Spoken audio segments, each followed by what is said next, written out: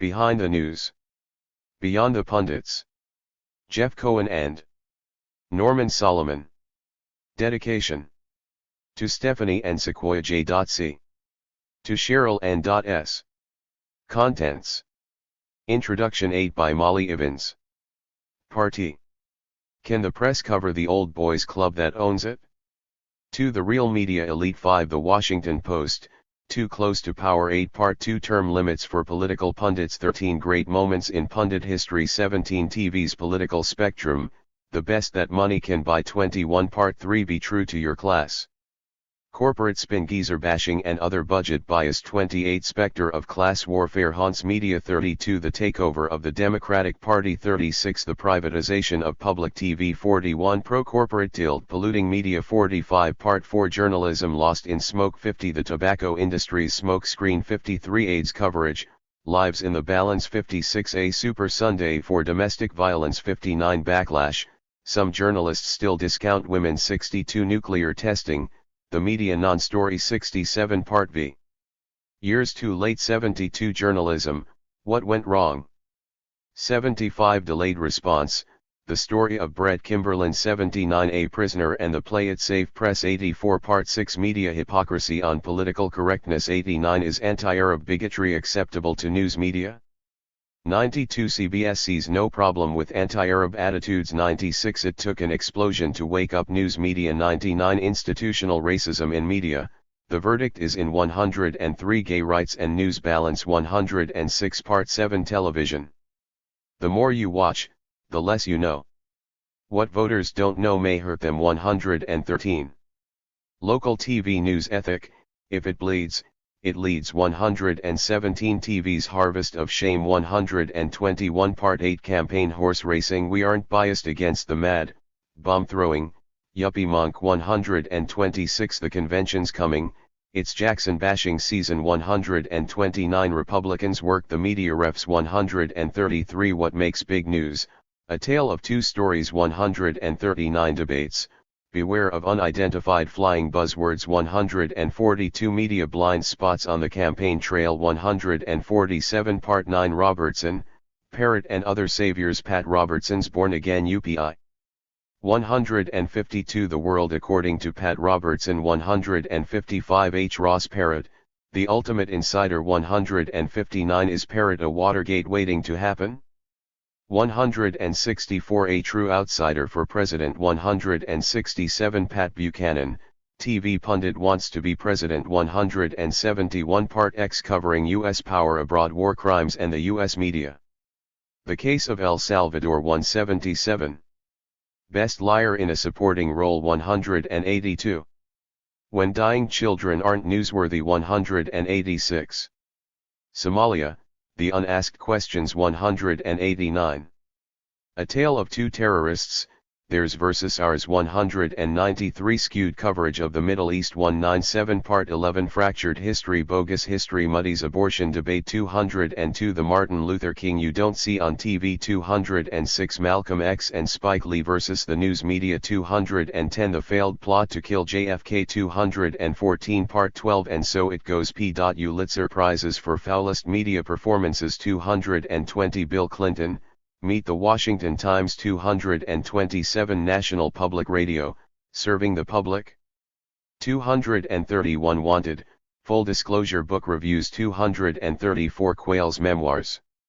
Book Industry Prepares Another Gem 237. Bird-Brained Politicians Play God 240.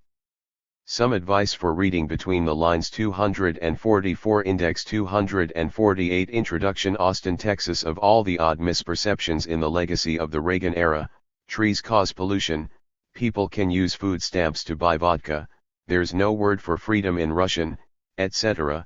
Perhaps the oddest is that the news business in this country has a left/liberal bias. As this dubious assumption became an article of faith for millions of Americans, the news business itself demonstrably continued its rightward course. When Ben Bagdikian first published The Media Monopoly in 1982, some 50 corporations controlled most of the major media outlets in the United States, 1,787 daily newspapers, 11,000 magazines, 9,000 radio stations, 1,000 television stations, 2,500 book publishers and 7 major movie studios. By the time the 4th edition was released in 1993, the number was down to about 20 corporations, and it is still dropping. At the end of World War II, 80% of American newspapers were independently owned. Today most are controlled by 15 chains. Overall, media owners are conservative. And the trend toward taking political commentators and pundits directly off the front lines of partisan political warfare, rather than from the ranks of seasoned journalists, has accelerated abruptly. Those who served Reagan now writing syndicated columns include Kenneth Adelman, Richard Pearl, Mona Charan, Oliver North, Patrick Buchanan, and Jeane Kirkpatrick. What most people mean when they talk about the liberal media is the New York Times and the Washington Post, neither of which are ever read by 99.25% of all Americans. Both USA Today and the Wall Street Journal have substantially larger circulations. And of course the leftist bias of even the supposedly liberal New York Times is so dubious that an entire journalism review, Lies of Our Times, and much of the magazine Extra are devoted to regularly debunking the supposed bias. Like all other American newspapers, the Times and the Post are cripplingly dependent on official sources. Most Americans who read newspapers, an ever-shrinking coterie, read such epic advocates of boat rocking as the Abilene Reporter, the Amarillo Globe, the Dallas Morning News, the Lubbock Avalanche Journal, the Houston Chronicle, the San Antonio Express, the El Paso Times, etc. Just try a quick survey of the newspapers in your home state and see how liberal you think they are. In refreshing counterpoint to this onslaught of vapid status quoism stands fairness and accuracy in reporting, which has a dicey mission. It would help no one if fair were simply the liberal equivalent of AIM, accuracy in media, the right-wing outfit that claims to be a media watchdog organization. Anyone who has dealt with AIM and its founder, Reed Irvine, as I did while serving on the National News Council, quickly finds that AIM's purpose is not to encourage accuracy but to engage in tendentious right-wing political argument.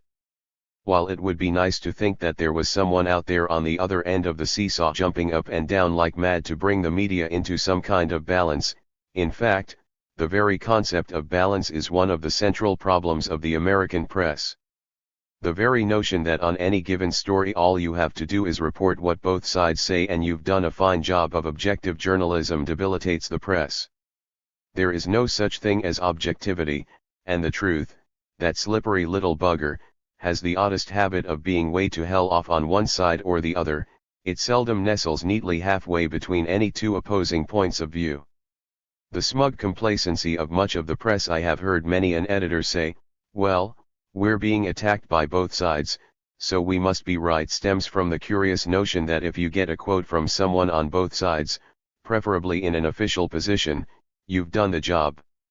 In the first place, most stories aren't two-sided, they're 17-sided at least.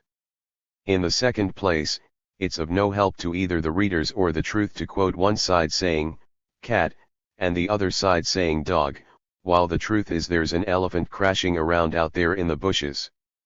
Getting up off your duff and going to find out for yourself is still the most useful thing a reporter can do. I believe the press's most serious failures are not its sins of commission, but its sins of omission: the stories we miss, the stories we don't see, the stories that don't hold press conferences, the stories that don't come from reliable sources. Jeff Cohen and Norman Solomon have attacked all this and more with energy, brio, and the occasional display of a mordant sense of humor. It's grand to see their work, normally scattered in publications of modest circulation, collected so we can relish it at one swell foop, as one of my favorite Texas politicians used to say. Cohen and Solomon, both associated with FAIR, have solved the problem of whose side are you on. By being on the side of the reader, the viewer, the Joe or the Annie out there making an honest living fixing cars or grooming poodles while trying to make sense of the public debate in their spare time. So dive in and enjoy some of the best press bashing, honest sleuthing, news consumer tips, and happy hell raising with the powers that be to be found anywhere. Way to go, guys. More. Molly Ivins. Party. The most sacred cow of press is the press itself, the great independent journalist George Seldes observed long ago. Today giant media institutions pose as guardians of the public interest. But don't expect those news outlets to be very candid about who's running the media show. Can the press cover the old boys club that owns it? It was pure luck that a Time Warner journalist ran into a Time Warner executive at a redwood retreat 70 miles north of San Francisco. It was also bad luck, at least for the journalist. The Time Warner executive threw him out. You see, it wasn't just any retreat. The chance meeting occurred at the exclusive, super-secret Bohemian Grove where the old boys of America's government and corporate elite gather each summer for 2 weeks of laid-back schmoozing and speech-making, not to mention the club's mock druid fire rituals. And it wasn't just any journalist. Dirk Matheson was, until recently, the enterprising San Francisco bureau chief of People magazine, owned by Time Warner. An uninvited guest, reporters are banned from Bohemian Grove. Matheson hiked over backcountry trails to sneak into the Grove's July 1991 encampment 3 different times. The third time was no charm for Matheson. That's when he ran into the Time Warner executive who recognized him and tossed him out. Matheson had already learned a lot. Contrary to the claims of the Grove, Matheson saw that the male-only retreat is not just innocent summertime relaxation. Newsworthy events occur there. Former Secretary of the Navy John Lehman, for example, gave a lecture in which he stated that the Pentagon estimated 200,000 Iraqis were killed during the 6 weeks of the Gulf War. The Pentagon believes the public is not ready to hear the death count. Among friends, Lehman felt no need to go dumb on the subject. The title of his speech, Smart Weapons. Other speakers included Defense Secretary Richard Cheney and former Health, Education, and Welfare Secretary Joseph California Ano, speaking on America's health revolution: who lives, who dies, who pays. Former Attorney General Elliot Richardson titled his speech Defining the New World Order. That definition is sought by millions of Americans, but the speech wasn't aired on CSPAN. Expecting to read all about it in People? Don't count on it. Even though Matheson embarked on the Bohemian Grove story with his editor's approval, and even though Matheson says his article was so well received that extra space was allotted for it, the story was mysteriously killed. People's managing editor told our researchers that while he had authorized Matheson to infiltrate the Grove, he later killed the piece, denying any input from Time Warner UPS, after realizing that he had authorized trespassing. Matheson believes the reason People editors spiked the story had to do with their bosses, not mine. He warned us we might never pin down the full explanation. It's easier to penetrate the Bohemian Grove than the Time Life building. One need not penetrate the Time Life building to realize what this episode says about journalism today. It tells us how difficult it can be for journalists to report fully on America's political and economic elite when their bosses are loyal members of that elite. Every year at Bohemian Grove, media executives hobnob with newsmakers. Walter Cronkite, for example, resides at the same lodge at the Grove as George Bush. But media figures enter into a pact of silence, agreeing that the Grove, whose membership has included every Republican president since Coolidge, and on whose premises presidential campaigns were fueled and the Manhattan A-bomb project conceived, is off limits to news coverage. Since the Grove is such a closed institution, it is admittedly difficult for journalists to cover. But what about related issues that are out in the open, and should be easier to cover? For example, how tough can we expect major media to be in reporting on corporate mergers and executive greed in an era of middle-class downturn and layoffs? Well, working journalists are part of that middle class, with reason to be cautious. After Time merged with Warner to form the biggest media firm in the world, Time Warner chair Steve Ross told Variety that journalists cannot afford to be anywhere but part of a strong, diverse company with global reach and responsibility. A diverse, financially strong media company makes it possible for managers to attract and nurture talented journalists. Instead of nurturing journalists, Time Warner, thanks largely to debt incurred during the merger, recently laid off 600 magazine employees, including 19 of Time's 75 correspondents. What makes the layoffs doubly bitter is that Time Warner's Steve Ross, thanks largely to the merger, was the country's highest compensated chief executive in 1990, earning $78 million in salary and stock. That's enough money to have retained all the laid-off employees, with $48 million to spare. Ironically, the analyst who compiled the list of highest-paid executives for Fortune, a Time Warner-owned publication, announced in June 1991 he could no longer work there. His reason: interference from Time Warner management, especially when it came to estimating the compensation of Steve Ross. And what about Dirk Matheson, the enterprising journalist who tried to cover the lords of free enterprise? He was one of the 600 laid off by Time Warner. November 26, 1991. The real media elite. Dan Quayle is on the warpath, denouncing a media elite which has nothing but scorn for people who uphold basic moral values. From newsrooms and sitcom studios, says Quayle, this elite looks down on average Americans. When Dan Quayle attacks the media elite, it's like Arnold Schwarzenegger decrying the evils of bodybuilding. Quayle is much closer to the media elite than he lets on. His family owns a chain of newspapers, including the most powerful papers in Indiana and Arizona. He personally owns $400,000 worth of stock in Central Newspapers Inc. Vice President Quayle would have you believe that the media elite is biased against conservative politicians like him. But this claim doesn't square with the fact that of the daily newspapers making presidential endorsements in 1988, about 70% backed the Bush-Quayle ticket. Far from being the liberal chorus that Quayle describes, the media's loudest voices are conservative, some so far right they think Quayle is too liberal. On radio, for example, no one has more opinion-shaping power than extreme conservative Rush Limbaugh. On national TV, only two political pundits, both conservative, have become ubiquitous enough to appear every day of the week, John McLaughlin and Patrick Buchanan. Among the most widely published political columnists, 4 of the top 7 write from the right: George Will, James Kilpatrick, William Safire and William F. Buckley Jr. There is a media elite in this country. But that elite is corporate establishment. After a decade of mergers, takeovers, and newspaper closings, media power has concentrated into fewer and more conservative hands. Look at the managers of companies such as Time Warner, General Electric, Dow Jones, Cap Cities/ABC, and you'll have a good idea who is in the media elite. Also, take a look at the media's biggest advertisers: General Motors, Philip Morris, Procter & Gamble, DuPont, etc., companies with the power to muzzle viewpoints that offend them.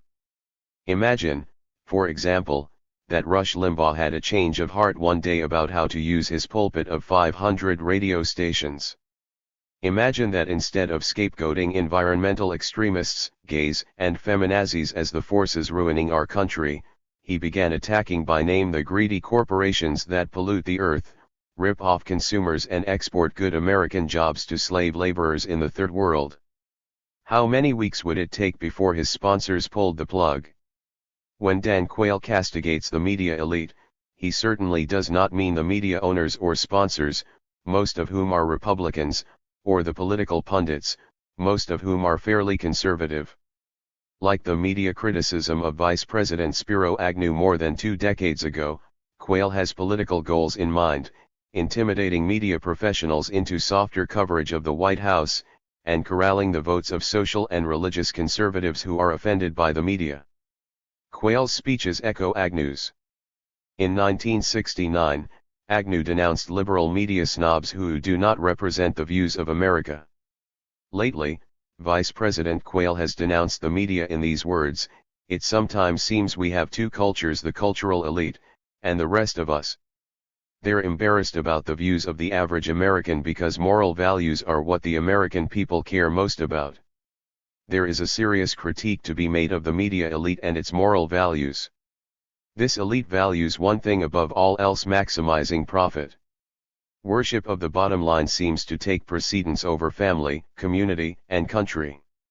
That's why the TV industry insists on bombarding our kids with ads for candy and sugar-coated cereal every Saturday morning, why so many magazines advertise cigarettes while avoiding tough coverage of the tobacco industry, why TV ratings periods are endless parades of sexual titillation, and why TV stations serve up such edifying programs as Studs, Geraldo and Gorgeous Ladies of Wrestling. Dan Quayle can't seriously address the elite's moral bankruptcy because he is ideologically committed to the one value these media corporations revere: profiteering. Of course, Quayle and the media managers have a prettier sounding name for it. They call it free enterprise. Epilogue: 3 months after leaving the vice presidency, Dan Quayle joined the board of Central Newspapers Incorporated. June 17, 1992. The Washington Post. Too close to power. When the owner of the Washington Post threw a dinner party for Bill Clinton and Al Gore a few weeks after their electoral victory, she raised her glass in a toast. These occasions have value. 7 Katharine Graham said candidly. They create relationships beyond the office. The mood was similar when the Democratic Party's key financial backer, Pamela Harriman, hosted a private celebration for the Clinton-Gore duo. Graham and other top executives of the Post were among the elite guests. Swaddled in legend since Watergate 2 decades ago, the Washington Post retains an anti-establishment image that is among the most absurd myths in journalism today. Together with the New York Times, whose conservative columnist William Safire wrote approvingly of the Graham dinner, the Post largely sets the national media agenda. The Post carries enormous weight within the U.S. government. And vice versa. Officials often float their trial balloons and selective leaks via the Post, which routinely draws its hot stories from unnamed sources in high places. The newspaper's ownership has long been entwined with powerful and sometimes shadowy government figures. Several decades ago, Katharine Graham's husband Philip was close friends with CIA spymasters Allen Dulles, Richard Helms, Frank Wisner, and Desmond Fitzgerald, as well as with John F. Kennedy. A memo from Philip Graham urged JFK to choose Lyndon Johnson as his running mate in 1960. Graham, the Post's publisher, knew ahead of time about many covert operations, including the shameful 1961 Bay of Pigs invasion of Cuba. The advance knowledge was not shared with Post readers. After Graham's suicide in 1963, his widow carried on. 8. The tradition of social intimacy with Washington's power elite and willingness to maintain secrecy. There have been instances, Katharine Graham acknowledges, in which secrets have been leaked to us which we thought were so dangerous that we went to them U.S. officials and told them that they had been leaked to us and did not print them. In a speech to senior CIA officials at the agency's headquarters in November 1988, Katharine Graham defended such self-censorship. There are some things the general public does not need to know and shouldn't, she said. I believe democracy flourishes when the government can take legitimate steps to keep its secrets and when the press can decide whether to print what it knows. But what about the Post's reputation for aggressive journalism, earned in the early 1970s?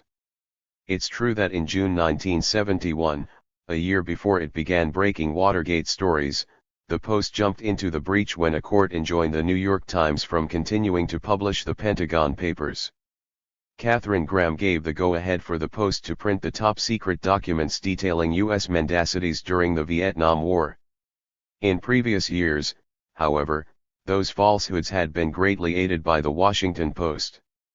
In 1968, President Johnson was so grateful for pro-war editorials written by Post editor Russell Wiggins that he appointed Wiggins to be U.S. ambassador to the United Nations. Some of the main architects of the Vietnam War were close friends of Katharine Graham, including Defense Secretary Robert McNamara, who later joined the board of directors of the Washington Post Company. The current board includes the past or present heads of Johnson & Johnson, Coca-Cola, and H.J. Heinz. After the Post's Watergate coverage helped drive Richard Nixon from the White House, there were concerns that the paper was overstepping.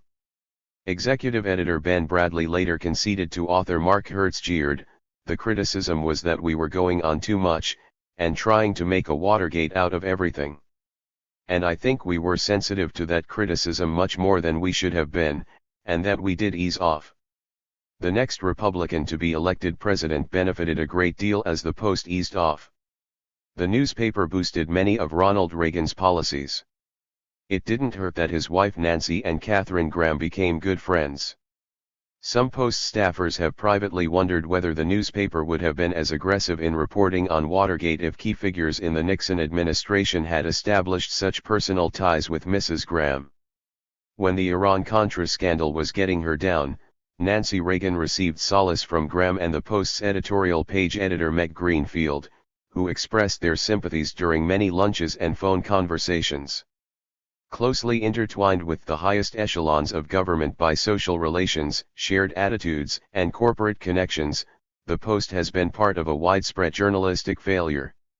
The Post ignored or downplayed major stories like Iran-Contra and savings and loans until government officials got around to providing leaks, pronouncements or indictments.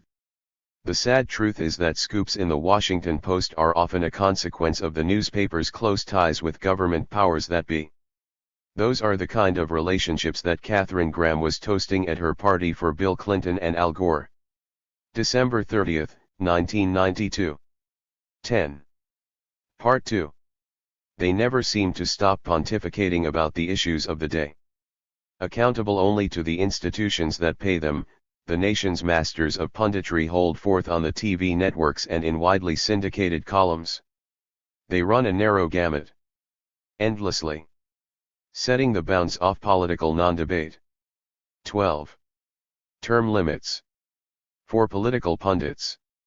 Now for a truly grassroots initiative, term limits for political pundits. They're powerful. They're entrenched. And they serve us no better than the politicians do. We're talking about the Washington pundits who dominate network TV. Some have been inside the Beltway longer than the men who chair key congressional committees. And that's saying something. The hot air brigade can fill hour after hour of broadcasts with political trivia polls, personalities, peccadillos, predictions while rarely offending any powerful interests. They're far too cozy with the Washington elite they cover.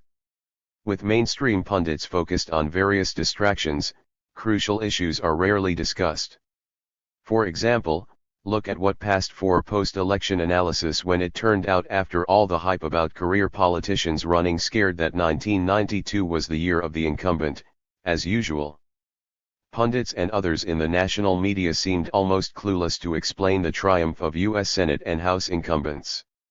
The best the New York Times could do was to report that Senate incumbents somehow managed to survive. There was an obvious and unstated answer to the puzzle, money. Many of these incumbents raised 2 or 3 times as much money for their campaigns as the challengers they narrowly defeated. This was the case for senators like Alphonse D'Amato, New York, Arlen Specter, Pennsylvania, and Bob Packwood, Oregon. In a column 6 months ago, we challenged national media to report which candidates won more votes per dollar spent. Reporting this VPDS count would make it clear that many incumbents would have been defeated if 13. Not for their advantage in dollars. But most televised pundits don't follow the money. The big bucks special interests dominating Washington are almost a taboo subject. It shouldn't be so difficult to point out that while the Bush family is moving out and the Clinton family is moving in, the corporate money that greatly influences both major parties isn't moving anywhere. It's part of the permanent government. In recent months, ARCO has been lobbying to be able to drill for oil in Alaska's Arctic Wildlife Refuge. Not coincidentally, ARCO has been donating heavily to both parties, nearly $1 million in the last 2 years. Clinton's campaign chair, Mickey Cantor, is a partner in a law firm that lobbies for ARCO. These facts are known to mainstream pundits but are rarely reported. Or take the case of Dwayne Andreas, chair of the Archer Daniels Midland, ADM, grain company that produces 70% of the nation's ethanol. A PBS Frontline documentary revealed that after Andreas donated $400,000 to the Republican Party, his company received a Clean Air Act waiver for ethanol. Think Andreas' role in Washington is played down by the big pundits because they just don't know about it? Think again. Andreas and his company not only fund the Republicans, they also pay some of the pundits' salaries. ADM is a long-standing sponsor of political pundit shows from John McLaughlin on PBS to ABC's This Week with David Brinkley, NBC's Meet the Press and CBS's Face the Nation. Brinkley, leaders of both parties and Andreas own vacation condos in the same Florida beach building. No one is alleging a conspiracy here in which establishment pundits consciously censor the real news while diverting public attention to political trivia. The problem is that these pundits are so immersed in the system, so close to the political and corporate interests controlling it that 14. They don't question it. Since they accept big money dominance of politics, and TV, as a given, mass media's pundits don't consider political news to encompass the day-to-day workings of power and influence. Instead, what's newsworthy are the techniques of campaigning, or dramatic battles on Capitol Hill.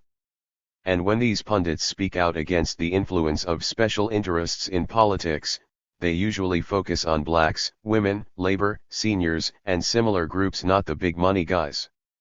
Like the career politicians they cover, many longtime pundits have been corrupted by the system and don't even seem to know it. The 1992 election produced a slightly more diverse Congress, more women, more racial minorities, more citizen activists. But there are no elections for the pundit elite. Maybe term limitation is the answer. While we're at it, financial disclosure is also needed, when TV pundits discuss issues affecting the finances of their sponsors, whether ADM or whoever, viewers should be told. November 11, 1992. 15. Hey. Citizens confused about the issues.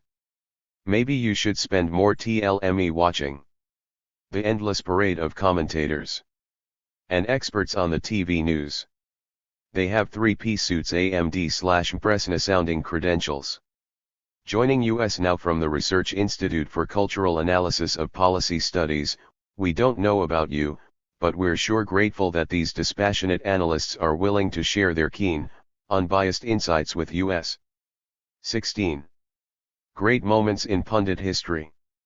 Too often we forget to pause and give credit to the pundits who hand down so much wisdom to the rest of us. The chosen few are usually white guys, though they've recently allowed a few women and blacks into the club, as long as they sound just like the other club members. If we could harness the wind this group generates on the airwaves and in print, it might solve our nation's energy problems.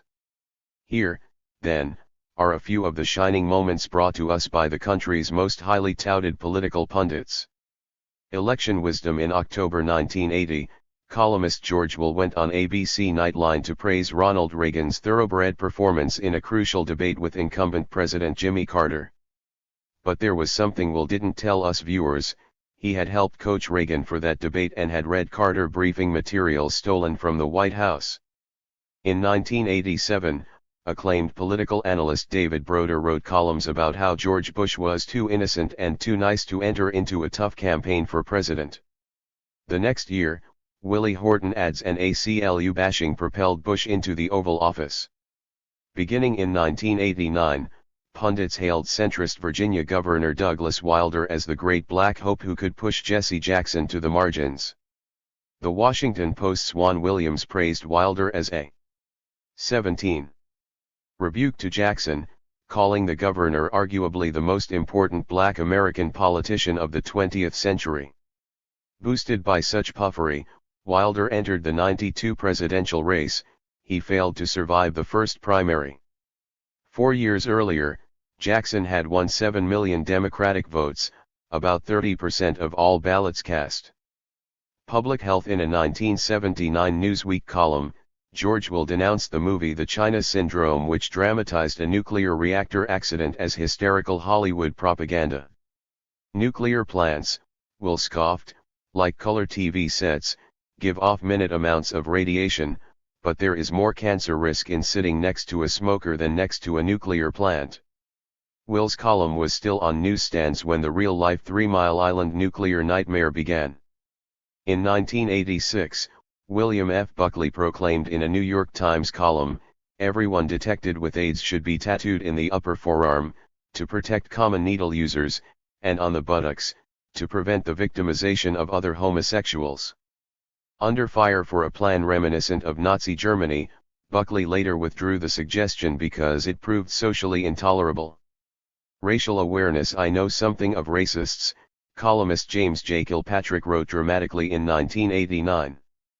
I was one.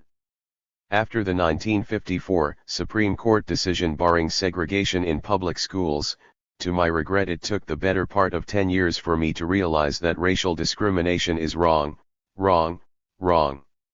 Admirable self-criticism. Not quite.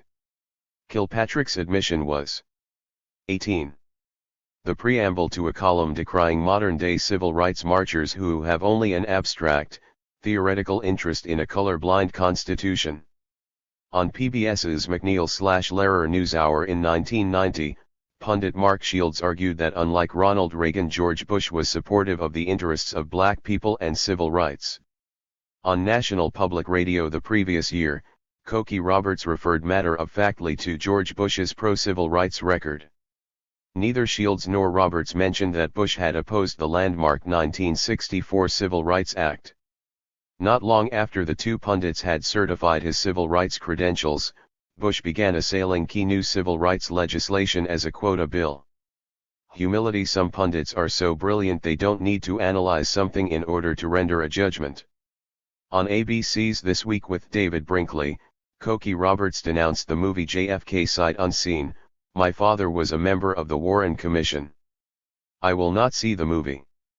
I do not see any point in going to see and paying money to a person who is discrediting a lot of very good men. Perhaps these pundits are off the mark so often because they're too close to an establishment that's frequently disinforming them, and us. In a moment of candor, ABC's Sam Donaldson acknowledged, I practice what most people in my profession practice. As a rule, we are, if not handmaidens of the establishment, at least blood brothers to the establishment. We end up the day usually having some version of what the White House has suggested as a story. 19. The next time you hear someone praising the pundits who soak up so much airtime and so much ink, you might mention that wisdom is in the eye of the beholder. If we don't think for ourselves, there are plenty of media experts ready to do it for us. June 3, 1992. 20. TV's political spectrum. The best that money can buy. Turn on TV's political talk shows, and you'll witness a clamorous debate over President Clinton's economic plan. The discussion is often so heated that it looks like a free-for-all offering every imaginable viewpoint. Look again. Some perspectives are very loud. Others are barely audible. Certain commentators laud Clinton for a bold and courageous plan that spreads the pain evenly and will recharge the economy and reduce the deficit. Other commentators denounce the Clinton plan as tax and spend liberalism that encourages class conflict and, according to conservative pundit Robert Novak, socialism. But if TV is your main source of news and views, you may not know that there is a third point of view. Some analysts criticize the plan because it taxes corporations and the wealthy too timidly and middle-income people too harshly, while failing to seriously cut the bloated military budget. Proponents of this third view emphasize that the richest 1% of Americans, average yearly income $567,000, saved more than $71 billion last year, a big chunk of the budget deficit from federal tax breaks enacted since 1978. This perspective suggesting bigger tax hikes on wealthy individuals whose incomes boomed in the last decade might well be popular with the public. Unfortunately, TV viewers almost never hear it. That's because political shows on television are shaped by a subtle and pervasive form of economic censorship. The same business interests that spread campaign. 21.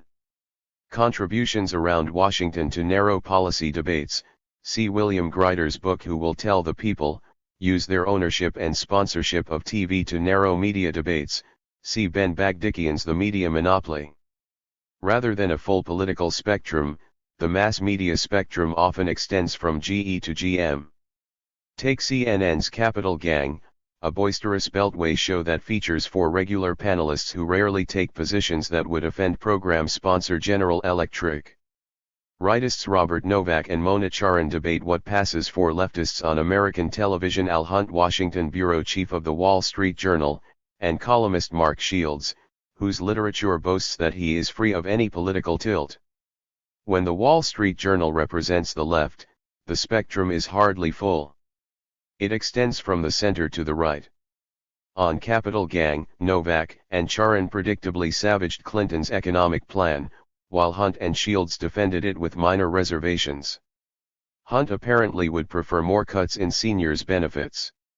As usual on network TV politics shows, all criticism came from the right, and none from the left. Given the parameters of the debate, no wonder Capital Gang guest George Stephanopoulos, Clinton's spokesperson, felt the need to defend his boss by saying he's got a pro-business slant in the budget plan. Throughout the 1980s, conservative commentators gained increasing dominance on TV. The weekly PBS program hosted by Bill Buckley, founder of the right-wing National Review magazine, persevered thanks to funding from corporations and conservative foundations. Columnist George Will, who'd been a Washington editor of the National Review, became ABC TV's lone commentator, later matched up with ABC correspondent Sam Donaldson, whose voice is loud but hardly left. John McLaughlin, another Washington editor of NA 22. National Review, emerged from relative obscurity in the early 1980s to become one of the first political pundits appearing on national TV every day of the week as host of 3 different programs. It all started with the center-right MC Laughlin Group / underwritten for public television by GE at a cost of over $1 million per year.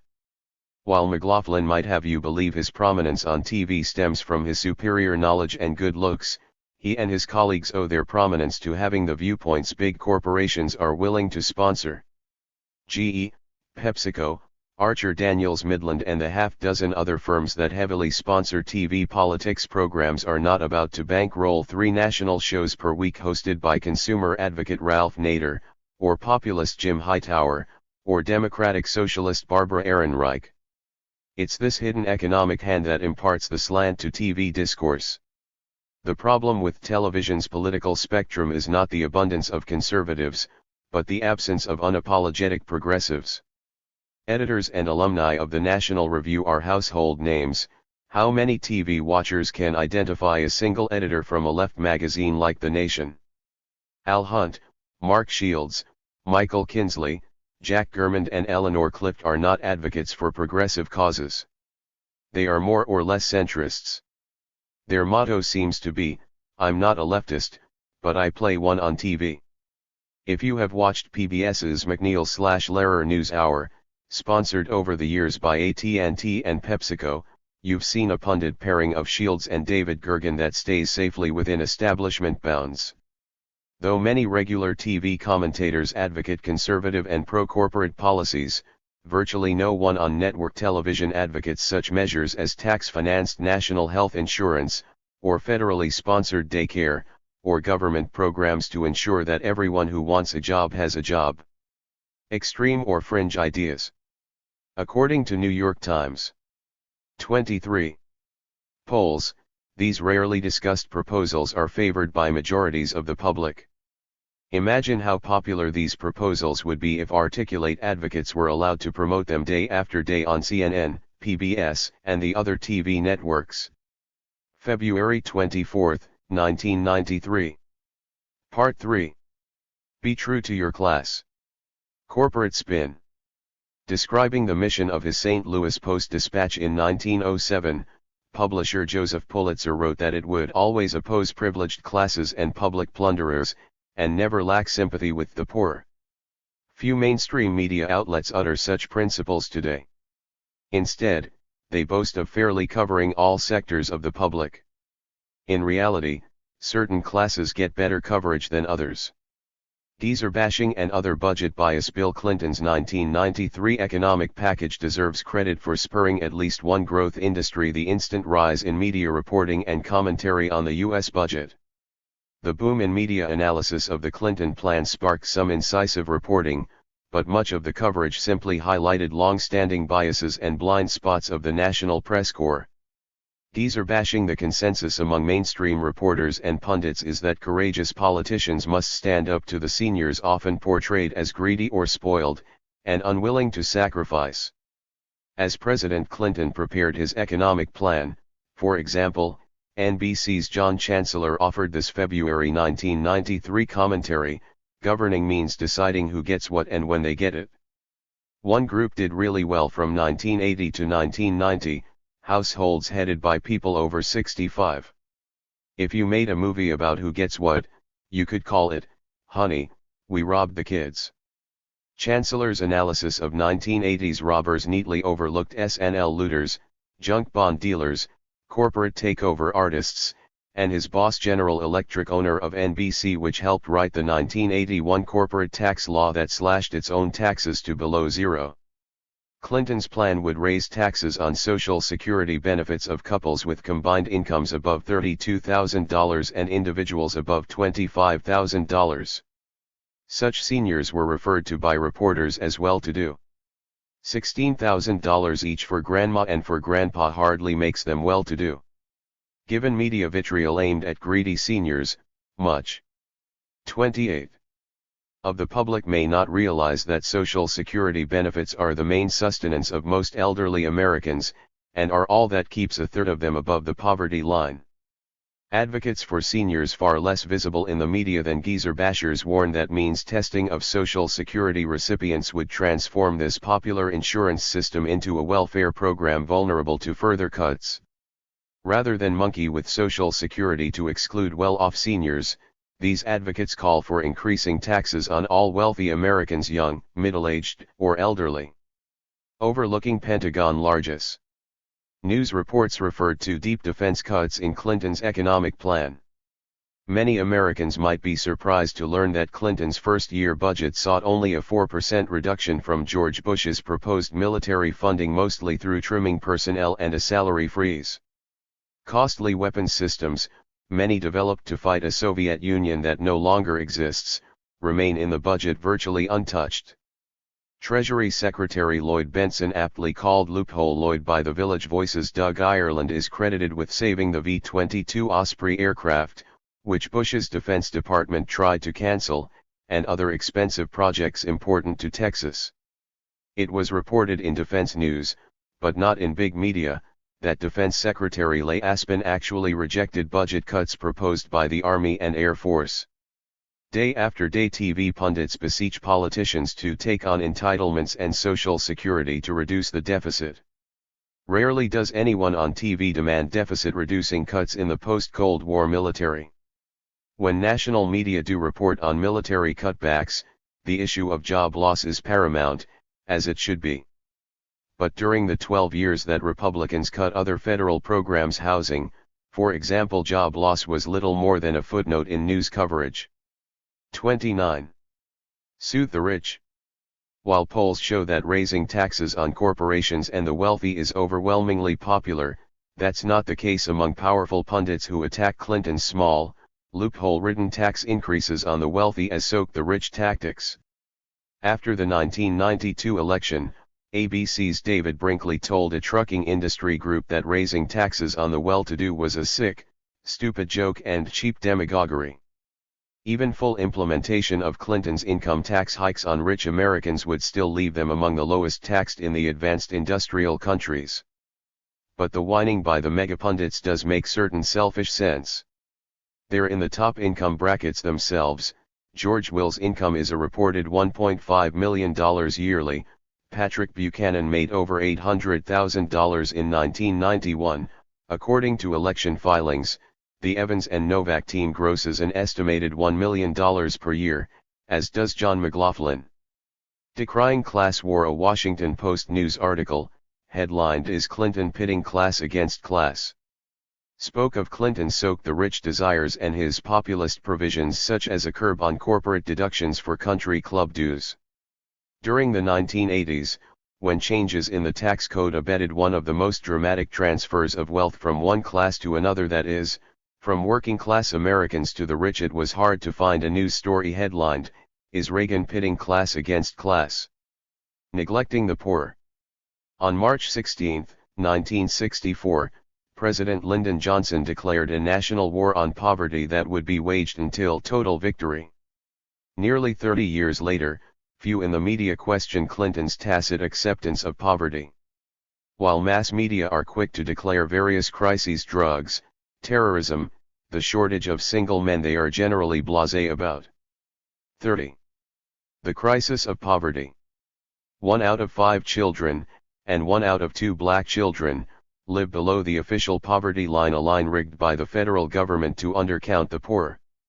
National media should do some rebudgeting of their own, trim away biases that support wealthy interests, and increase expenditures to cover the economic interests of poor and middle-income Americans. March 3, 1993. 31. Spectre of class warfare. Haunts media. When Karl Marx predicted 150 years ago that Europe would witness a bitter struggle between workers and owners, even he couldn't imagine that his scenario of class warfare would play in Peoria. But for months in 1992 it did play in Peoria, Illinois, the conservative, middle American city where unionized and skilled factory workers battled the powerful Caterpillar Manufacturing Company. The Peoria strike is over for now, but rest assured that national media will continue to be haunted by the specter of class warfare. They find it even where it doesn't exist, places like Capitol Hill and the presidential campaign trail. Of course, the American people dislike anything that smacks of class warfare. How do we know? News media tell us so. Representative Richard Jefford is about as Marxist as Donald Trump. But in 1989, when Jefford launched a brief crusade against White House efforts to reduce the capital gains tax, you would have thought he'd recited the Communist Manifesto from memory and inserted it into the congressional record.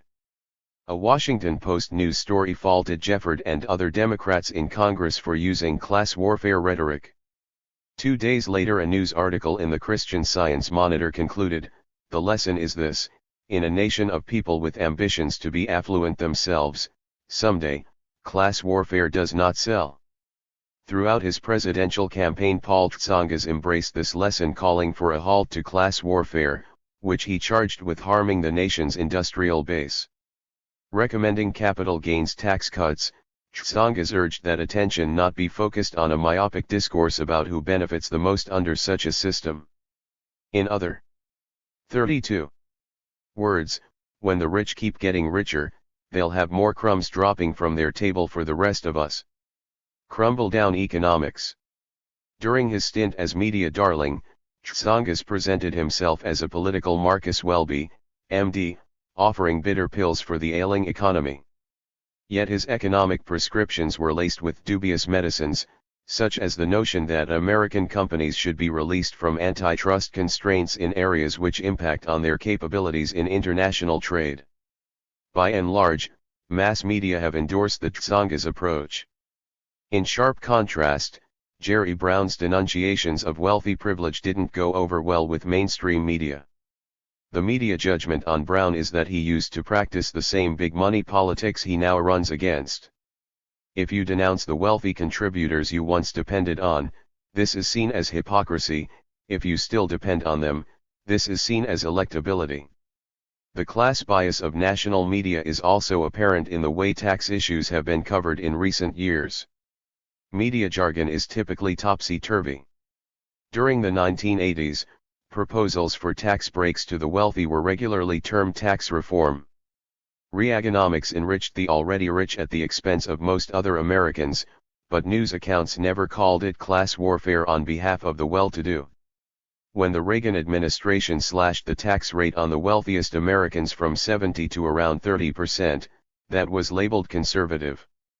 In 1988, when Jesse Jackson proposed raising the rate to 38.5%, that was called radical and far left. At the 1988 Democratic Convention, Jackson pushed for a tax freeze on the middle class and poor, and a tax hike only for wealthy individuals and corporations. Reporters routinely described it simply as a plan for higher taxes. When the Jackson plank went down to defeat, media pundits characterized it as a victory over special interest. 33. 34. S meaning unions, blacks, and allied groups.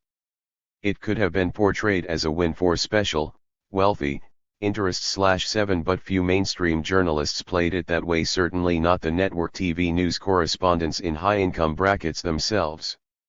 If Bill Clinton is the autumn foe of President Bush, even his faint populist noises will be taken to task. On NBC Nightly News, correspondent Lisa Myers recently accused Clinton of practicing class warfare and of doing an imitation of Walter Mondale, with unbridled appeals to special interests.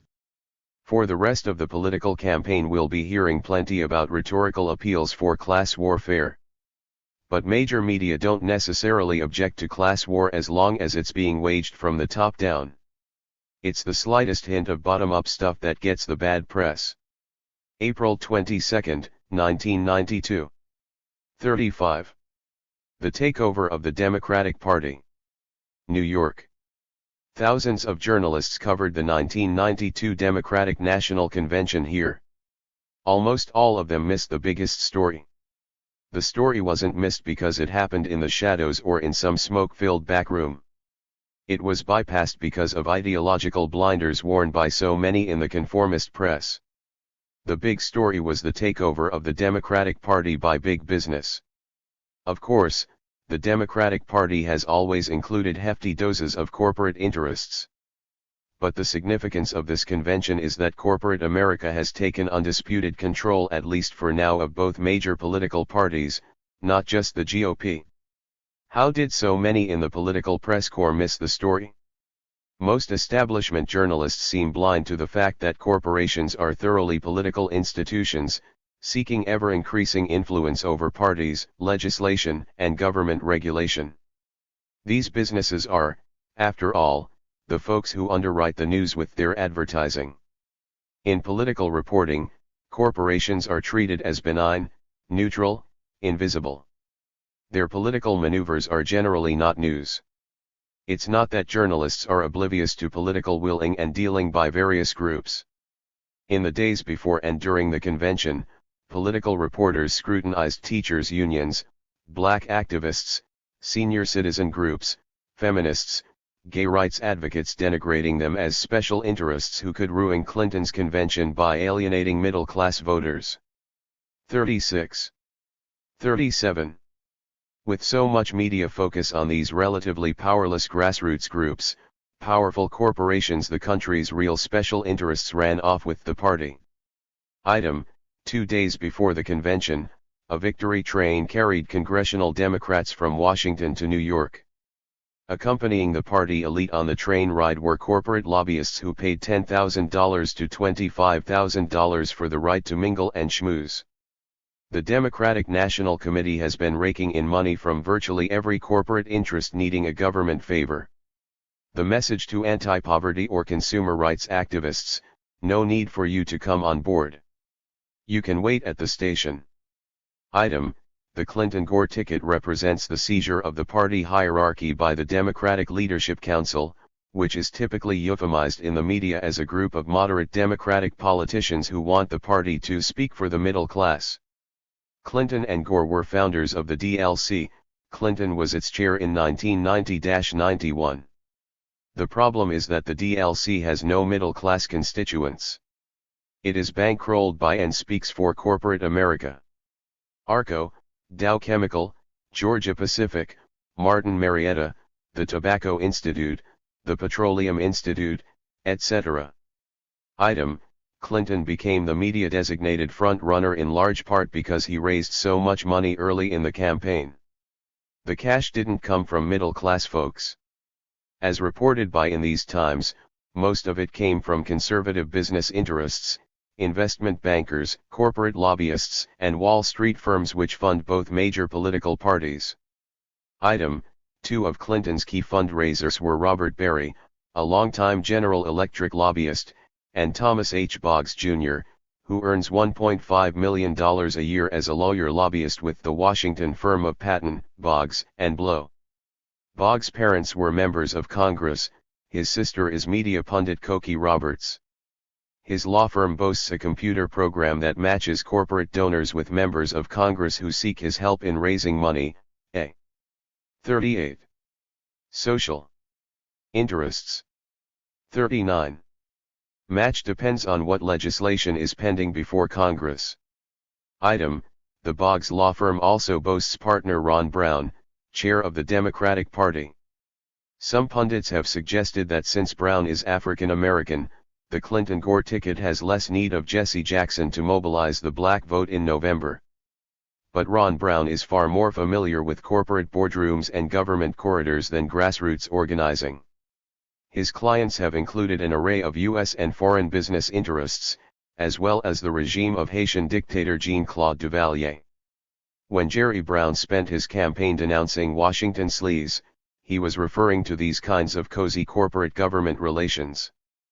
But mainstream media have demonstrated far less animus toward corporate influence than toward Jerry Brown, who was routinely described by journalists covering the convention as disruptive, egotistical and a party pooper. Aided by this media slant, corporate insiders are laughing all the way to the bank. July 15, 1992. 40. The privatization of public TV. Arguments have been flying thick and fast about America's public TV network.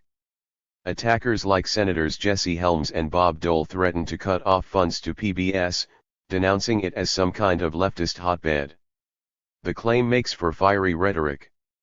The only trouble is, it's absurd. Defenders of public TV don't exactly give the whole picture either. There is no PBS political agenda to the left, right, or center, network executive Robert Ottenhoff insists. Other news outlets depict PBS as a bastion of integrity. Businesses underwrite certain productions, but shows aren't influenced by sponsors, Associated Press reported flatly. The problem with this narrow debate is that both sides are wrong. PBS is neither a left stronghold nor an independent network free of bias and corporate influence. Many PBS stations air 3 programs every week hosted by editors who hail from the right-wing National Review magazine, William F. Buckley's Firing Line, plus a pair from the ubiquitous John McLaughlin, One on One and the McLaughlin Group. For years, PBS's weekly look at foreign affairs, American interests, has been hosted by foreign policy conservative Morton Kondraka. And the once-a-week PBS program aimed at blacks, Tony Brown's Journal, is hosted by a Republican. Meanwhile, PBS does not offer one weekly show hosted by an advocate of the left. In programming on the economy, it's business as usual. PBS stations offer regular coverage of corporate news and agendas, Adam Smith's Money World, Wall Street Week hosted by conservative Louis Rukeyser, and the Nightly Business Report. PBS does not offer a single weekly news/talk show presenting the agendas of groups. 41.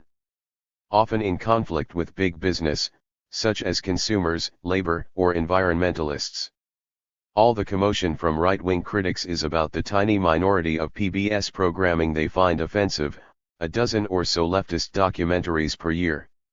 Given the conservative, pro-corporate bias in PBS's weekly lineup, several hundred programs per year, it could be argued there are far too few of such documentaries.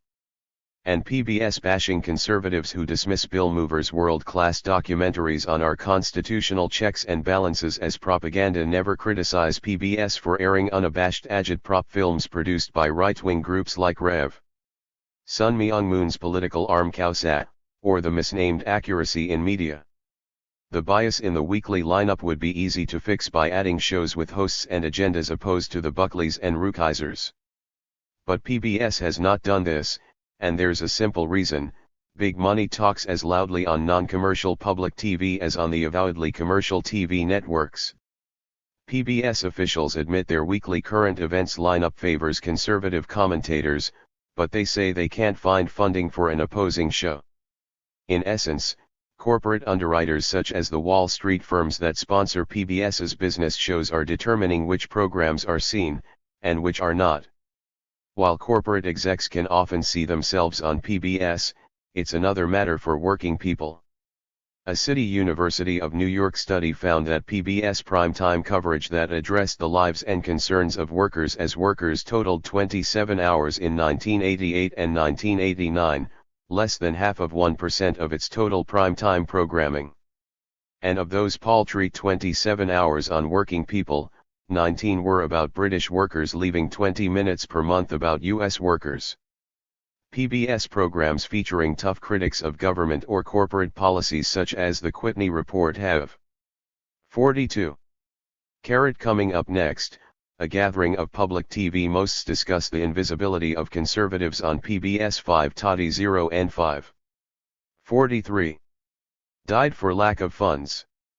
By contrast, Bill Buckley's firing line is so well funded by corporations and conservative foundations that it could afford to pay Jack Kemp $30,000 for 2 guest appearances. And what about the McNeil/Lehrer NewsHour, the crown jewel of PBS daily programming? A 1989 study commissioned by the Media Watch Group FAIR, examining the show's guest list, found it dominated by government and corporate officials, but lacking in public interest advocates for civil rights, the environment, consumer rights, etc. McNeil/Lehrer repeatedly features scholars from conservative think tanks, but not progressive ones. With such an establishment-dominated guest list, it's no mystery why AT&T and PepsiCo have sponsored the program to the tune of $12 million per year, half the entire McNeil/Lehrer budget. By harping on a handful of controversial documentaries, Jesse Helms and his allies hope to enforce a still more conservative slant at PBS. As usual in Washington debates, the key question isn't even being asked: if countries across Western Europe can have strong, diverse public broadcasting systems free of corporate influence, why can't we? March 25, 1992. 44. Pro-corporate tilt polluting media. 20 years after passage of the Endangered Species Act, many Americans are hoping that President Clinton will stand behind such environmental laws long undermined by previous administrations. "To ourselves and future generations," Clinton's campaign platform declared, "we must protect our environment." Of course, such pledges have been heard before. The media's task of separating flowery rhetoric from policy realities is more crucial than ever. But when journalistic institutions cater to private business, they cannot safeguard public health. Big media outlets are intertwined with or owned outright by huge corporations. A major toxic dumper and despoiler of waterways, General Electric, owns NBC. Other large firms are megabuck investors in media, and frequently spend huge sums to advertise on the airwaves and in print. Corporate power to distort environmental realities is typified by TV ads featuring merrily clapping seals produced by DuPont, a leading chemical contaminator, and plant-a-tree ads from timber companies that clear-cut forests. Chevron spent several $100,000 on an ad campaign hyping its butterfly preservation effort that cost the company $5,000 per year. On so-called public TV, a dozen big corporate polluters including BASF, Goodyear, and Mobil polish their images by underwriting nature shows. Environmentalists refer to these commercials and programs as eco-pornography. With an increasingly corporate atmosphere, newsrooms rarely produce sharp probes of the private sector. When news accounts do tell of serious pollution, white-collar swindles, dangerous consumer products and the like. 45. The reporting usually lags behind government investigations and court indictments. Even when companies literally get away with murder, news coverage of crime in the suites tends to be far less graphic and far more skimpy than coverage of crime in the streets. A built-in, chronic tilt chills mainstream press coverage of grave, persisting, and pervasive abuses of corporate power, contends Morton Mintz, who left the Washington Post in 1988 after 29 years as a reporter there. For more than a third of a century, Mintz has aggressively reported on giant pharmaceutical companies, automakers, the tobacco industry and other manufacturers of hazardous products. His work has been conspicuous because such intrepid journalism is so rare. News media generally see themselves as watchdogs of government, but not of corporations. That, says Mintz, is a fatal journalistic flaw. Underlying the pathetically inadequate coverage of life-threatening corporate misconduct is the everlasting embrace by the press of a truly absurd but wondrously convenient rationale for pro-corporate tilt. In an industrial society, government constitutes the whole of governance. As Mintz pointed out in Harvard's Nieman reports in late 1991, it is beyond doubt that the large corporation has always governed, most importantly by deciding whether untold numbers of people will live or die, will be injured, or will sicken. The press has greatly improved since the early part of this century, according to Mintz, but today the stakes are much higher. For decades now, the corporate potential to inflict bodily harm has been increasing rapidly, by reason of the onward march of perilous new technologies, chemical, nuclear, and others. Rather than challenging this onward march, some prominent journalists have jumped on the toxic bandwagon. Former CBS anchor Walter Cronkite set a bad exam. 46. By narrating a pro-pesticide documentary, Big Fears, Little Risks / which aired on PBS television stations in 1989. Once called the most trusted man in America, Cronkite earned $25,000 by reading a script that dismissed consumer fears of carcinogenic pesticides as chemophobia. Under the sponsorship of the American Council on Science and Health, an industry-backed group, the film was indirectly funded by pesticide makers Dow and Monsanto. Corporate domination of news is accelerating via swift consolidation of media ownership. The latest evidence appears in the 4th edition of Ben Bagdikian's book The Media Monopoly. The new edition shows that about 20 corporations, down from 50 a decade ago, now reap most of the revenue from U.S. newspapers, magazines, TV, books, and movies. It's difficult for reporters, like any employees, to bite the hand that signs the paycheck, especially in tough economic times. Morton Mintz has observed that journalists learn what kind of reporting is wanted and rewarded. They also learn what kind is unwanted and discouraged by, say, the editing of hard-hitting stories into mush, burial of page one stories and recalls of unsafe consumer products in back pages, and denial of merit pay increases and promotions. But Mintz does not attribute the pro-corporate slant to big media owners and managers alone. Reporters do not deserve to get off so easily. Those who attempt serious coverage of corporate governance and misconduct often break through, even when they inflict pain on personal friends of the owners and managers. Too many reporters don't even try. As we proceed into the Clinton era, don't expect in-depth media coverage of environmental degradation and other corporate misdeeds. January 27, 1993. 47. Part 4. Warning: mass media priorities may be hazardous to your health. The same news outlets featuring advice on how to be healthy are all too often actively or passively aiding injury and disease. How? With unhealthy doses of double standards, corporate coziness, and over-reliance on official viewpoints. Journalism lost in smoke every once in a while. Big media outlets criticize the cigarette industry. Then, like habitual puffers dashing out of smoke-free zones, they take evasive action. The occasional media probes of tobacco are popgun assaults compared to the steady war on drugs barrage.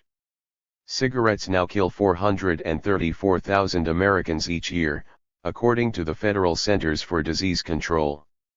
Cocaine and crack claim 3,300 lives. But double standards pervade mass media. A TV documentary, 48 Hours on Crack Street, inspired the weekly CBS program 48 Hours, which returns regularly to the topic of illegal drugs. But out of the first 162-hour-long productions, only one dealt with cigarettes. The Lorillard tobacco tycoon who owns CBS, Lawrence Tisch, probably does not object to such priorities. Tobacco interests maintain influence over broadcast media even without owning them. Federal law bars cigarette ads from the airwaves, but Philip Morris buys plenty of commercials for products like Miller Beer, Jell-O, and Kool-Aid.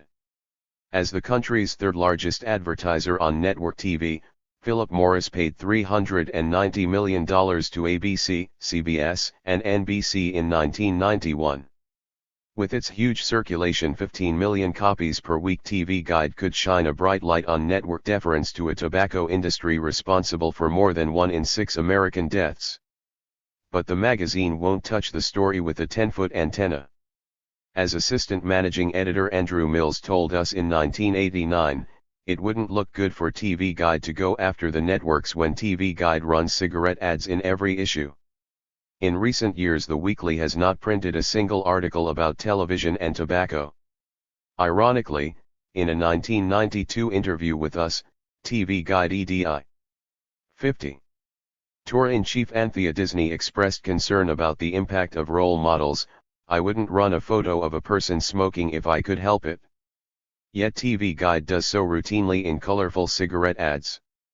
And, the magazine brags to advertisers, more than 5 million teenagers thumb through its pages each week.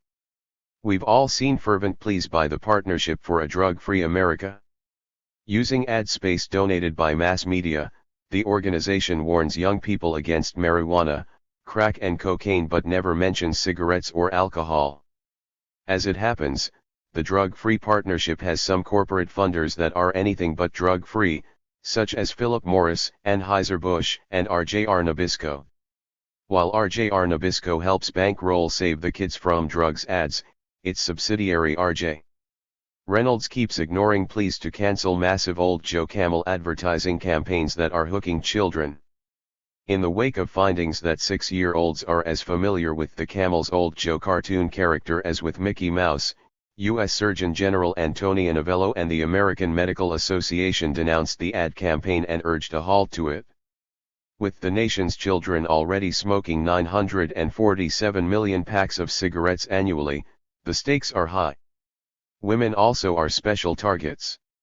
In 1991, a half-dozen women's magazines, Cosmopolitan, Family Circle, Glamour, Harper's Bazaar, Mademoiselle and Self, raked in $27 million from cigarette advertisers. Every month 12,000 American women die as a result of cigarettes. But Cosmopolitan editor Helen Gurley Brown is unapologetic that her magazine collected $8.6 million from cigarette ads last year while staying away from articles about smoking. "I can't be interviewed on the subject of cigarettes," she told us last week. Brown, whose glossy magazine includes 9 pages of cigarette ads in its April 1992 issue, seems to be standing by her 1985 statement, having come from the advertising. 51. World myself, I think, who needs somebody you're paying millions of dollars a year to come back and bite you on the ankle. An exhaustive study published in the January 30, 1992 issue of the New England Journal of Medicine found strong statistical evidence that cigarette advertising in magazines is associated with diminished coverage of the hazards of smoking. This is particularly true for magazines directed to women. As a result of the scarcity of independent journalism, Americans substantially underestimate the dangers of smoking as compared with other risks to health. Tobacco companies spend $3.2 billion a year on advertising in the United States. They are not only promoting their deadly product, they are also buying media silence. Full-color cigarette ads keep rolling off the presses. Respiratory illnesses, cancer, and heart disease will come later, mentioned in plain black ink on obituary pages. March 18, 1992. 52. The tobacco industries. Smokescreen. When CNN aired a recent news report about the political leverage of the tobacco industry, viewers caught a rare glimpse of a TV network probing the cigarette business. A few key facts were damning. Nicotine-stained contributions to the two major parties have more than quadrupled in 1992 compared to 1988. During the first half of '92, the Democrats took in $731,000 from cigarette companies, and the Republicans almost twice as much, $1.34 million. 13 Bush campaign officials, including Craig Fuller, have ties to tobacco, CNN explained. Fuller managed the Republican convention, and is also a vice president of Philip Morris. Repeated efforts to contact the Bush administration for a response were unsuccessful. The Clinton campaign, though less implicated, is hardly pure. Its chairperson, Mickey Cantor, is among 3 top Clinton staffers with tobacco links.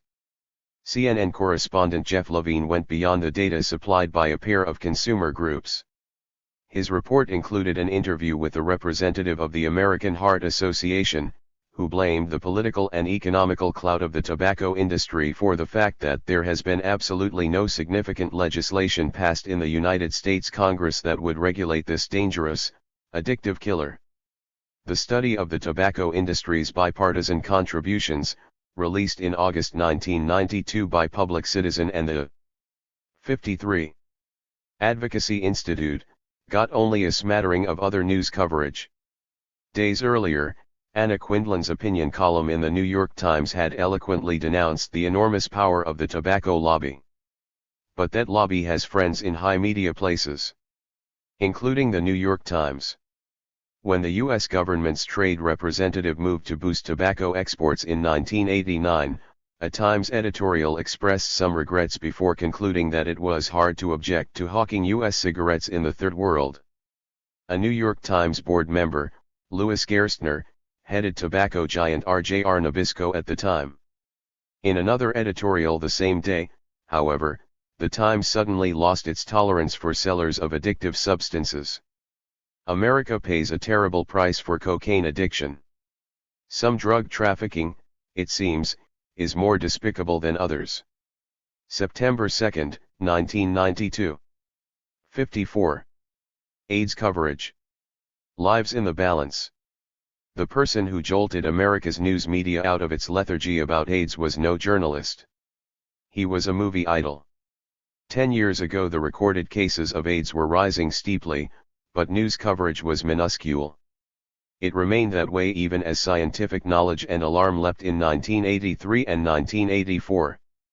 The deadly illness didn't really hit the front pages and network news until 1985, the year it killed Rock Hudson.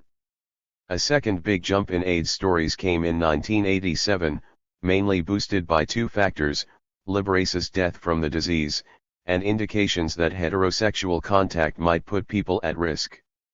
Nightly network news reports on AIDS and HIV doubled from the previous year. So did print articles.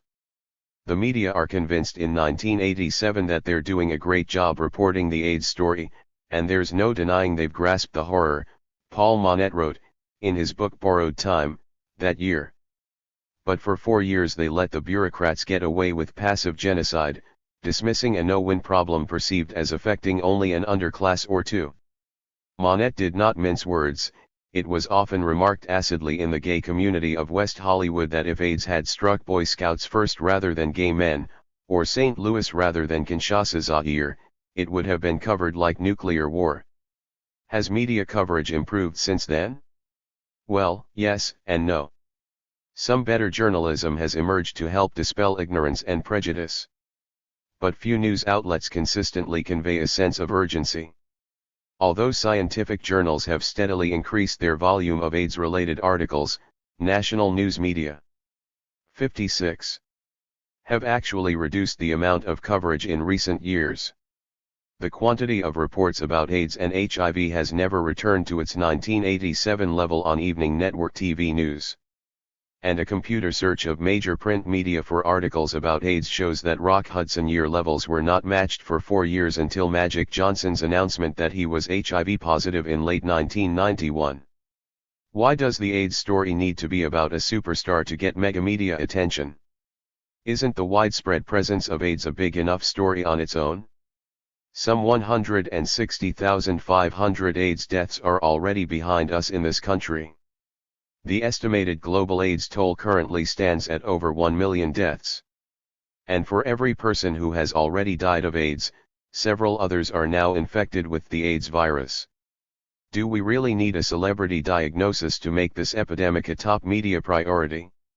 The fluctuating national news coverage often delivered with a ho-hum tone has given the impression to many that somehow the AIDS crisis has leveled off or even subsided. The opposite is true. We are all directly threatened, and we are all treating it like another news story, says Dr. Bruce Dan, a physician who is senior editor of the Journal of the American Medical Association. An Emmy Award-winning TV medical reporter, Dan blasts the journalistic profession for complacency on AIDS, which he calls the biggest infectious disease epidemic in the history of this planet. Overall, news reporting conveys more a mood of routine than crisis. In short supply are hard-hitting stories about the lethal impacts of head-in-the-sand public policies. As CBS News producer Rob Hirschman puts it, once AIDS becomes another intractable social problem, it's background noise. He adds that it takes personal passion to make background into foreground. Hirschman, who is HIV positive, warns that we're just not going to make it if the burden of passionately 57. Tackling the AIDS story is left to gay reporters. I'm tired. I'm sick, he says. When covering AIDS, journalists should not use terms like general population, innocent victims and lifestyles. Everyone is part of the general population. Nobody with AIDS is guilty. And lifestyles is another discounting buzzword that makes a gay sexual orientation sound somehow frivolous or cavalier. Rather than utilize their tremendous power on behalf of public health, mass media have failed to communicate vital AIDS prevention information. For example, the same national TV networks that use sexual titillation to sell everything from cars to whipped cream to their own programming have rejected condom commercials and explicit AIDS spots. While stressing that anyone can acquire AIDS through high-risk activities like unprotected sex and sharing needles, news media should extensively cover demographic groups that are being ravaged by the disease: gay men, racial minorities, the poor. We are all in this together. The news media must pull their weight. December 2, 1992. 58. // a Super Sunday for domestic violence. If you watch NBC's Super Bowl broadcast closely, amid the clutter of ads hawking Gillette razors, Nike sneakers, and the like, you'll see one that isn't selling anything. It's a public service spot, with a simple message, aimed at men: beating your wife or girlfriend is a crime. The ad should offer some solace to those who run shelters for battered women. Assuming they're not too busy to see it. Super Bowl Sunday is, after all, one of their worst days of the year. For too many households, the violence of football's most watched game spills from the gridiron into the home. The Super Bowl brings together many activities that can trigger a man predisposed to battering: intense viewing of sanctioned violence, heavy drinking, betting. Women's shelters have reported big increases in calls for help on Super Bowl day. This year, some shelters may double their staff to prepare for the influx. To say Super Sunday is a bad day for domestic violence is saying a lot. Consider what a normal day is like. An American woman is beaten in her home every 18 seconds. Each day, 3,000 domestic violence crimes against women are reported, as many as 10,000 more go unreported. Each day, domestic violence sends more women to emergency rooms than any other cause, more than auto accidents, muggings and rapes combined. 59. If this sounds like a year-round national crisis, why hasn't the battering epidemic been presented as such in big news outlets? One reason is that national media take their cues on what is a national crisis from official Washington, as opposed to, say, directors of battered women's shelters or feminist leaders. To the men who've run Washington and the national media in recent years, the crisis in American homes is drugs. If this is a war, declared NBC's Tom Brokaw on the subject of drugs, we're all soldiers. Not a war that can be won with more money alone, or just tougher laws, or better treatment. This is a test of our national will. Like good soldiers, national media have marshaled their considerable resources against illegal drugs. All that's been raised against domestic violence is a white flag. A national newspaper index search, 1988 to 1990, revealed that for every article on domestic violence in leading dailies, there were 8 on drugs. For every report on prevention of battering, there were 22 on prevention of drug use. On editorial pages, drug use is the focus of impassioned concern, sometimes proclaimed the biggest problem facing the country. Domestic violence isn't proclaimed anything by editorial writers, it's hardly mentioned. While journalists wage rhetorical war against the drug scourge, language is much softer about batterers. Violent men are often written about in euphemisms as participants in a stormy relationship or a marriage gone sour. From national media one wouldn't know that about as many Americans die from beatings in the home as from cocaine and crack. The media's drumbeat aids war on drugs legislation. By contrast, the Violence Against Women Act introduced by Senator Joseph Biden aimed at reducing domestic violence and sexual assault, and providing Sir. 60. Vices for Survivors receives little media attention. Last year's Super Bowl on CBS featured graphic anti-drug ads. This year's broadcast on NBC will address domestic violence thanks to prodding from women's organizations and the Media Watch Group FAIR, with which we are associated. The anti-battering message may well save lives, says Denver psychologist Lenore Walker, who has written 2 books on domestic violence. When people view violence, they can become inured. It becomes easier for them to commit it, Walker observes. The answer is not to ban TV violence, but to talk about it, bring it into the open, to defuse the connection between seeing violence and acting it out. Who better to bring such issues into the open than journalists? 6 years ago, Mother Jones magazine first linked the Super Bowl to domestic violence, followed by sports columnist Robert Lipsyte. In 1990, Mike Capuzzo of the Philadelphia Inquirer examined the connection between viewing violent sports, football, basketball, hockey, and battering. Watching nonviolent sports like baseball or tennis has no apparent impact. He discovered that about 25% of the men seeking counseling to stop beating their wives had been violent after viewing sports. On January 31st, the Super Bowl will come and go. And women's shelters will return to normal, with a woman beaten by her partner every 18 seconds. Let's hope this year's Super Bowl wakes up national media to the epidemic of domestic violence. January 20, 1993. 61. Backlash, some journalists still discount women. Shortly before Super Sunday we wrote a column breaking the news that NBC Sports would air a public service announcement against domestic violence during the Super Bowl's pregame show. More people ended up watching the PSA than any anti-battering message in history. Our column expressed hope that Super Bowl Sunday, an especially awful day for domestic violence, would be a wake-up call for the media on the long underreported issue of battering. At most media outlets, the wake-up call was heard loud and clear. On Super Sunday, New York Times columnist Robert Lipsyte recounted his visits to battered women's shelters in 3 states during the pro football playoffs of 1987. Everybody involved was amazed at the similarity of experience across the nation: angry, frustrated men turning on their mates and children at the end of a game as if it were part of the ritual. The night after the game, CBS Evening News explored the link between the Super Bowl and domestic violence. An emergency room staffer in Dallas told CBS, "After all these sporting events, that's a prime time for the ladies to come in."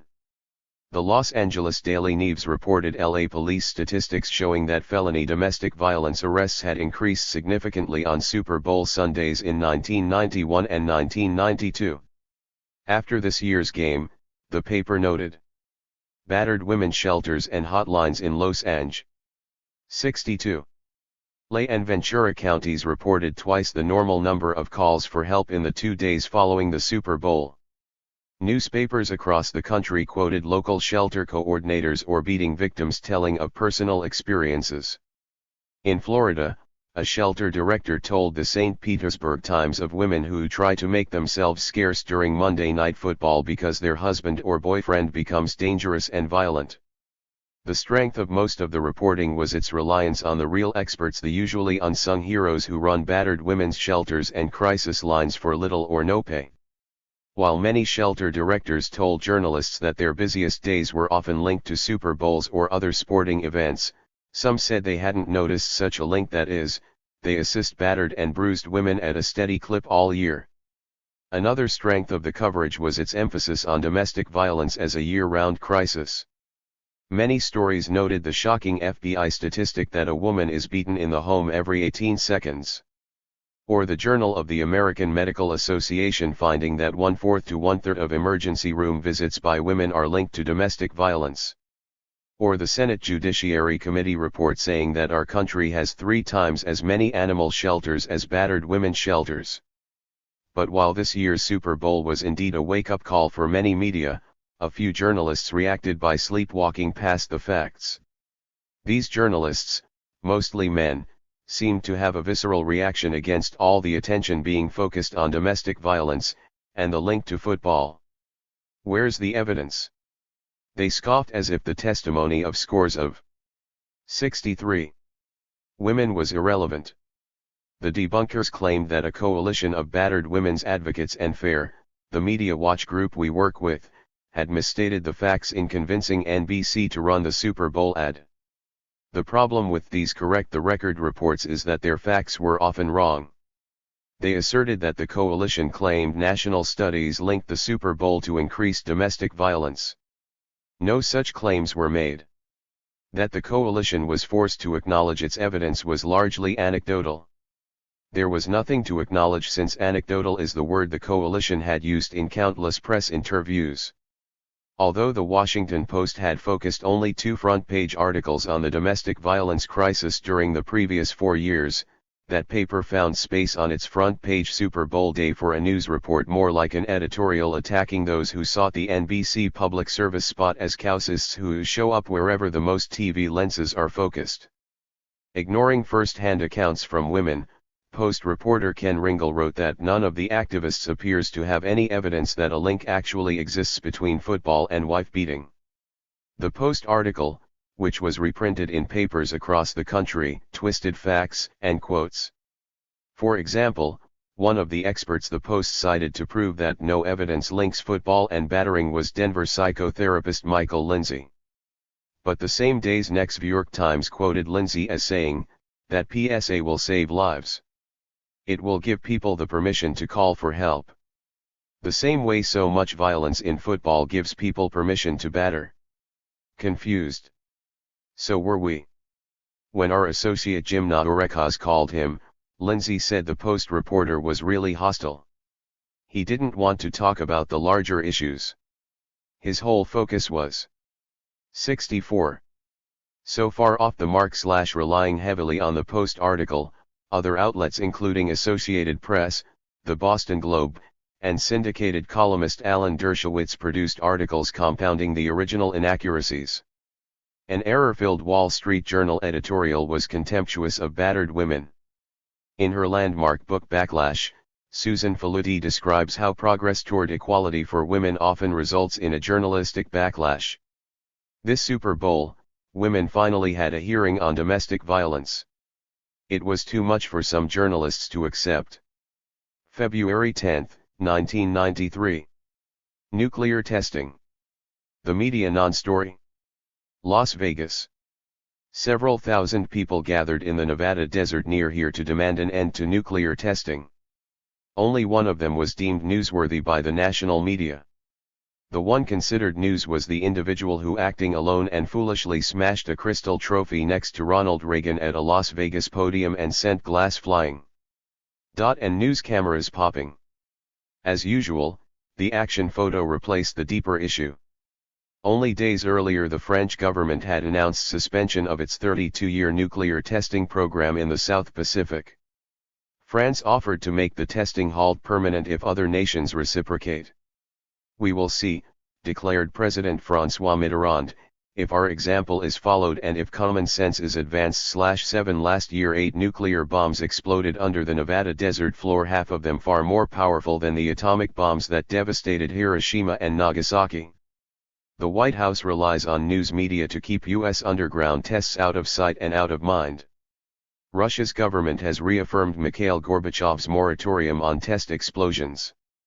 That leaves the US and China as the only countries where nuclear bombs explode.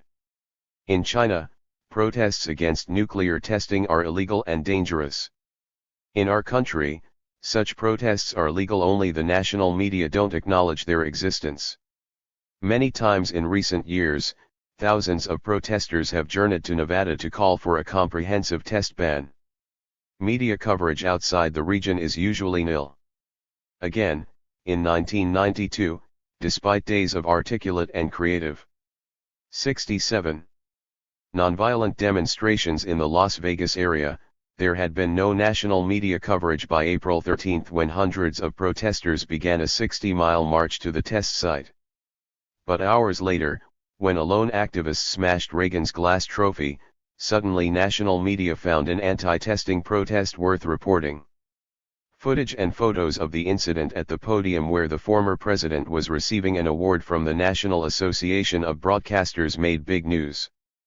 Surveys show that up to 70% of Americans would favor a comprehensive test ban, says Stephanie Fraser, an organizer of the anti-testing campaign in Nevada. But the media don't want to talk about the fact that the government is still testing weapons out here. When they do mention U.S. nuclear tests, major news outlets have routinely echoed official rationales for continuing them.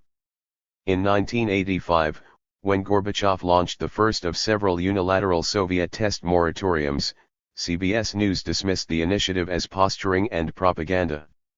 The New York Times and Los Angeles Times didn't even headline the moratorium but instead featured a quickie, spin-control response by President Reagan inviting Soviet observers to a Nevadan nuclear test. Soon came the editorials.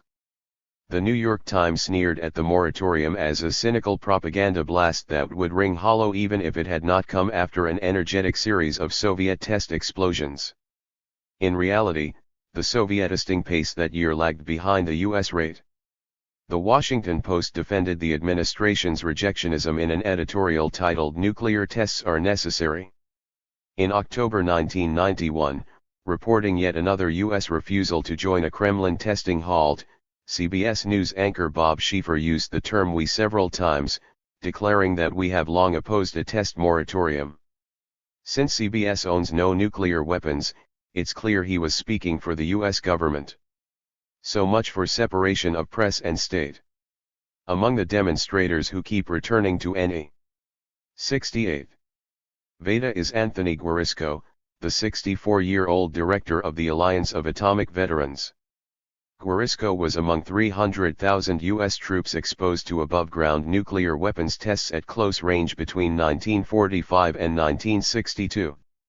10 years ago, we were in the news when all we talked about was the atomic veterans trying to get into VA hospitals, Guarisco told us. Now that we're opposing nuclear tests, the national media don't even approach us.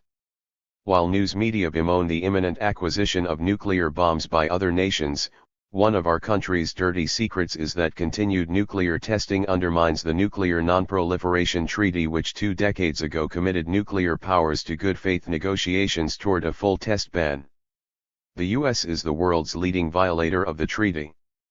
Few nations are likely to be convinced that they should rein in their nuclear weapons research while the United States keeps delivering its arrogant message "do as we say, not as we do" every time the Nevada desert shakes with another nuclear explosion. But national media seem as oblivious to the events at the Nevada test site as the gamblers who fill the Las Vegas casinos an hour's drive away. In October 1992, George Bush grudgingly signed a loophole-ridden law that could phase out U.S. nuclear tests by the end of 1996. April 15, 1992. 69. Part V. Now. It can be told. Timing makes all the difference. Reported promptly, a journalistic expose can change the course of history. Reported long after the events, an expose is a footnote to history. Too much of today's investigative journalism is belated reporting of scandalous facts that were never publicized in time to make a difference. Years too late now it can be told. With these words, tabloid journalist Geraldo Rivera opened his nightly TV program taking a, usually lurid, look back at old stories, scandals, and supposed cover-ups.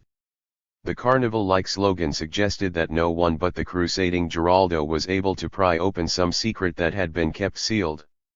Recently, one of TV's most influential journalists, Ted Koppel, seemed to be imitating Geraldo with his own "Now It Can Be Told" special. The program produced with Newsweek magazine looked back at the July 1988 shoot-down of an Iranian civilian airliner over the Persian Gulf by an American warship, the USS Vincennes. Don't get us wrong. Koppel's Nightline special was solid journalism, exposing that most of what the Reagan administration told the U.S. public and the world about the shoot-down which killed 290 civilians was half-truths and lies. The U.S. government version: the plane was outside the commercial air corridor, heading at high speed directly for the Vincennes, which was located in international waters. As Nightline showed, this claim was false on all counts. The Iranian Airbus was well within the civilian corridor, climbing up and turning slowly away from the Vincennes, which was cruising inside Iran's territorial waters. The special contained a video clip of Vice President George Bush presenting the U.S. position to the world at the United Nations. This tragic accident occurred in the midst of a naval attack initiated by Iranian vessels against a neutral vessel and subsequently against the Vincennes when 72. She came to the aid of the innocent ship in distress. As Koppel commented about Bush's UN performance, much, if not most, of what you just heard was untrue. But that was certainly the party line. It wasn't the Iranians who provoked the fighting that day. The US did. Nightline blamed the 290 civilian deaths not on the ship captain's wrong split-second decision, but on the Reagan administration's secret policy that had placed U.S. warships at risk by making the U.S. a de facto military ally of Iraq in its war against Iran. Given such tough, independent journalism by Nightline, why take a cheap shot at Koppel by comparing him to Geraldo? Because a Now It Can Be Told special today does not excuse the fact that Nightline reporting in the days after the shoot-down was little more than recycling of White House deceptions. Today, Koppel talks disdainfully of a Reagan administration party line. At the time, his show was a key disseminator of that line.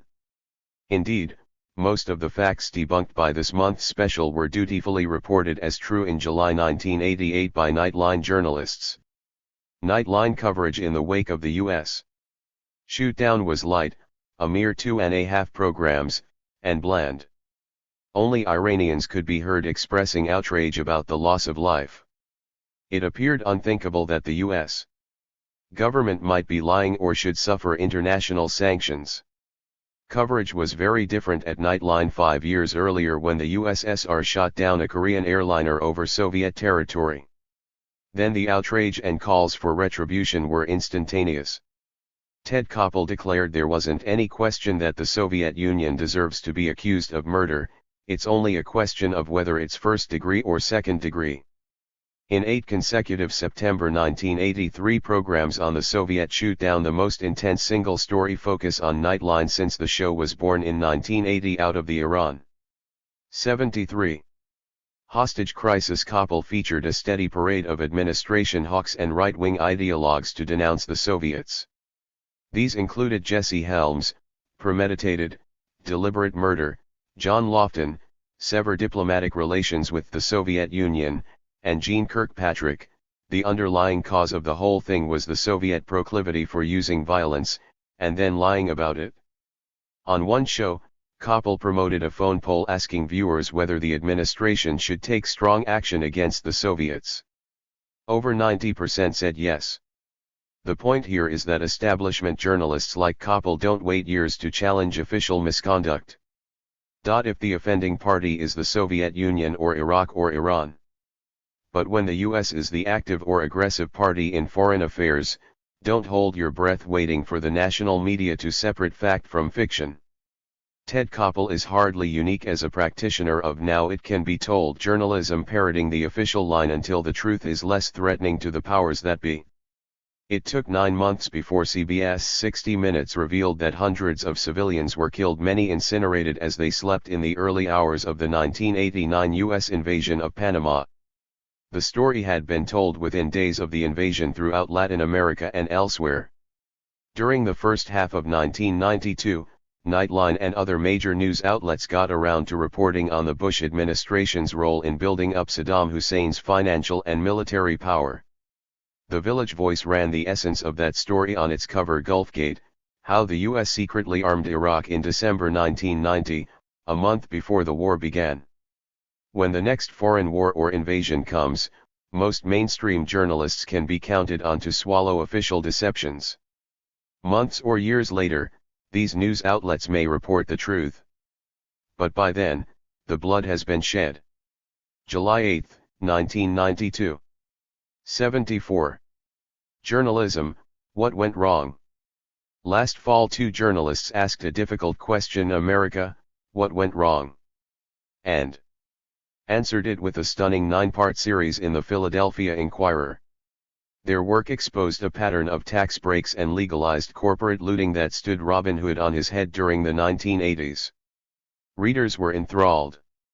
About 20,000 contacted the newspaper about the series, written by Inquirer reporters Donald L. Bartlett and James B. Steele.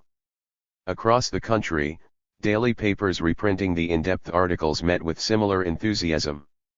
The response refuted a hollow management formula that has swept the newspaper industry, making articles shorter and shallower.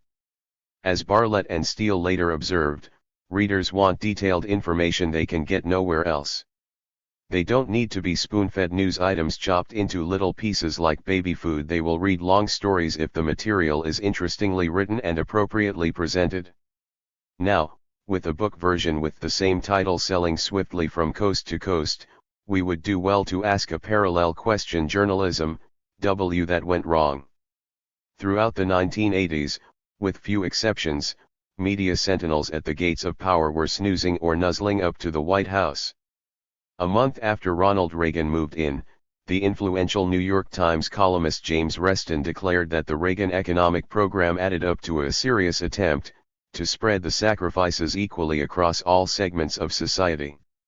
As the decade's giveaways to the wealthy grew more extreme, journalistic jargon muddied the waters.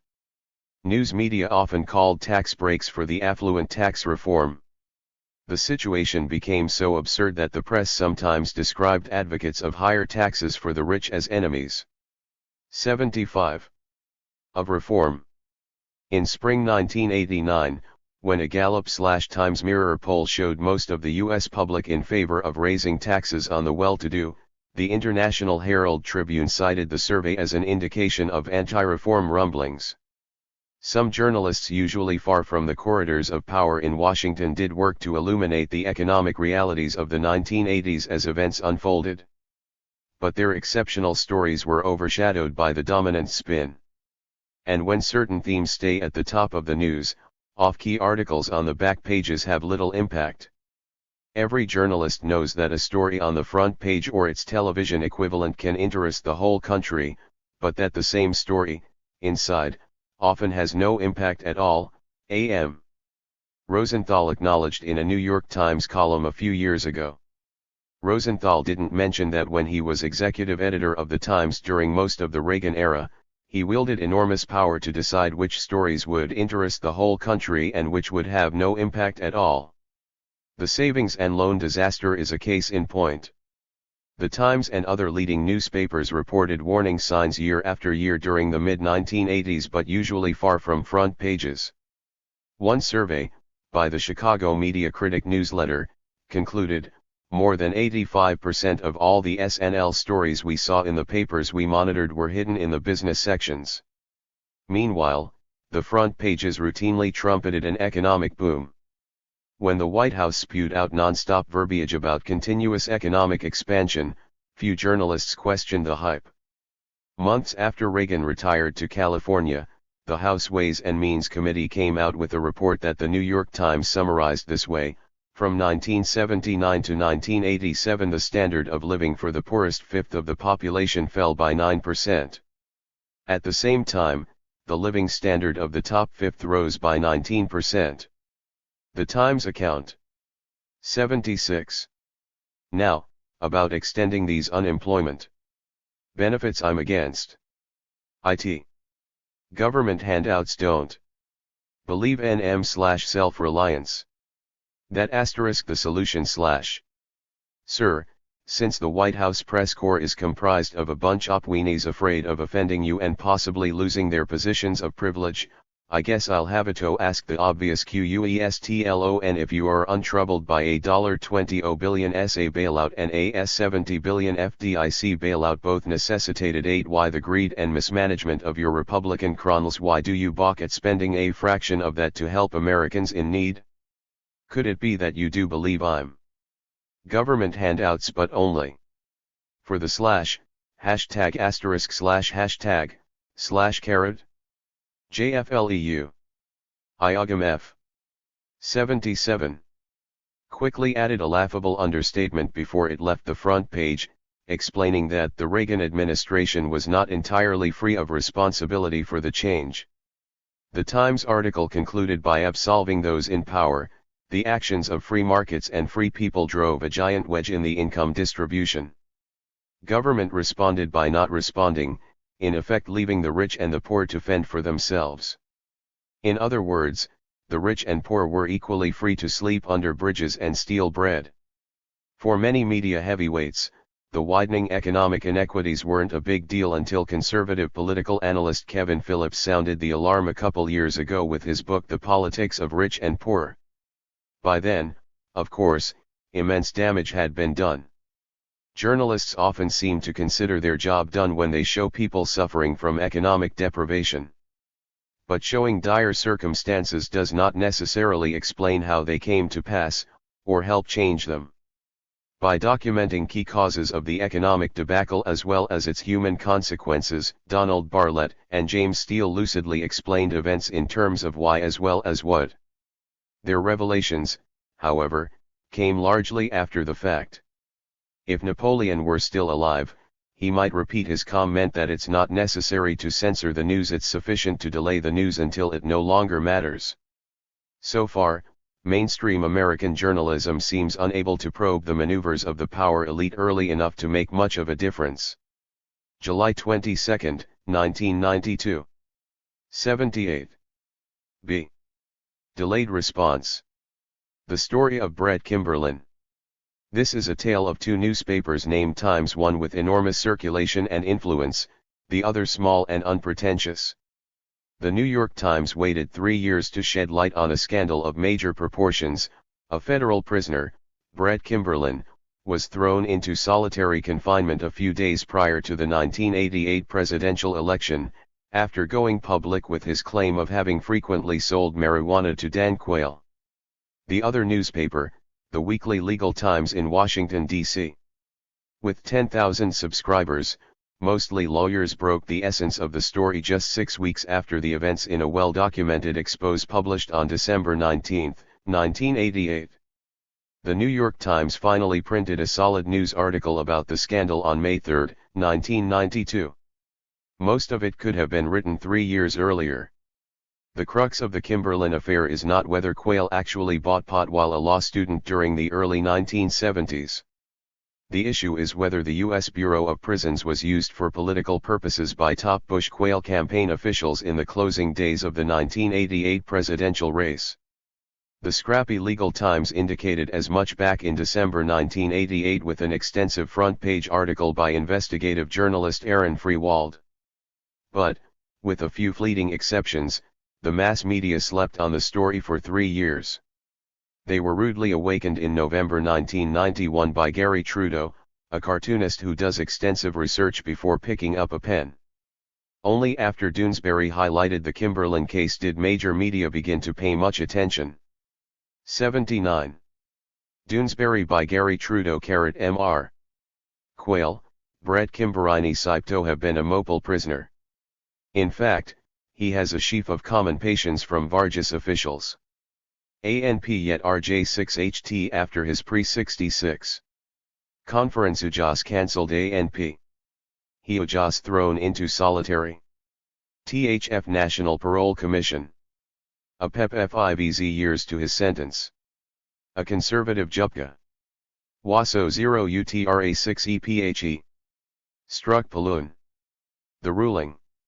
Sir, you think there's any connection between K. Chamberlain's allegations about UANP, HCW he's been treated by B. the Parole Commission 2S Well, I'm actually. Nota your, sir. Lamer, no offense. But. It was a long time coming, but the recent New York Times article could mark a turning point in media coverage of what was done to Brett Kimberlin, a 38-year-old prisoner who claims to have sold marijuana to Quayle at least a dozen times when Quayle was a law student in Indianapolis. Journalists should pursue questions such as these. Has Kimberlin become a de facto political prisoner? Kimberlin has been kept inside a federal penitentiary, despite his exemplary prison record, after having already served several more years than the 8-year maximum recommended in federal guidelines for a prisoner in his category. A May 10, 1992 Doonesbury Sunday comic strip featured a fictional reporter questioning a feathery Dan Quayle more rigorously than real-life journalists ever have. Mr. Vice President.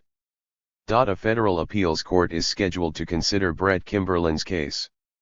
As you know, Kimberlin says he was thrown into solitary confinement to prevent him from talking about your DA file and his own claims that he sold you marijuana. The Federal Parole Commission then added 5 years to his recommended sentence. Even though Kimberlin is a model prisoner with an extraordinary number of official commendations and degrees earned in prison. Sir, have you lost any sleep over what has been done to this man simply because of what he wanted to say about you? 7 Has a federal prosecutor in Indianapolis used his office politically to fend off drug allegations against Quayle? A new expose published by Legal Times on March 30, 1992, stated, last November, the prosecutor, John Thayer, brought an internal Justice Department investigation on himself by sharing Drug Enforcement Administration reports with the press. The inside information served to douse renewed speculation about a DA probe into charges that Quayle had used cocaine in 1982-81. 2 months later, Thayer, an assistant U.S. attorney for the Southern District of Indiana, sent a letter to the U.S. Parole Commission that could delay the release of a federal prisoner Kimberlin who has been promoting his claim that he was Quayle's marijuana supplier in college/did leading operatives in the 1988 Bush-Quayle campaign, including James Baker, misuse the federal prison system for partisan purposes. By Legal Times' undisputed account, Baker was repeatedly briefed during the last days of the '88 campaign about what Brett Kimberlin was doing and what was being done to him.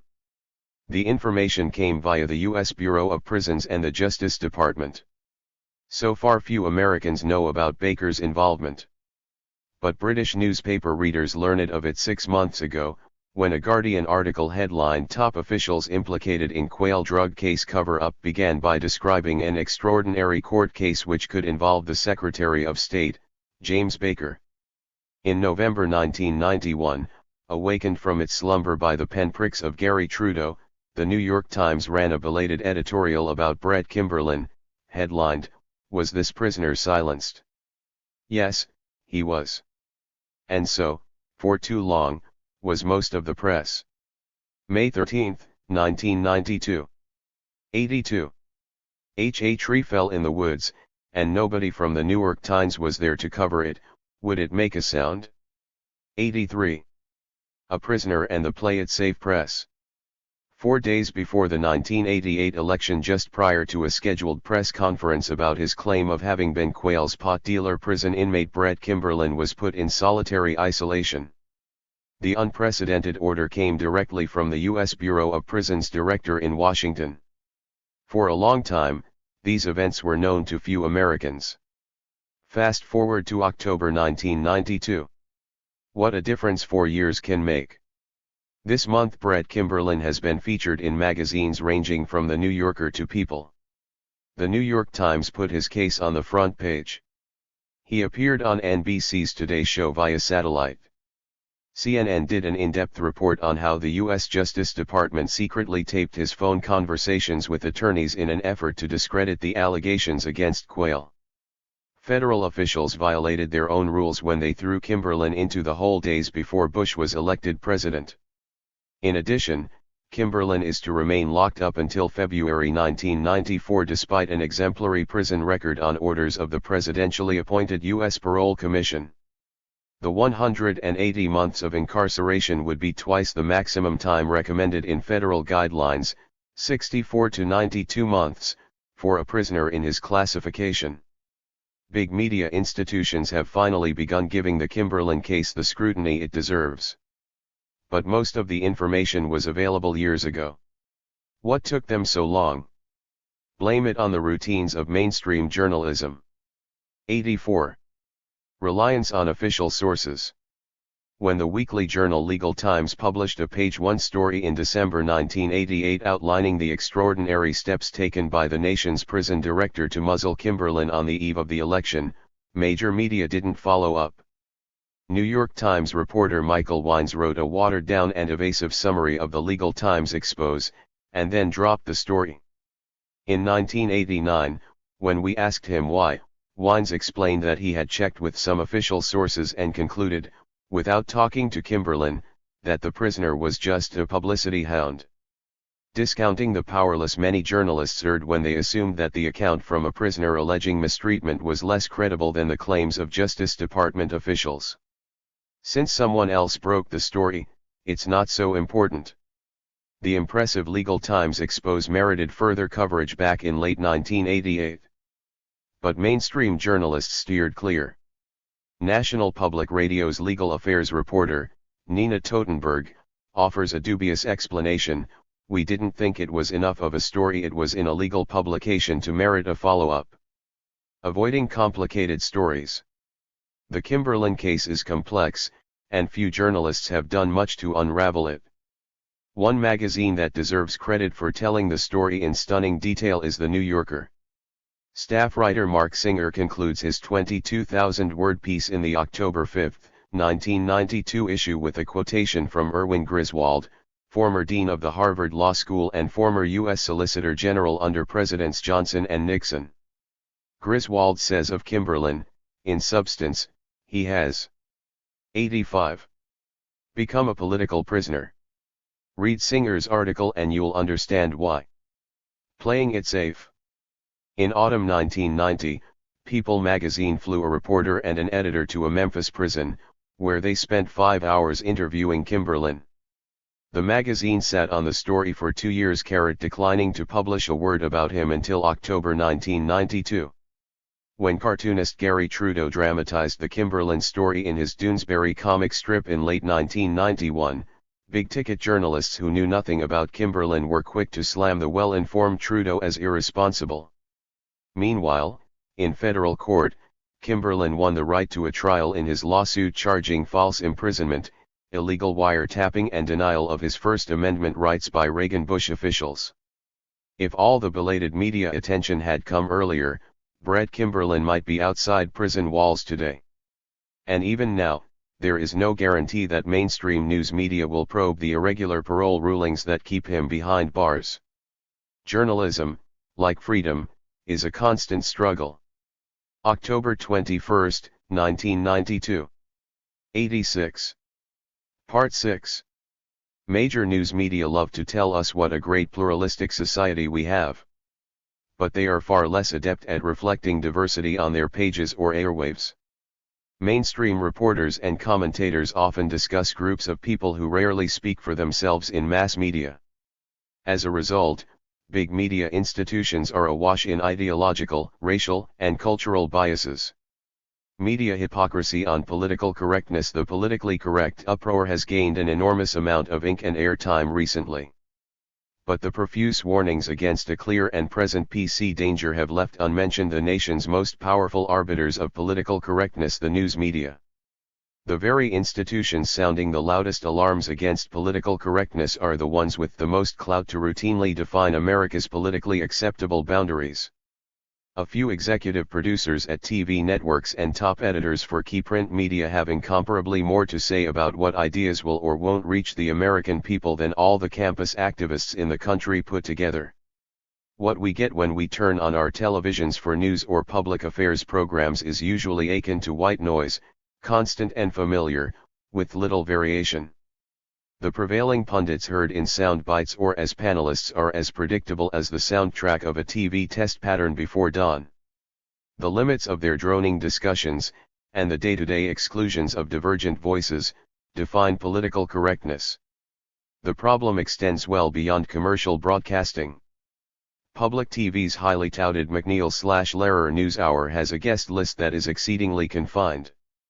A fair study documented that NewsHour coverage of international affairs featured American guests who were 94% white and 94% male. What's more, 67% were present or former U.S. government officials. The remaining third included many academics and think tankers closely aligned with Washington policymakers. Arguments can run hot and heavy, while remaining within narrow bounds. The fact is that a paucity of diverse outlooks is routine on network TV. In short, with few exceptions, the guests are 89. Limited to those whose views are politically correct as far as the media powers that be are concerned. Lately the PC establishment has been busily pointing fingers elsewhere, particularly at campuses.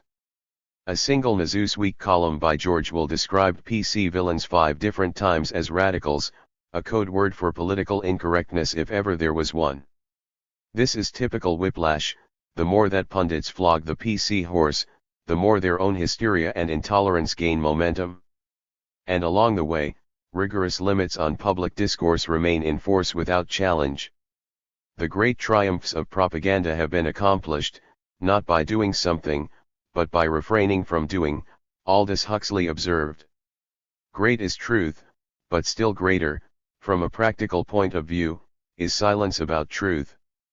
A litmus test for political correctness and a prerequisite for season tickets around the mass media's punditry table is demonstrated and reliable silence about matters that the real PC enforcers do not want seriously addressed. Radicals need not apply.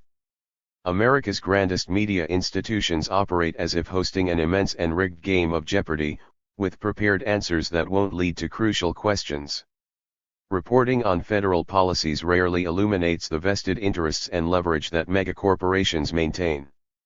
When the United States went to war with Iraq, for example, the profits for U.S. arms makers received little coverage by big media including NBC, which is owned by General Electric, a huge Pentagon contractor. Media powerhouses whose boards routinely overlap with the directors of banks and other top financial institutions prefer not to acknowledge the impacts of corporate magnates, including their owners, as current events unfold. While claiming to inform and elucidate, the most powerful purveyors of information are frequently about mystifying who controls what, why, and how. 90. As a result, we are inundated with what political scientist Paul N. Goldstein has called the view of the world which controls perceptions of what is, and limits the possibilities of what might be. We continuously meet power concentrated and screened from perception which it increasingly constructs. We are moving to a condition where the effects of power are pervasive, but where its identity is lost. Multicultural openness is essential to truly democratic discourse, the inclusion of voices and vantage points too often filtered out of mass-mediated public life in America. The PC status quo, however, is much more interested in maintaining its media dominance. When George Will fulminates against instruments of indoctrination that promote officially approved thinking, he's not complaining about the indoctrination process that keeps him on network TV every week while keeping radical critics off. Pleased to equate don't rock the boat positions with the essence of reasoned thought, the media's preeminent definers of political correctness give short shrift to anyone with a different definition. Decades ago the journalist A.J. Liebling observed that freedom of the press is guaranteed only to those who own one. Today we might add that the most sweeping power to suppress politically incorrect opinion is exercised by the mass media, even while they denounce political correctness as an ominous threat to freedom. June 30, 1991. 91. Is anti-Arab bigotry acceptable to news media?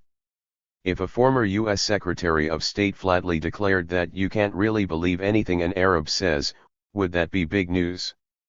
Or are we so accustomed to anti-Arab prejudices that the statement by Henry Kissinger first publicized in the article you're now reading won't be considered newsworthy? Time will tell. We have obtained a tape recording of Kissinger's comment, made at a fundraising event which the New York Times termed an Israel benefit. Kissinger, who sits on the CBS board of directors, was joined in the panel discussion by two prominent CBS News employees, anchor Dan Rather and Middle East analyst Fuad Ajami, described by Rather that evening as a very long-time CBS News consultant, one of our in-house wise men. But neither the anchor nor the in-house wise man uttered a word of objection when during the $2.50 a plate dinner in New York City for the Jerusalem Foundation on June 3, 1992, Kissinger seemed to render his verdict against an entire ethnic group. Imagine if a former Secretary of State had publicly declared, "You can't really believe anything a Jew says." Or, "You can't really believe anything a black says." It's hard to believe the CBS News anchor would have let such a statement pass without challenge.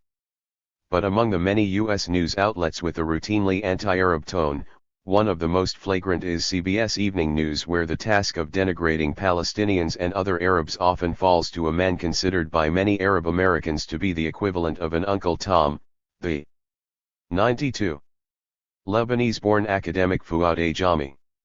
At the Jerusalem Foundation event, Ajami drew laughs by making fun of Bedouin Arabs. He belittled the Palestinian cause, and repeatedly proclaimed that Arabs were incapable of practicing democracy. Ajami explained his participation in the Israel benefit with these words, "I was simply drafted for this assignment by two people I can never say no to, and that's Marty Peretz and Mort Zuckerman." Ajami was expressing an affinity with two of the most fervent Israel can-do now wrong magnates in the media, Peretz of the Nev Republic and Zuckerman of U.S. News and World Report. Kissinger's ethnic slur that night may have raised few eyebrows in the room because it was in sync with the tenor of the entire evening. Peretz led off by lauding Kissinger and Ajami, "No two men have taught us more clearly the unflinching hard realities of the Middle East than our two speakers today." Then, to loud applause, Peretz praised Dan Rather, the moderator, the chairman, really, of this evening, as my favorite newsman. More than 10,000 words of unmitigated praise for Israel followed, along with recurring mockery of Arabs. Martin Peretz's favorite newsman took turns with Kissinger and Ajami in playing to the prejudices of the audience. Dan Rather said that many of us celebrate 25 years of Jerusalem united under Israeli rule. He didn't mention the numerous UN Security Council resolutions declaring Israel's annexation of Palestinian East Jerusalem illegal. Why didn't Rather object to Kissinger's assertion that you can't really believe anything an Arab says? Perhaps the explanation has to do with the attitudes that prevail at his workplace. To watch the CBS Evening News is to see the Middle East through the eyes of Israel. And in that worldview, Palestinian people look very small and far away. But they don't look that way to our associate at the 93. Media Watch Group Fair, Sam Husseini, who discovered the Kissinger comments on a tape of the Jerusalem Foundation event. Husseini, a Palestinian American, was deeply offended. "I thought we'd progressed beyond the point where it was acceptable to declare an entire people untrustworthy." Along with asking why Rather remained silent about Kissinger's anti-Arab remark, the public should also ask what he was doing on the dais in the first place at an event where some of the money raised will help settle immigrants on Israeli-occupied territory. As Rather has demonstrated in the past, a journalist claiming to be objective will lose credibility when he or she becomes a cheerleader in a foreign conflict. That's what happened when Rather became an enthusiastic advocate for the Afghan rebels in the 1980s. CBS Evening News, where Rather is managing editor, was shown to have aired false reports, phony battle footage and accounts of non-existent victories by anti-government guerrillas. If Dan Rather is so eager to line up with chronic Arab bashers, that's his prerogative. But perhaps in the future his reports on the Middle East should be labeled commentary. And perhaps the news media of this country will tell Henry Kissinger that he owes Arab people an apology. July 29, 1992. CBS sees no problem with anti-Arab attitudes. CBS doesn't get it? 2 weeks ago, this column made public an ugly comment by former Secretary of State Henry Kissinger, "You can't really believe anything an Arab says." Since then a controversy has developed, reverberating in newspapers from the Washington Post and Toronto Star to the Jerusalem Post. Much of the uproar has centered on CBS anchor Dan Rather, who led the panel discussion at the Jerusalem Foundation benefit dinner in New York where Kissinger, a CBS board member, made his comments. Dan Rather, who let Kissinger's statement pass without objection, now seems almost clueless about the reasons his own conduct is being challenged. His failure to question the bigoted statement by fellow panelist Kissinger is only part of the problem. He also didn't object when another panelist, CBS News Middle East analyst Fuad Ajami, made derogatory comments about Arabs and repeatedly insisted that Arabs are incapable of democracy. Another issue is Rather's participation in an event billed as an Israel benefit that raised funds to help Jewish immigrants settle in the occupied territory of East Jerusalem. Israeli control of Palestinian East Jerusalem is deemed illegal by the UN Security Council and the United States. Amazingly, Rather told Night Ritter reporter Mark Gunther that he didn't realize the Jerusalem Foundation, which supports Israel's occupation of East Jerusalem, could be considered a partisan group. Dan Rather still seems unaware that his role in the June 3rd fundraiser, including his celebratory remarks about Jerusalem unified under Israeli rule and his comment that the city is threatened by an Arab population explosion, 96, makes him appear to be an advocate for Israeli policies. What's more, Rather may have violated internal CBS guidelines for news employees, which we've obtained. The CBS NESA Standards Manual states, employees who, in their private capacity, take a public position on a controversial issue, will either be removed from handling the news involving that issue or be required to take a leave of absence. The rationale behind this policy is that an employee who takes such a public position loses, at a minimum, the appearance of objectivity. Emphasis in original. There's been quite a loss in Rather's appearance of objectivity during the past couple of weeks. But that doesn't seem to worry his boss at CBS. Comments made by individuals in their personal capacity are not the responsibility of CBS News, declared the president of CBS News, Eric W. Ober, in an August 7 letter brushing off a request for a meeting with the American Arab Anti-Discrimination Committee. Contrast the current CBS response with the network's past reactions when network staffers made objectionable comments in their personal capacity. 2 years ago, 60 Minutes commentator Light Andy Rooney made derogatory remarks about blacks and gays to a journalist. CBS News cannot tolerate such remarks or anything that approximates such comments since they in no way reflect the views of this organization, declared Ober's predecessor as president of CBS News, David Burke. Rooney was suspended for 3 months. When CBS sports analyst Jimmy the Greek Snyder made comments in a 1988 interview disparaging black athletes, CBS fired him. A top network official told the media, CBS wishes to categorically disassociate itself from these remarks. 97. But in 1992, when it comes to anti-Arab comments, CBS is in no hurry to disassociate itself from anything. Given the apparent double standard in CBS's responses, no wonder Arab American groups are angry, and have been picketing CBS News headquarters in New York and Washington. They want apologies from Rather, CBS board member Kissinger and CBS analyst Ajami. They also want assurances that Rather and Ajami's personal tilt toward Israel won't result in biased coverage. These activists do not accept Kissinger's explanation that his sweeping remark about Arab dishonesty was meant to refer only to Arab government officials. Every so often, prejudice in powerful places comes to the surface in a way that dramatizes a chronic condition. That chronic condition remains, the acceptance of anti-Arab bigotry in mainstream media. When bias is tolerated at a news outlet, responsibility usually rests at the top. CBS board chair Lawrence Tisch is known to be a staunch Israel supporter who bristles on the rare occasions when CBS News exposes Israeli government duplicity. If a CBS associate had made, or tolerated, an anti-Semitic comment like "you can't really believe anything an Israeli says," one suspects that individual's career at CBS might have been over. But in this case, when the aggrieved people were Arabs, CBS took only evasive action. August 12, 1992. 98. It took an explosion to wake up news media. It was an amazing discovery for network TV and other national news media. Within hours of the Simi Valley jury's acquittals in the beating of Rodney King, they unearthed millions of people living in America's desperate inner cities.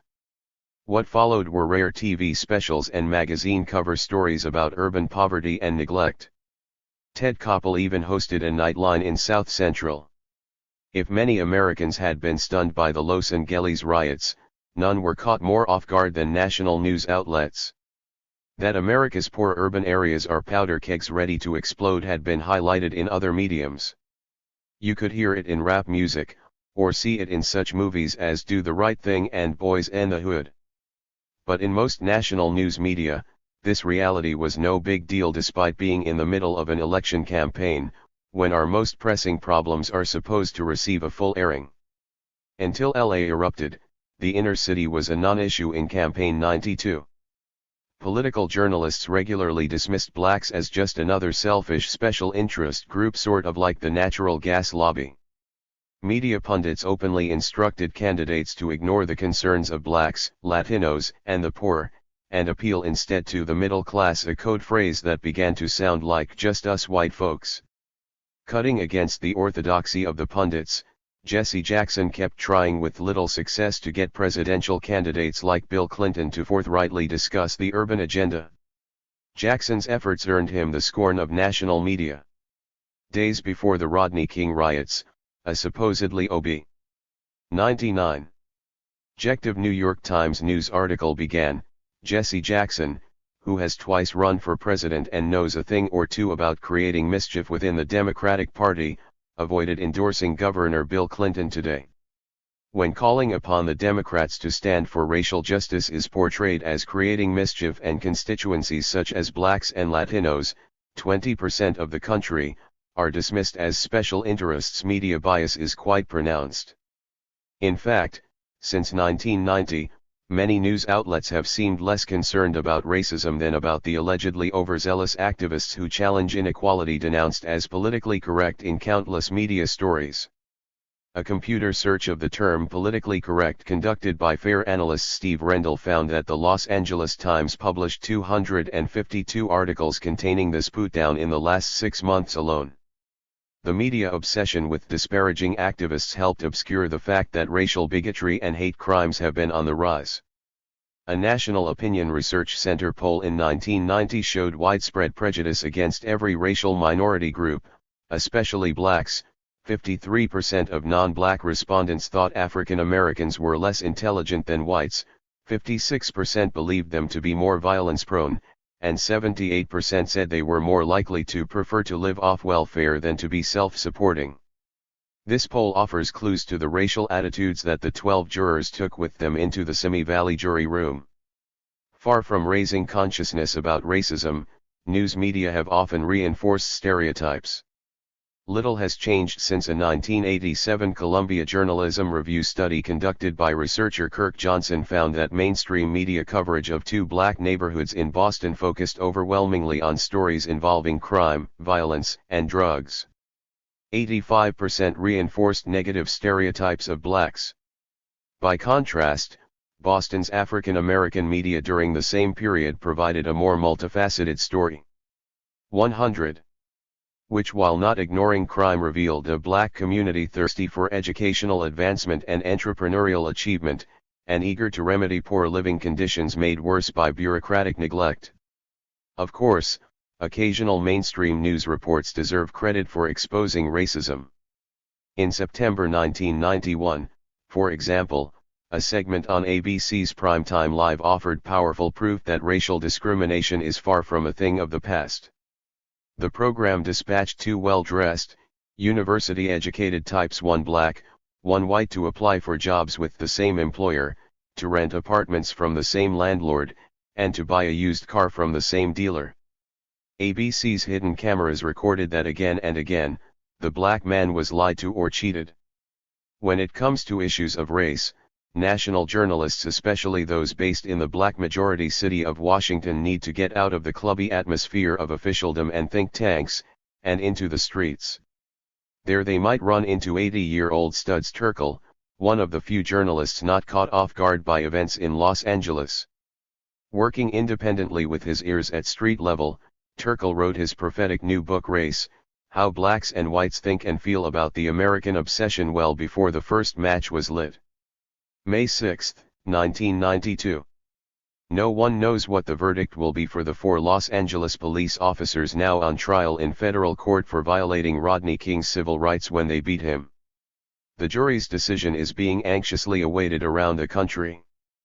But another verdict due soon also has major implications for social justice in the United States. The nation's press is in the dock. The charge, institutional racism. Every spring the American Society of Newspaper Editors releases the results of its annual survey on minority professionals in the newsroom. And every time, the new statistics confirm an old story. Progress is slow. Very slow. If the nation's top editors were as committed to fiscal solvency as they've been to racial balance, hundreds of daily papers publishing today would have gone bankrupt long ago. Back in 1978, when its figures showed minority staffers at 4%, the editors' organization set a goal of achieving minority employment at daily newspapers that matches minority representation in the general U.S. population by the year 2000, or sooner. In 1992 the total reached 9.4%. At that rate the parity goal won't be met until around 2020. On the recent 25th anniversary of the Kerner Commission report about the causes of urban riots, various news outlets bluntly stated that little has changed since the 1968 presidential panel documented extreme racial inequities. But these media retrospectives ignored a key aspect of the Kerner report, a call for reform of the news industry itself. Many of the biggest U.S. news operations were virtually all-white in 1968. The Kerner report blasted tokenism, in effect calling for newsrooms to look like America. 103. Today, African Americans account for only 4.8% of the nation's daily newspaper journalists, while comprising 12.1% of the U.S. population according to the latest census. The figures are much lower for employment of Hispanics, 2.6%, Asian Americans, 1.7%, and Native Americans, 0.3%, all represented in newsrooms far below their presence in the country. There are exceptions. Certain daily newspapers aggressively pursue staff diversity. Nationally, the Gannett and Knight Ridder chains have taken the lead. But 51% of dailies, mainly the smaller ones, still have entirely white newsrooms. They represent a third of daily U.S. circulation. The Kerner Commission stressed the need for minorities in decision-making positions. Newspaper and television policies are, generally speaking, not set by reporters. Editorial decisions about which stories to cover and which to use are made by editors. Yet, very few Negroes in this country are involved in making these decisions. Those words are chilling today.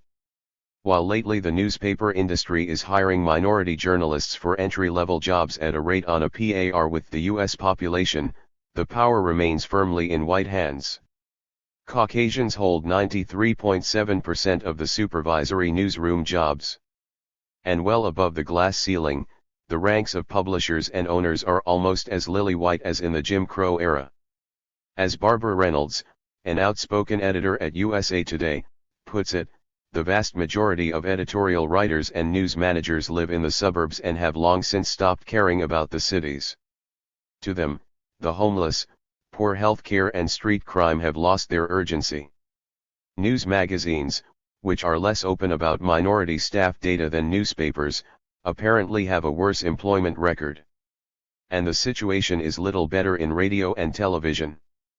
Public TV has been a keen disappointment. Aside.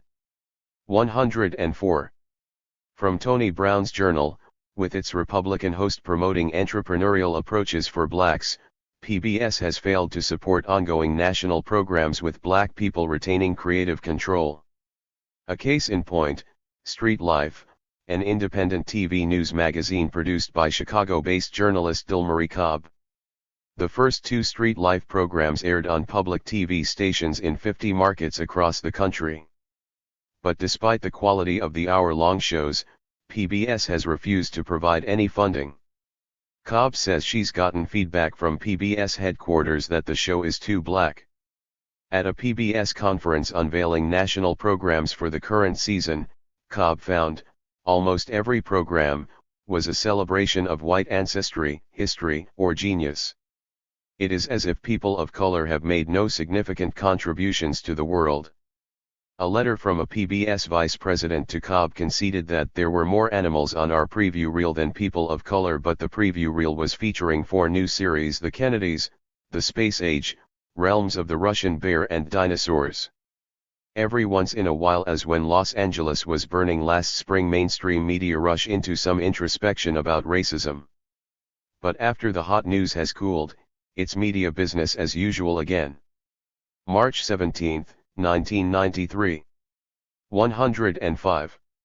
Gay rights and news balance / Houston.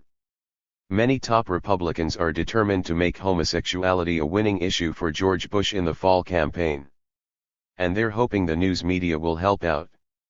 Republican strategists are gambling that little has changed in media attitudes since Parade magazine fondly reminisced in a 1987 article, "The 50s, viewed through the rosy prism of nostalgia, were the good old days.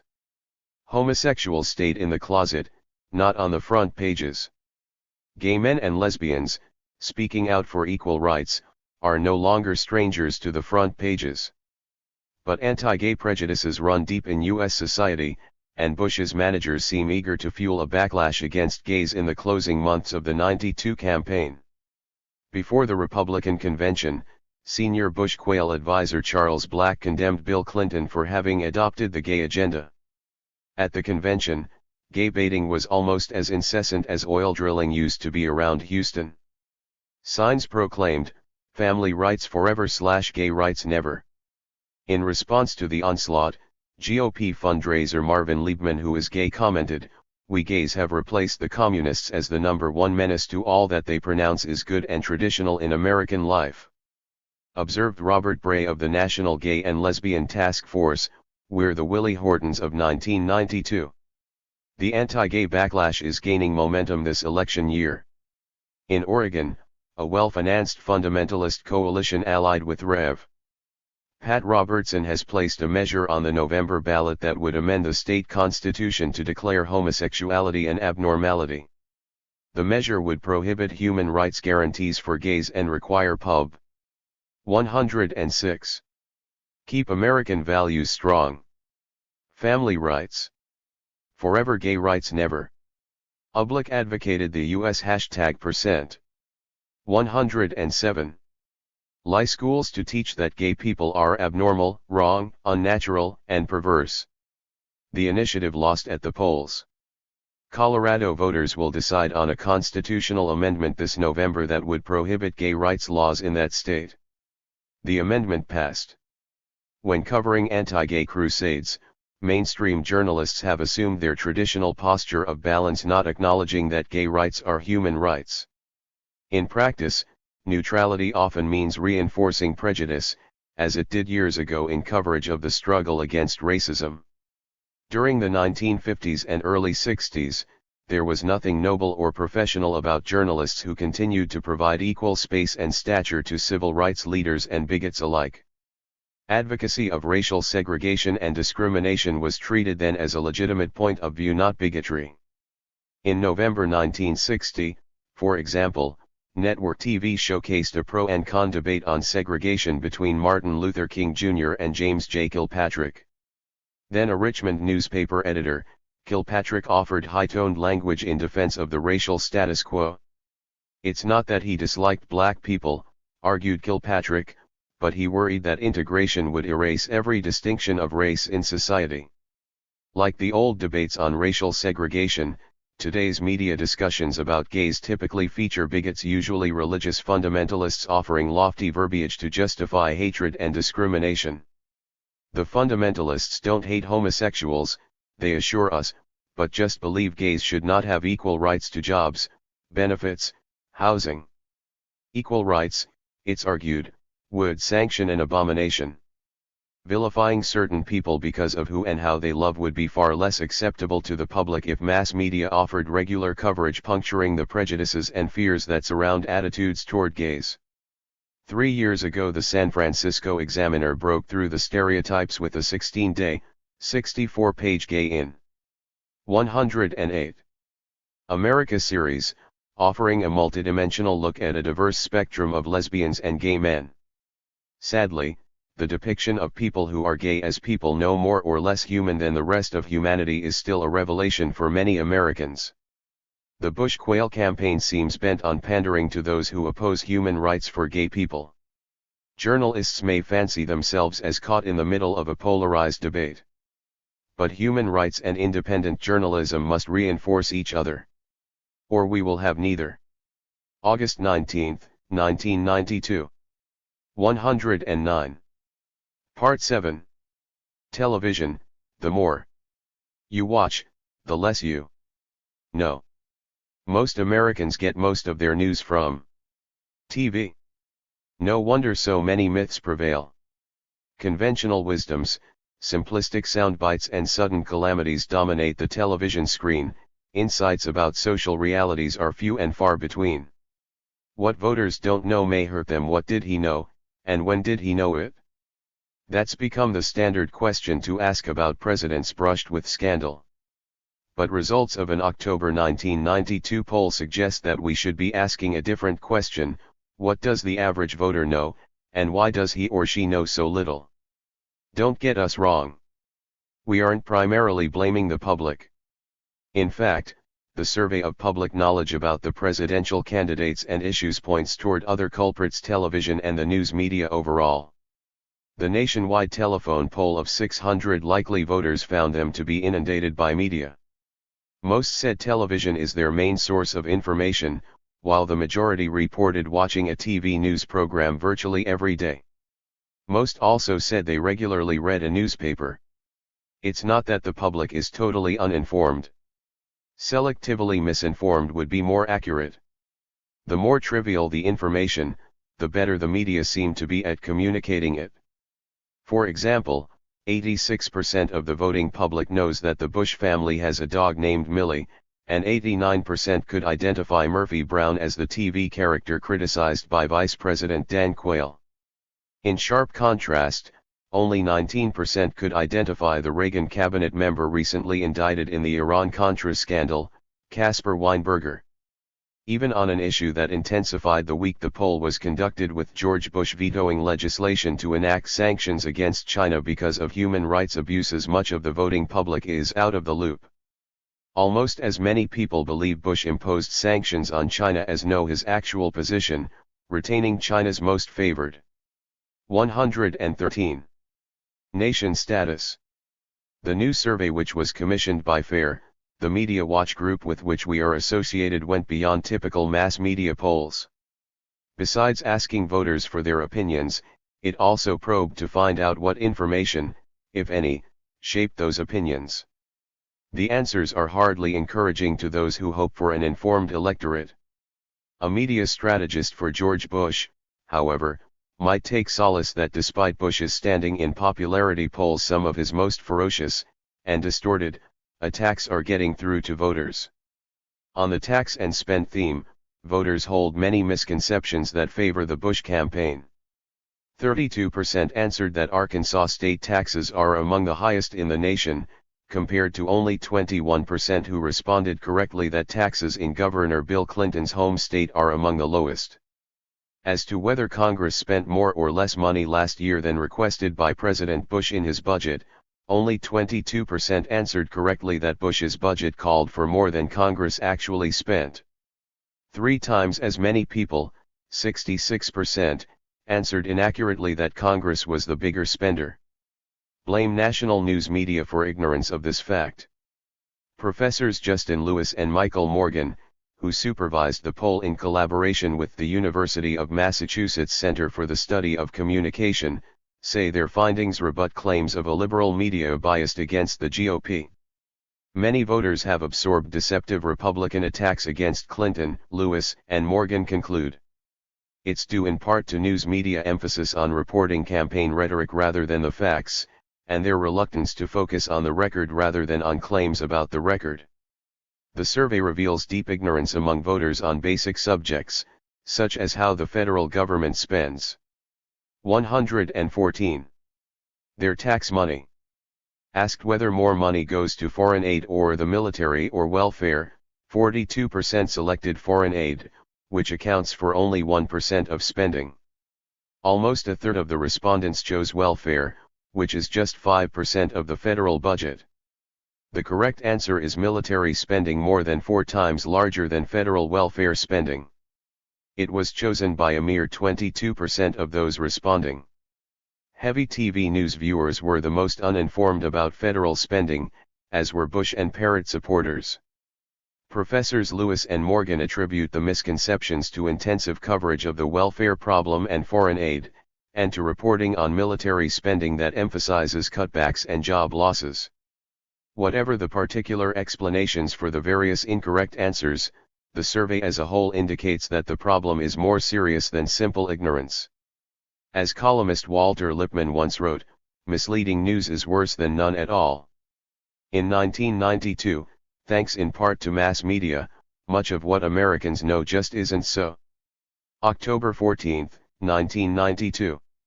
116. Local TV news ethic. If it bleeds, it leads. Step off a plane anywhere in the United States, tune into the local TV news programs, and you're likely to see a succession of reports on murders, shootouts, rapes, traffic wrecks, fires and other grisly events. In many local TV newsrooms, the tacit rule is, if it bleeds, it leads. Often, the more lurid the story, the better its chances of topping the broadcast. The results are a lot closer to America's Most Wanted or a current affair than anything that might make a journalist feel proud. Spinning the dial is unlikely to provide relief. The same stories, reported in much the same way, can be found on different channels. When writer Carol Tice taped and analyzed a week of evening news broadcasts from 7 local TV stations in Los Angeles, her 1990 report in the weekly LA Reader could have been titled "How I Survived My Week in Hell." As the week began, the top local TV news story was mass murder by a mad gunman about 2,700 miles away in Florida, with video close-ups of grieving relatives. Other big stories of the week included the kidnapping of 2 girls, black and white surveillance film of gang members robbing a convenience store, and plane crash pictures with dramatic audio from the cockpit. Violent calamities breathlessly narrated with arresting footage of police tape, body bags, and the like fascinate TV news programmers.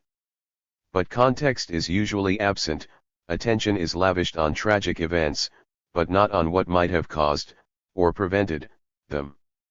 Intent on providing adrenaline-pumping visuals, local TV coverage is apt to emulate the bang-bang tone of prime-time dramas, augmented by comments from tearful loved ones, witnesses, and police.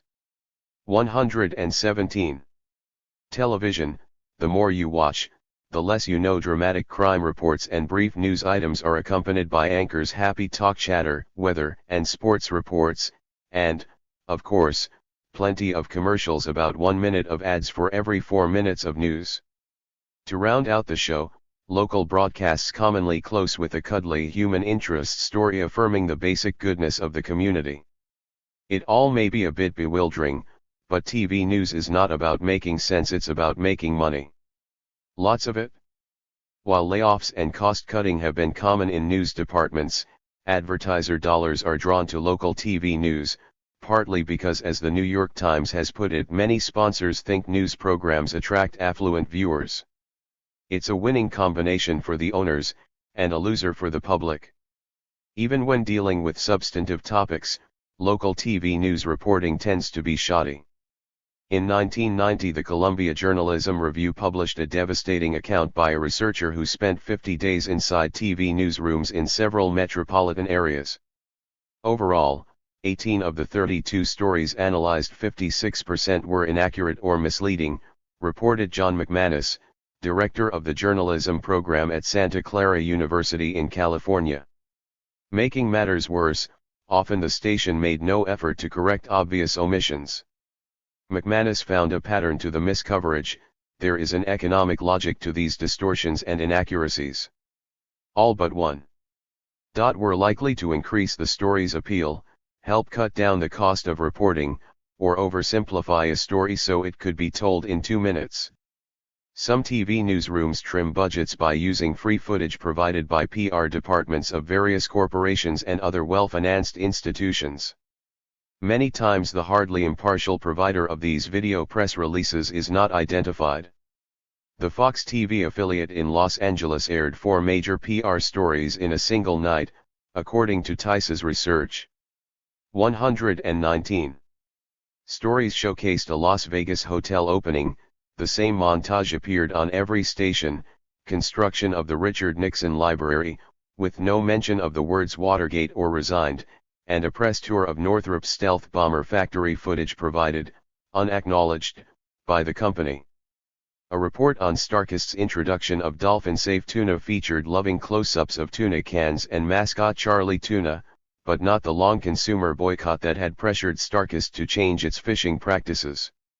The abysmal condition of most local TV news largely reflects a deregulated broadcast industry that has scant commitment to the public interest, and fervent commitment to maximizing profits. Eager to know what's going on in their neighborhoods and in the region, many people who have a low opinion of local TV news end up watching it anyway. What they see on television night after night ignores major issues, and hobbles the ability of communities to confront their problems. February 3, 1993. 120. TV's Harvest of Shame. When Americans tuned into CBS the night after Thanksgiving in I-960, they saw a gripping hour-long report about the nation's migrant farm workers' harvest of shame.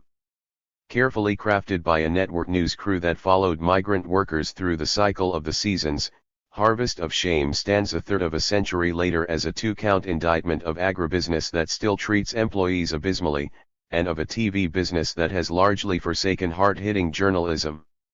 Today, network television avoids tough reporting that takes on injustice. Few of its news programs will be vividly remembered in 32 days. Let alone 32 years. At the outset of Harvest of Shame, correspondent Edward R. Murrow quoted a farmer, "We used to own our slaves. Now we just rent them." Murrow did not pose as equivocal or neutral. "These are the migrants workers in the sweatshops of the soil," he intoned, introducing the men, women, and children who harvest the crops in this country of ours, the best-fed nation on earth. "These are the forgotten people, the underprotected, the undereducated, the underclothed, the underfed." Farm workers spoke painfully of their hopes for a home, square meals, education for their children. Prodded by a CBS interviewer, they acknowledged that those dreams were unlikely to be fulfilled. One man, standing with his family near a ditch where they'd spent the night, was asked how much money he had in the world. His reply, $1.45. The black and white footage is more vivid than today's high-tech TV visuals because the producers clearly believed in the profound importance of each human being. The cameras lingered over the faces. The children are hard. 121. Breaking to watch. In a migrant camp, while parents worked in the fields, viewers saw kids lucky enough to receive lunch, a half pint of milk and a cracker. Murrow's narration was focused like a tight beam of light. With the screen showing migrants packed into trucks for a long journey, Murrow bitingly observed that regulations for transport of produce and cattle were stronger than safeguards for farm laborers. Later he contrasted the elaborate new stables for horses at a nearby racetrack with the squalid conditions at a migrant camp. And later, a honed edge in his voice, Murrow noted that federal appropriations were more devoted to the well-being of migratory wildlife than migratory children. Unlike his blow-dried and high-paid successors, Murrow explicitly connected social injustice with the policies that caused it. At the close of Harvest of Shame, Murrow put on his glasses to read recommendations from a commission on migrant workers' child labor laws, health and education programs, workers' compensation, decent housing. Then Murrow took off his glasses and looked sternly into the camera. At us. There will of course, he said briskly, be opposition to these recommendations. Too much government interference, too expensive, socialism. Murrow appeared almost distraught, but resolute, as he continued, the migrants have no lobby. Only an enlightened, aroused, and perhaps angered public opinion can do anything about the migrants. The people you have seen have the strength to harvest your fruit and vegetables. They do not have the strength to influence legislation. Maybe we do. Good night and good luck.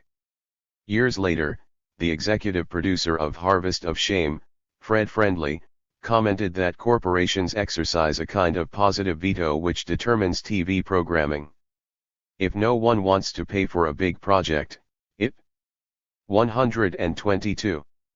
Television, the more you watch, the less you know doesn't happen. That's why this Thanksgiving weekend you won't be seeing anything like Harvest of Shame on a major TV network.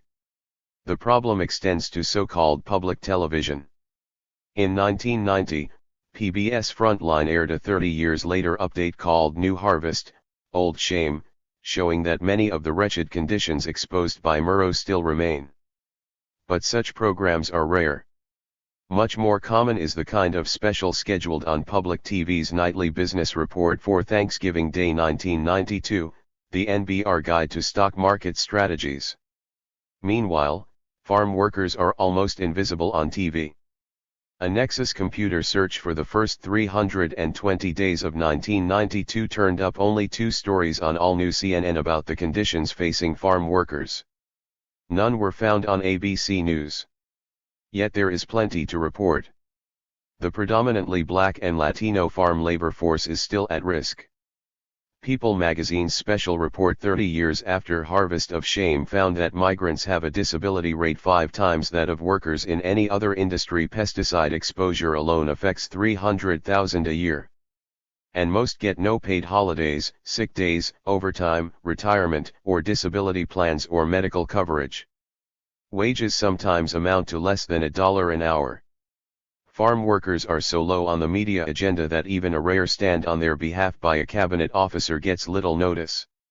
In July 1990, Labor Secretary Elizabeth Dole developed a plan to monitor conditions. I have personally witnessed the deplorable living and working conditions of some migrant farm workers, said a Dole memo. I was shocked and deeply moved. Soon after key parts of her plan were stifled by the White House, Dole resigned her post. Sources say the blunting of the migrant worker plan figured in her decision. But to the news media, the episode was no big deal. November 18, 1992. 124. Part 8. Campaign Horse Racing. The Making of the President 1992 was an exercise in protracted media warfare and manipulation. The press designated campaign front-runners well before the first primary ballots were cast. Disdained pretenders to the Oval Office throne were summarily dismissed. And as for issues, media frames kept many out of the picture. We aren't biased against the mad, bomb-throwing, yuppie monk / when Pennsylvania primary voters confirmed that Jerry Brown was out of the running for the White House in late April 1992, it was a big victory for Bill Clinton and for a national press corps that opposed the former California governor with equal vigor. Like any politician, Brown deserves tough coverage. But no presidential candidate in recent memory has been more tarred and feathered with media put-downs and epithets than Jerry Brown. In Newsweek he was described as the mad monk of presidential politics, a masterful annoyance and the Zen yuppie. Time magazine called him a walking experiment in living with terminal flightiness. Those were the polite descriptions. Most journalists expressed irritation. CNN's Bernard Shaw referred to him as a pain in the you-know-what. ABC's Ted Koppel called him annoying. Other labels were so loaded they implied imminent violence. NBC's Lisa Myers called him the political equivalent of a drive-by shooting. David Gergen on MacNeil/Lehrer termed him a political assassin. Governor Moonbeam was not pejorative enough for Newsweek, which renamed Brown Governor Panderbeam because of his efforts to attract the votes of Michigan's union members. Many politicians have courted the support of both environmentalists and labor. When Brown did it, Time dubbed him Samuel Gompers in earth shoes and a noisy sideshow for dyspeptic interest groups. Selling oneself to the voters is what all candidates do. When Brown did it, he was as brash as a late-night television. 126. Campaign horse racing Zion pitchman or an odd, fringe actor shouting an 800 telephone number. Ask journalists about their steady stream of ridicule aimed at Brown, and they go into denial. Us. Biased. Impossible. After Brown's victory in the Connecticut primary in March, the New York Times interviewed TV network executives about Brown's charge that the establishment media had consistently ignored or belittled his campaign. No way, they responded. He's still in the race, said ABC's spokesperson. It can't have affected him too much. In other words, since media mistreatment hadn't driven Brown out of the race, no problem. In fact, the bias was apparent from day one. During the first nationally televised presidential debate, NBC anchor Tom Brokaw tried to prevent Brown from making a fundraising appeal. Brown defended his right to ask for small donations since General Electric, which owns NBC, gave $350,000 to incumbents last year. The next day, all four pundits on CNN's Crossfire show, which is sponsored by GE, laughed at Brown as if he were the country's newest national joke. Crossfire refused to put Brown on the air when he insisted on his right to give out his 800 number. Months later, on the day Brown defeated Clinton in Connecticut, he was still being dismissed as a nuisance in a New York Times report, which described him as flailing about, spewing out charges like sparks from a 4th of July pinwheel, in a last-ditch effort to establish himself as a credible alternative. On the eve of the New York primary, a Newsweek article on the positive aspects of Brown's campaign referred to him as a chameleon, a character assassin and a first-class cynic. Faint praise indeed. It accused the candidate of engaging in his typical hype and his supporters of turning a blind eye to their candidate's unfitness. 127. Reporting about Brown has been so derisive for so many months, it's difficult to remember that journalists rarely refer to candidates that way. Can anyone imagine a Newsweek senior editor writing matter-of-factly about George Bush's typical hype or his unfitness? Mainstream news hounds, many of whom hardly noticed big tax giveaways to the rich a decade ago, became growling bulldogs on the scent of Brown's dubious flat tax plan. If President Reagan's regressive tax proposals had received the same kind of media hounding, the tax tables Americans consulted this year would have been a lot fairer. Reporters have quite correctly highlighted the fact that the same Jerry Brown who now runs against big money politics was a short while ago part of that corrupt system. For this, he was dubbed a hypocrite. Politicians still dependent on big donors are praised as viable. Given the uneven playing field resulting from Brown's refusal to cater to moneyed interests while Bill Clinton, and George Bush, raise and spend millions of dollars from the wealthy, it's striking that national media failed to report on which candidate has won more votes per dollar spent this year. This VPDS count would be quite informative to voters and might put Brown's campaign in clearer focus. If media outlets did such reporting, self-critical stories would probably follow as journalists pondered whether they were too sympathetic to Brown. Jerry Brown got as far as he did in 1992 despite a national press corps bent on belittling him. If Brown decides to make a run for the presidency again, he'll have to figure out how to overcome not only big money politics, but big media as well. April 29, 1992.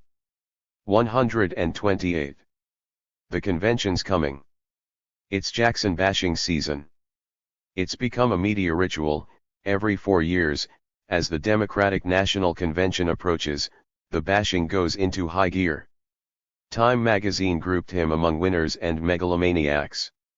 CNN analyst Frederick Allen asserted that many Democrats would love to see him exposed as a straw man, and he may be setting himself on fire.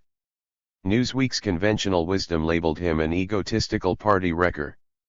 On the eve of another Democratic convention, the political press corps is in a familiar battle formation laying siege against Jesse Jackson.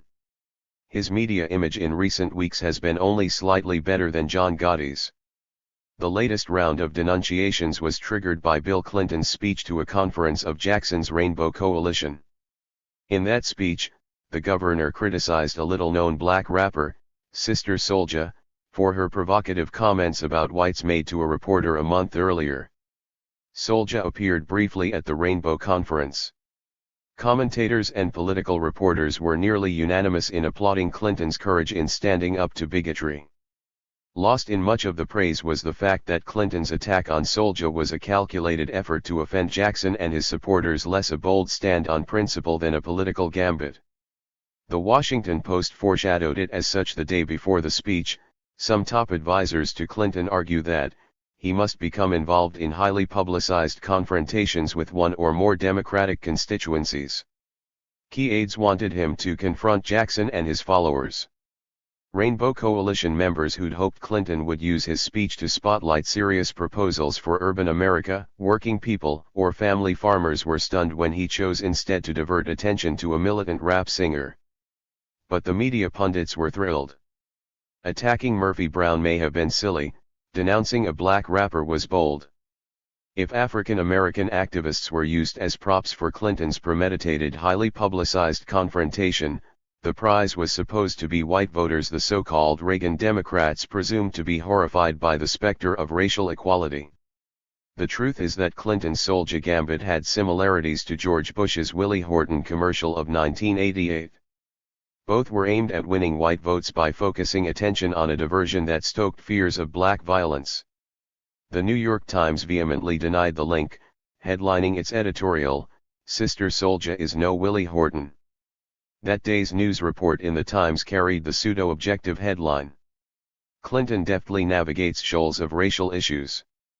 Besides being courageous and moral, the pundits told us, Clinton's speech at the Rainbow event was brilliant strategy. CNN's Jack Gurmand, one of TV's liberals, enthused that Clinton was doing some very smart politics. "I think he's doing some dynamite politics, in fact." Some political writers argue that Clinton did so well with black voters in the primaries, he doesn't need Jackson's support.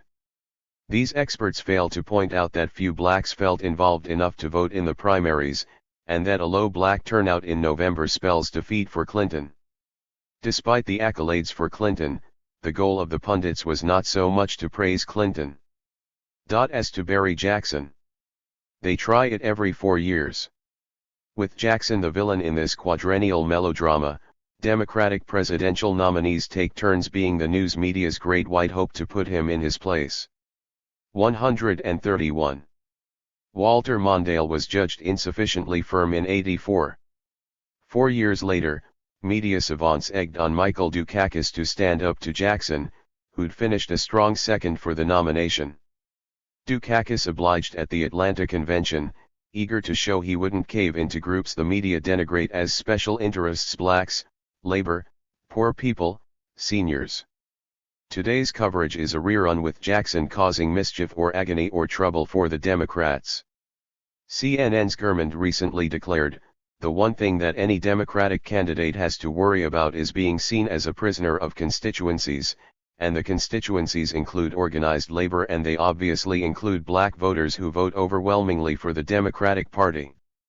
Party leaders keep listening to sages who proclaim that turning off loyal constituencies is the way to win elections.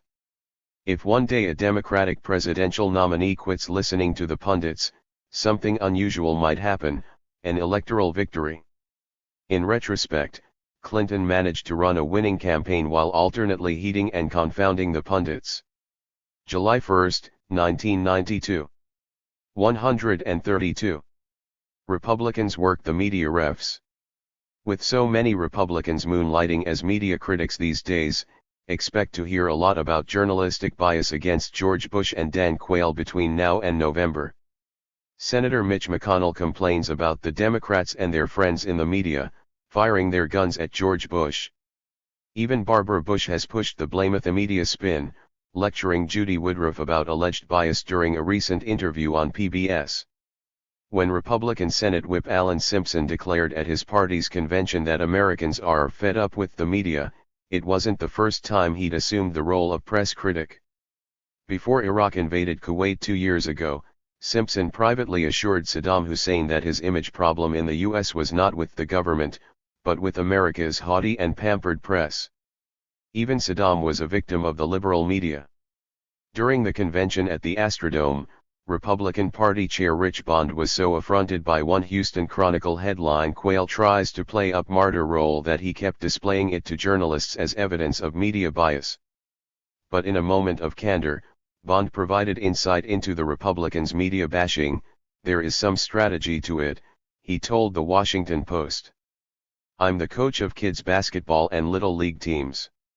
If you watch any great coach, what they try to do is work the refs. Maybe the ref will cut you a little slack next time." Intent on blaming others for their tickets' low standing in the polls, Bush-Quayle strategists are targeting national news media as handy scapegoats.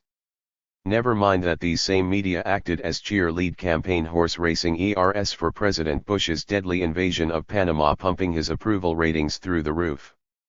Never mind that Bush's popularity soared even higher after these news outlets fawned over him during the Gulf War, serving more as a fourth branch of government than the Fourth Estate. In politics, nothing succeeds like success or fails like failure. When George Bush was riding high, mainstream news media boosted him even higher. The president's backers were pleased to ride the waves of biased pro-Bush coverage for years. But, as Bush sank in the polls along with leading economic indicators, the media's genuflecting finally gave way to some blunt coverage. The GOP gathering in Houston was supposed to turn things around. But Bush handlers didn't like some of the convention coverage because it accurately depicted a national Republican Party that has lurched to the right, with Bush caving into religious fundamentalists. A platform that outlaws abortions even in cases of rape or incest might reasonably be called extreme, but such descriptions raise the hackles of Republican functionaries. Despite the complaints, U.S. media coverage of the Republican convention was, if anything, understated, especially when compared to what foreign media reported. A news account in one conservative British daily referred to Republican delegates as the stormtroopers for family values. On American TV, Patrick Buchanan's declaration of cultural war earned bad marks from some pundits. But TV savants mostly went dumb instead of pointing out that President Bush's acceptance speech was riddled with major distortions of facts, such as Clinton's phantom 128 tax hikes in Arkansas or his non-existent plan for a massive government takeover of health care. After Bush's speech, TV analysts seemed much more concerned with discussing the colorful balloon drop. 135. Network TV continued to apply the pejorative special interests label unevenly. At the Democratic Convention in New York, non-wealthy constituencies such as union members, African Americans, environmentalists, and gays were repeatedly portrayed as powerful and pesky special interests. In Houston, the big money interests behind the Republican Party were not tagged with the special interests label. Fortune magazine has just reported that 85% of corporate CEOs want Bush re-elected. But on national TV, big businesses are not referred to as special interests. Presumably, they represent the national interest. Republican media watchdogs will keep growling about media unfairness to the Bush-Quayle campaign. As party chair Rich Bond admitted, yelling at the media from the sidelines is a tactic of working the refs in hopes they'll cut the GOP ticket a little slack. Journalists would do well to remember Bond's metaphor the next time they receive an angry call about bias from Bush-Quayle headquarters, or a stack of computer-generated postcards decrying the liberal media. August 26, 1992. 136. Campaign horse racing. What makes big news? A tale of two stories. With national media obsessing about Bill Clinton's draft history, the Democratic nominee has begun to moonlight as a media critic. Clinton is denouncing a media-feeding frenzy about something that, even if it's true, doesn't amount to a hill of beans. The media should be focusing, says press critic Clinton, on new Iran-Contra evidence implicating George Bush which, if true, should call into question not only the president's veracity, but his support for illegal conduct. When Clinton says that a small story, his draft record, is getting big media play, while a big story, Bush and Iran-Contra, is getting small play, he is doing what serious press critics do, sniffing out media double standards. Since Clinton is not exactly a disinterested party, let's scrutinize his charge of media bias. The two stories are identical in one respect: both candidates seem to be lying. Almost anyone who objectively studies the record will conclude that neither Bush on Iran-Contra, nor Clinton on how he evaded military induction, has been telling the truth. Yet one story, Bush's Iran-Contra involvement, has had little visibility in campaign coverage this year. The new evidence against Bush is a 1987 memo dictated by Secretary of State George Shultz after a phone conversation with Defense Secretary Caspar Kapp Weinberger. The memo states, VP Bush in papers yesterday said he was not exposed to Kapp or my arguments on Iran arms. Kapp called me and said that's terrible. Bush was on the other side. It's on the record. Why did he say that? The memo adds still another piece of evidence that Bush is not telling the truth when he claims, as he has for 5 years, that he was not in the loop about arms sales to 139 Iran, and was unaware that Shultz and Weinberger strongly opposed the sales. But it's the other story, Clinton's evasions about his draft evasion, that have received massive coverage lately.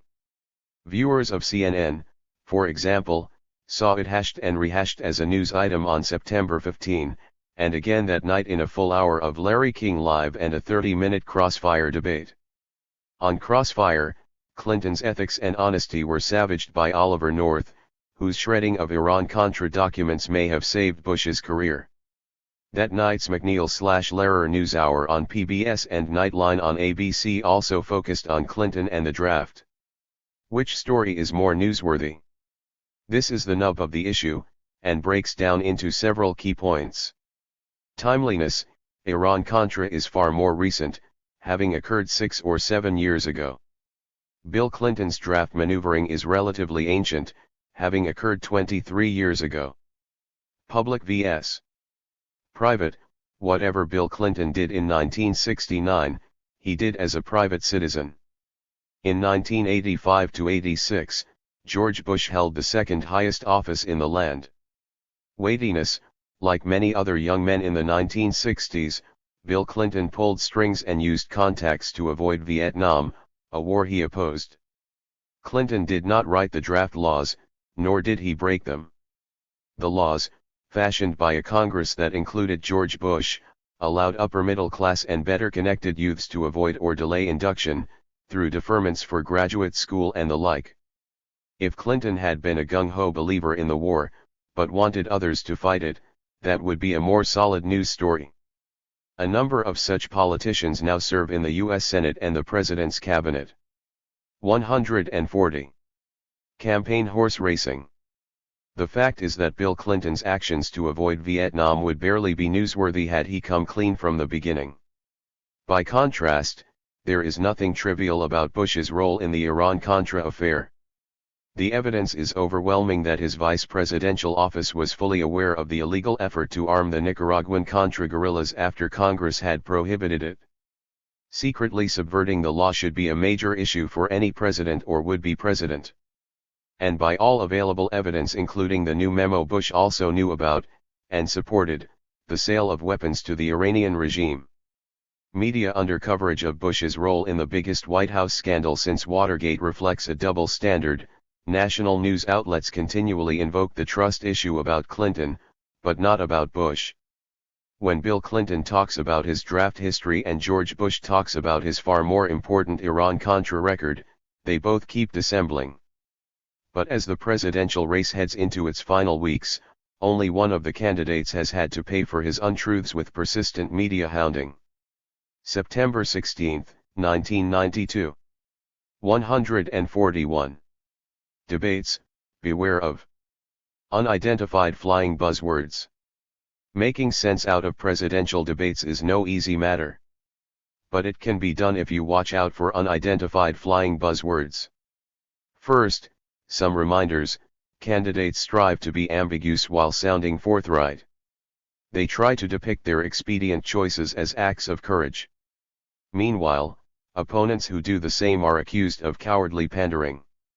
No teleprompters are allowed during debates, but as candidates stare earnestly into the camera, invisible teleprompters will be whirring in their heads. The hope is to make memorized speeches and one-liners sound impromptu. In a debate, more than in any other campaign activity, the political weaponry comes down to words. Candidates select only the loaded ones. It's true that the wrong cliché, ill-chosen and poorly aimed, can shoot a candidate in the foot. But the right one will find its mark, the voter. As one of us wrote in a new book about politicians' rhetoric, The Power of Babble by Norman Solomon, the best buzzwords commonly precede, and preempt, thought. Used correctly, they can guard against meaning, the most dangerous hazard of political language. Meaning causes big problems. And it's so unnecessary. Many of the foggy words spotlighted in the book are likely to be repeated during the debates, such as middle class. This is a purposely undefined category. A candidate wants to convey special concern for virtually all Americans, whether they make $20,000 in a good year or $100,000 in a bad one. 142. Campaign horse racing. Sacrifice. 10 years and many looted SNLs and tax breaks for the wealthy ago, President Reagan called for sacrifices by the American people. The real question is, who's being sacrificed, and who benefits? When Ross Perot or any other multimillionaire says we all have to sacrifice equally, it's time to get nervous. Responsibility. It's a new rhetorical day for Democrats, signaled by Bill Clinton's oft-repeated calls for responsible behavior from the people who benefit from government programs. That category could include polluting and price gouging CEOs, but don't bet on it. Such lectures about responsibility are rarely aimed at the wealthy beneficiaries of government policies. Empower. This one is rising on the jargon hit parade. A politician can mix messages nicely by proclaiming a commitment to empower people while conveying that they should depend on someone in power to empower them. Big government. This pejorative is customarily selective, referring only to government agencies that regulate corporate activities, or programs aiding poor and moderate income people. It is rarely applied to military institutions with bloated budgets. Tax and spend. These are inevitable fiscal activities of a government, long made to sound diabolical by Republicans. When the 1992 Democratic Party platform declares a rejection of the 143 big government theory that says we can hamstring business and tax and spend our way to prosperity, it is tromping onto some hallowed Republican ground. On an upbeat note, the debates are likely to provide plenty of verbiage about the family. Also expect free enterprise and the private sector to be regularly lauded. On the other hand, welfare is a downer, to be mentioned only with a mixture of scorn and distaste. Many people approve of the social programs lumped together as welfare but don't like the word. The more politicians support such funding, the less they refer to it that way, and vice versa. Whatever you do, don't count on media pundits to decide who won each debate. Their subjective judgments are no better than yours, and in some cases their masks of ponderous objectivity hide strong biases. Take George Will, for example. Will recently reminisced on ABC's This Week with David Brinkley about the 1980 debating duel between incumbent Jimmy Carter and presidential hopeful Ronald Reagan. What Will didn't mention, and what none of his colleagues in the studio were impolite enough to bring up, was the devious role he played in that historic event. Back in 1980, George Will coached Reagan for his debate with Carter and then had the audacity to praise Reagan's performance while analyzing the debate for ABC News, without mentioning his association with the Reagan campaign team. Will prepped Reagan with the help of briefing materials stolen from the Carter White House. When these facts came to light years later, other journalists let George off with a polite scolding. Expect George Will and his colleagues to rigorously evaluate the 92 debaters for honesty and integrity. October 7, 1992. 145. 146. Media blind spots on the campaign trail. The road to the White House was littered with media cliches in 1992. But some words and phrases were scrupulously avoided by mainstream journalists. Antitrust big media provided scant ink or airtime for the view that corporations have grown too large and powerful. After Jerry Brown made Tom Brokaw sweat on an NBC televised debate early in the campaign by slamming the network's owner General Electric, the candidate was depicted as a ridiculous pitchman with an 800 number. By contrast, Paul Tsongas was a media darling who mentioned antitrust only in the context of legal constraints that should be relaxed. Megamedia outlets seem uninterested in asking politicians where they stand on monopolization, a process that hurts consumers and workers. Is it any coincidence that so many cities have only one local daily newspaper, while a few news corporations are carving out large chunks of the media pie for themselves? Poverty. Although news media frequently call for a war on drugs, there is no such enthusiasm for an official battle against poverty. It's true that major, media-anointed, candidates haven't done much to focus on poverty.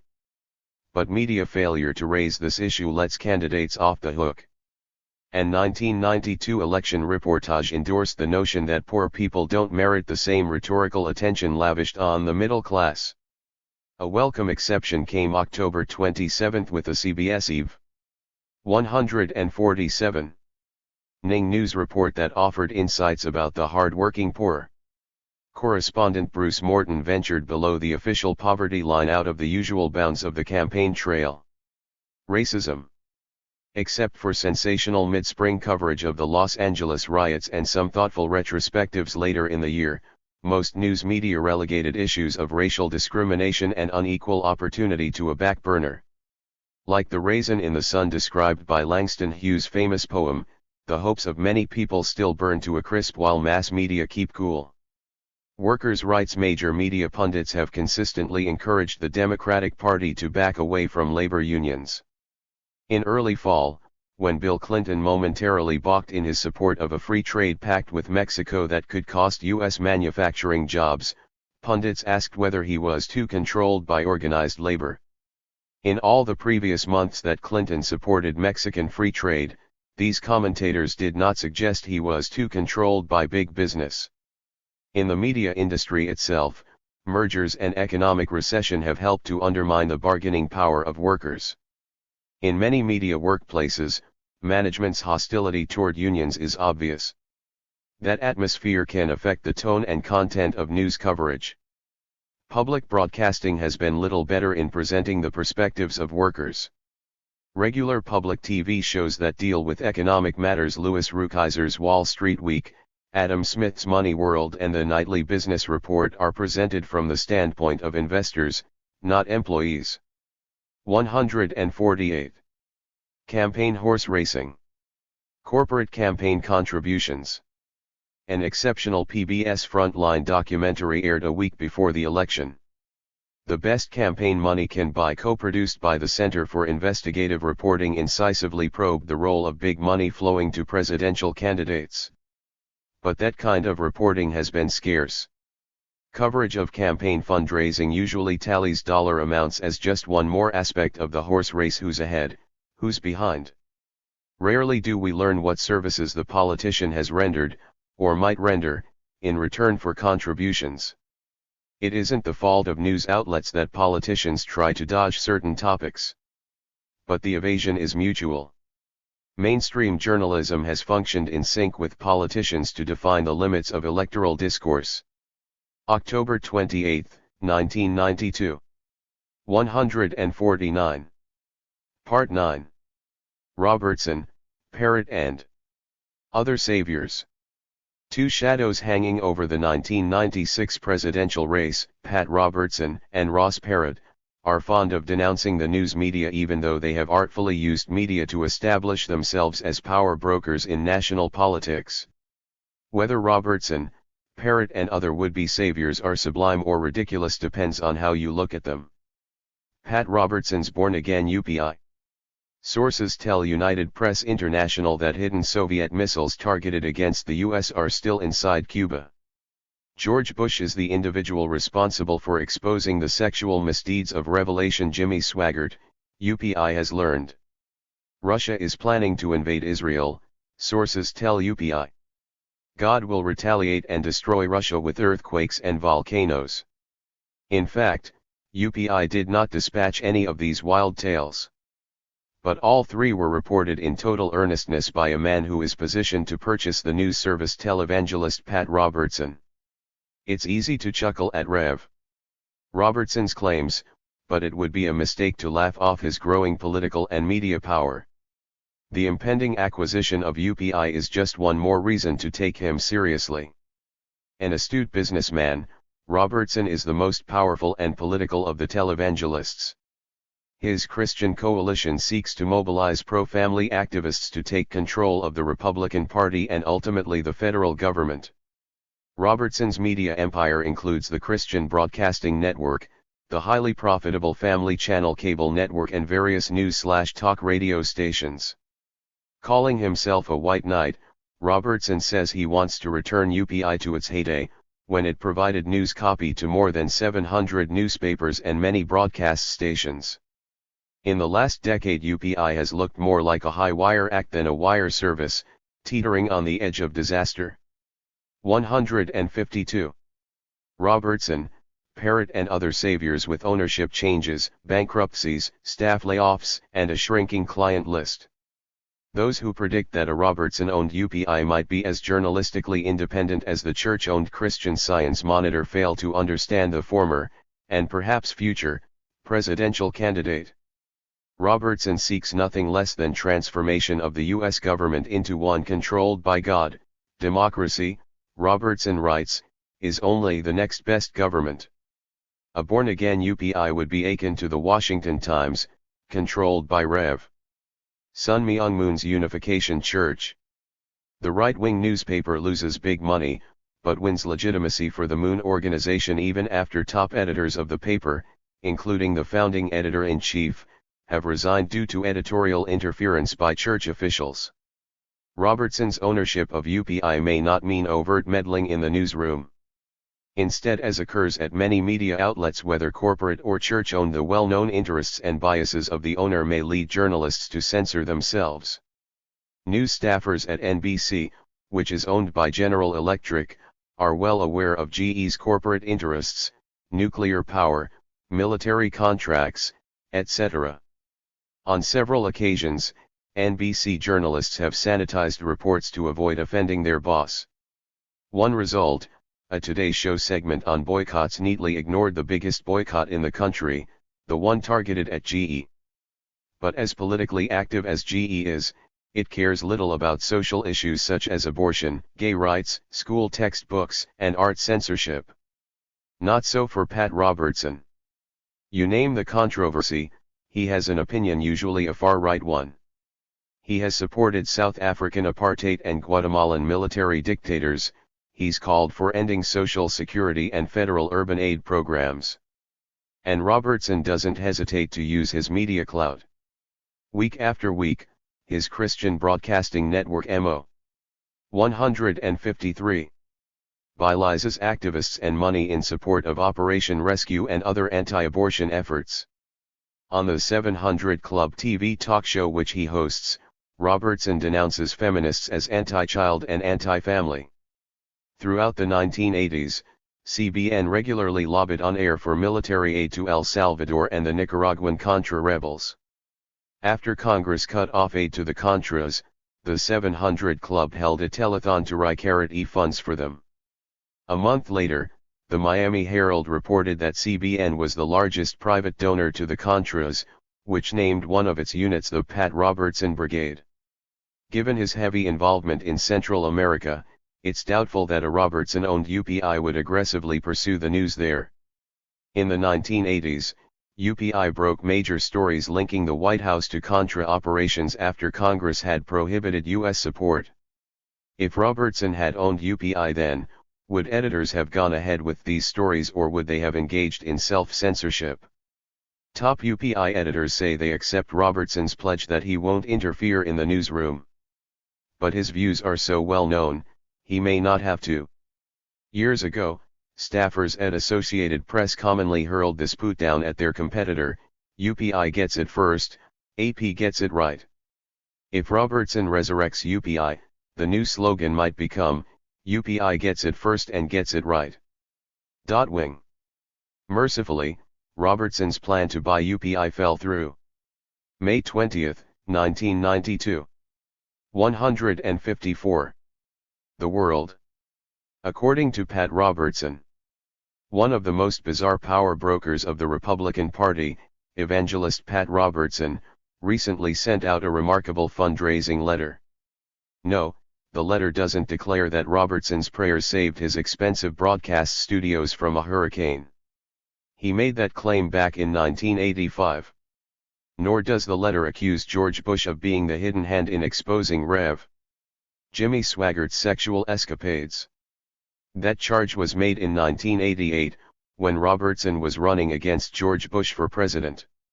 Now running very much with Bush, Robertson is the key figure rallying fundamentalist Christians behind the Bush quail ticket. The recent letter is aimed at raising funds for the campaign opposing an equal rights amendment to Iowa's constitution. The measure, on the Iowa ballot in November, simply bars discrimination based on gender. Ah, if only things were so simple. Rev. Robertson, however, is blessed with the ability to see the bigger picture, the hidden feminist agenda. His letter spells out what the Equal Rights Amendment is really about. It is about a socialist, anti-family political movement that encourages women to leave their husbands, kill their children, practice witchcraft, destroy capitalism, and become lesbians. Wow! All that in one amendment to a state constitution. Since Robertson's explanation of the era uses about as many words as the whole Iowa amendment, a total of 27, we've decided to turn the tables on the politician preacher.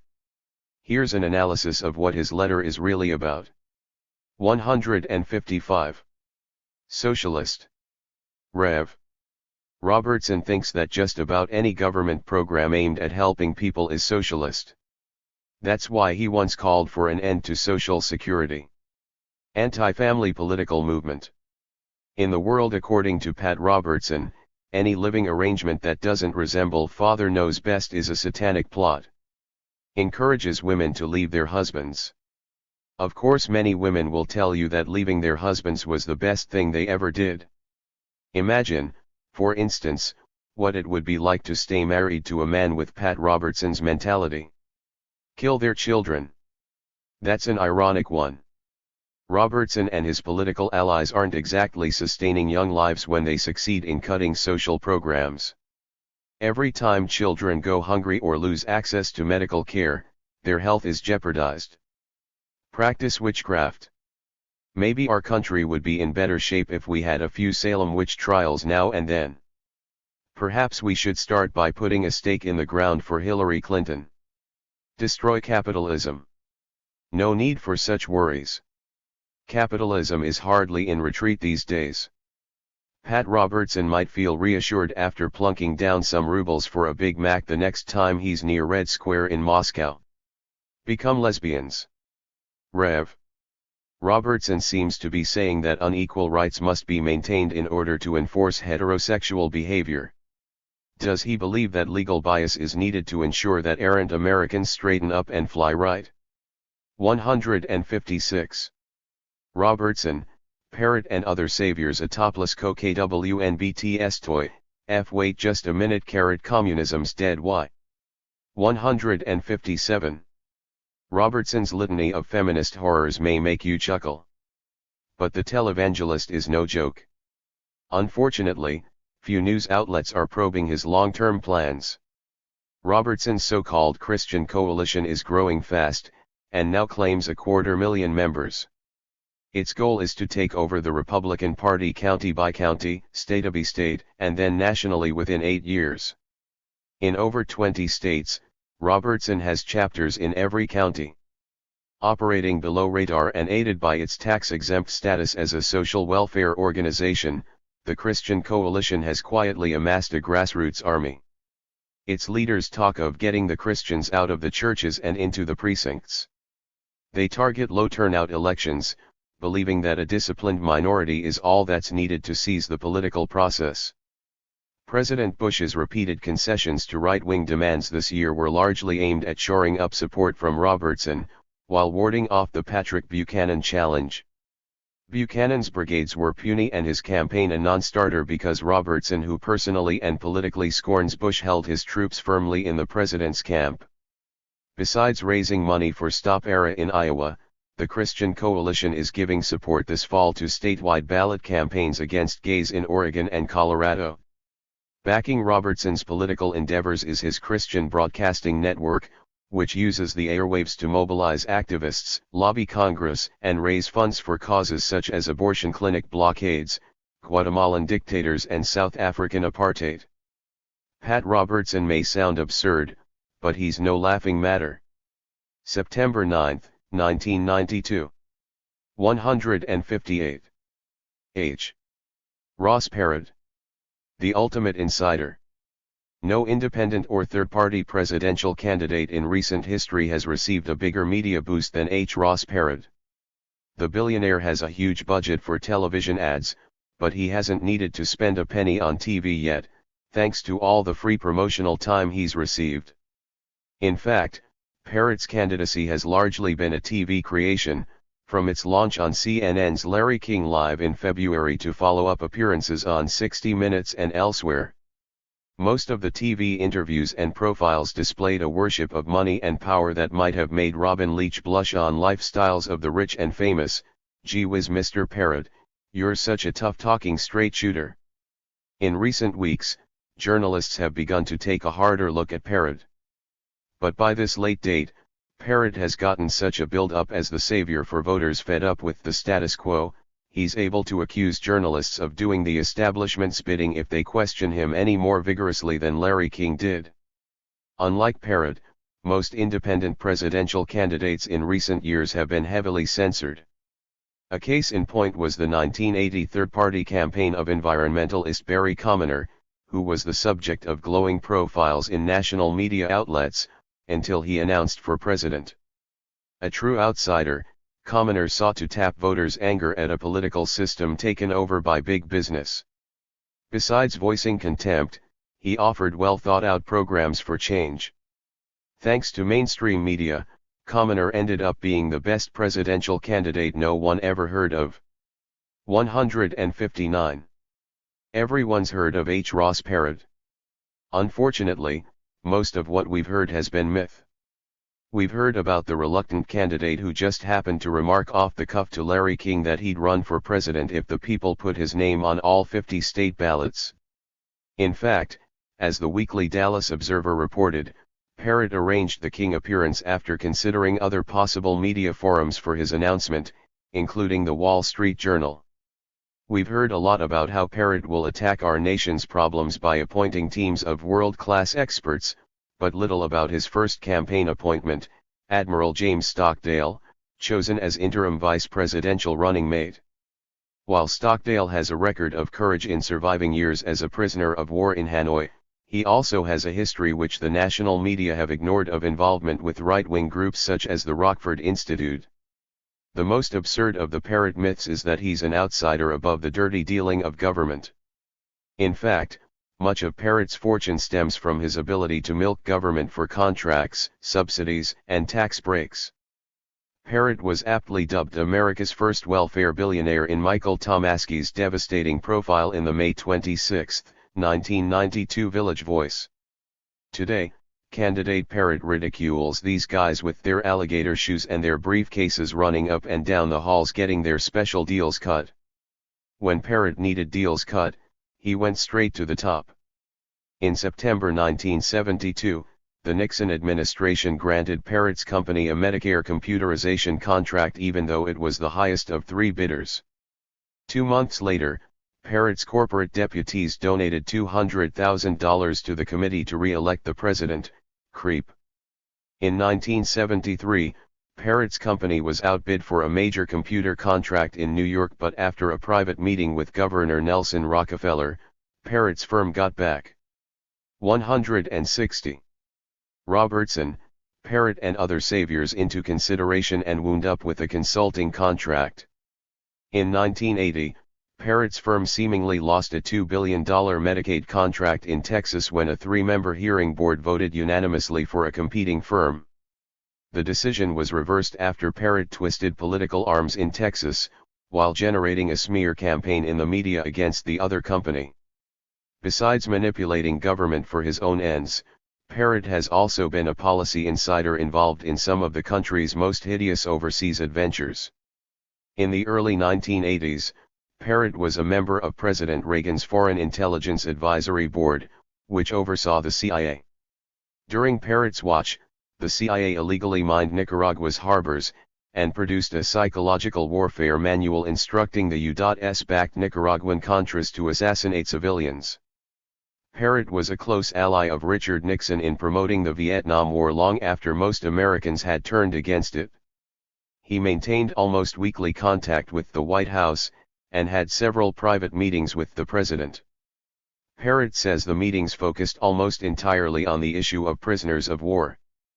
But Nixon administration memos tell a different story, that Parrot once offered to spend $50 million for a PR campaign in support of Nixon and the war, and offered another $10 million to establish a pro-Nixon think tank.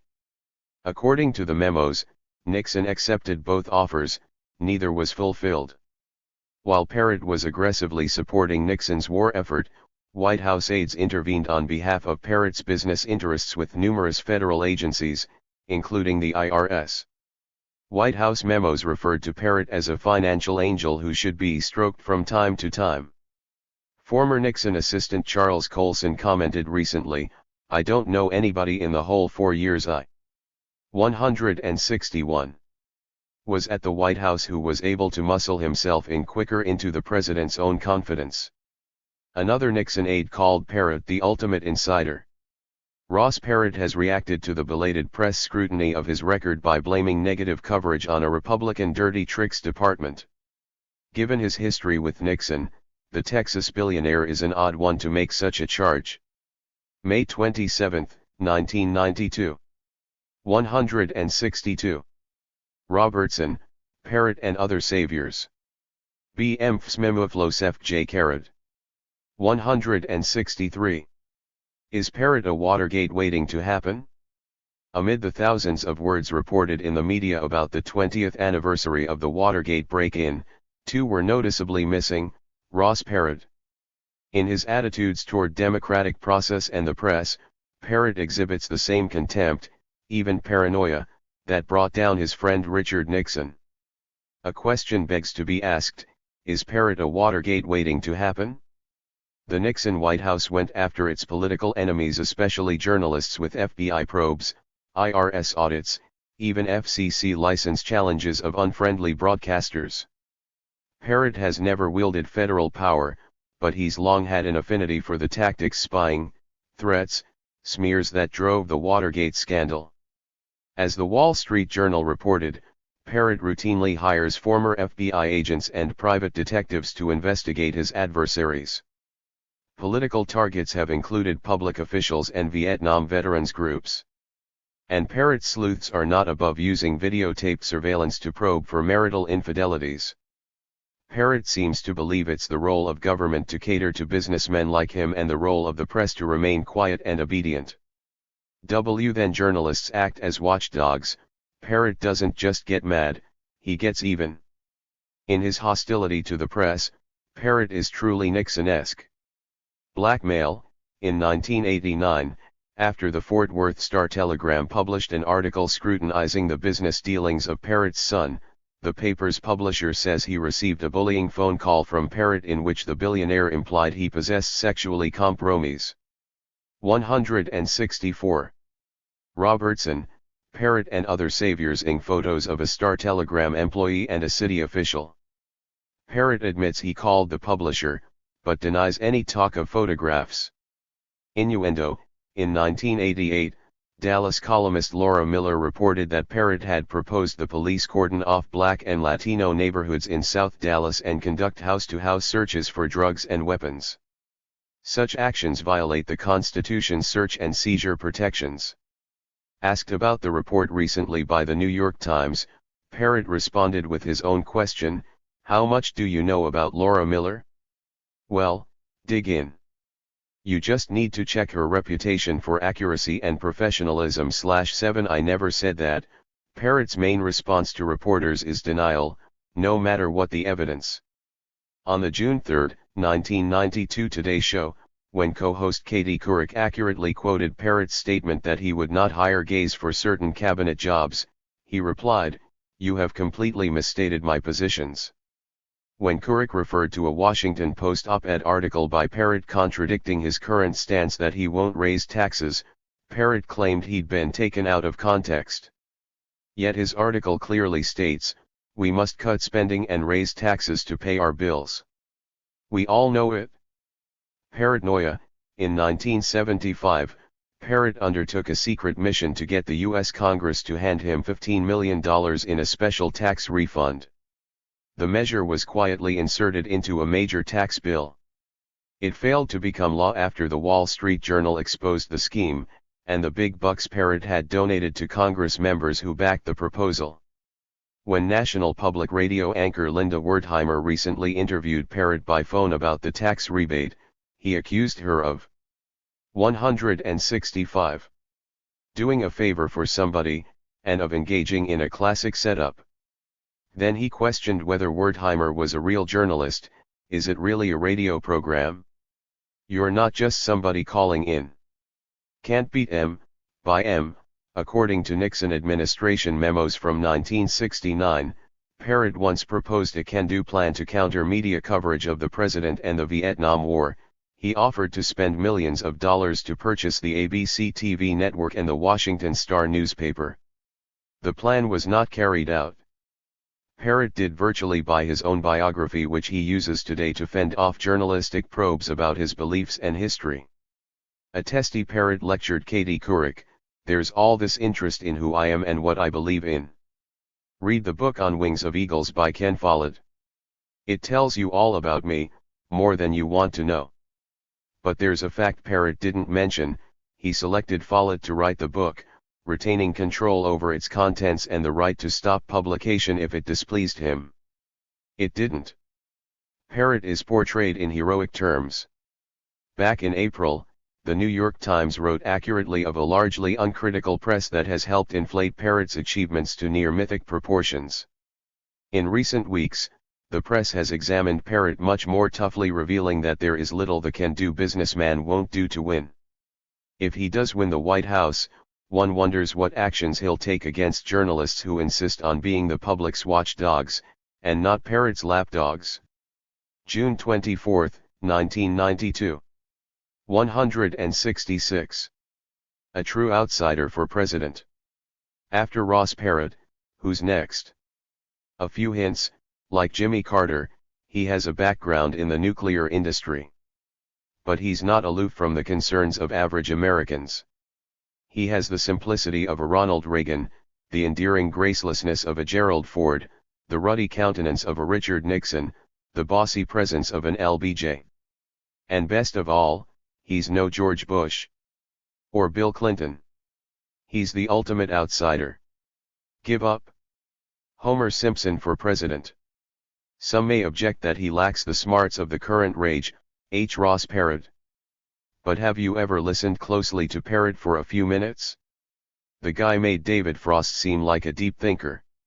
Anyway, who said making a couple of $1 billion is proof of brilliance?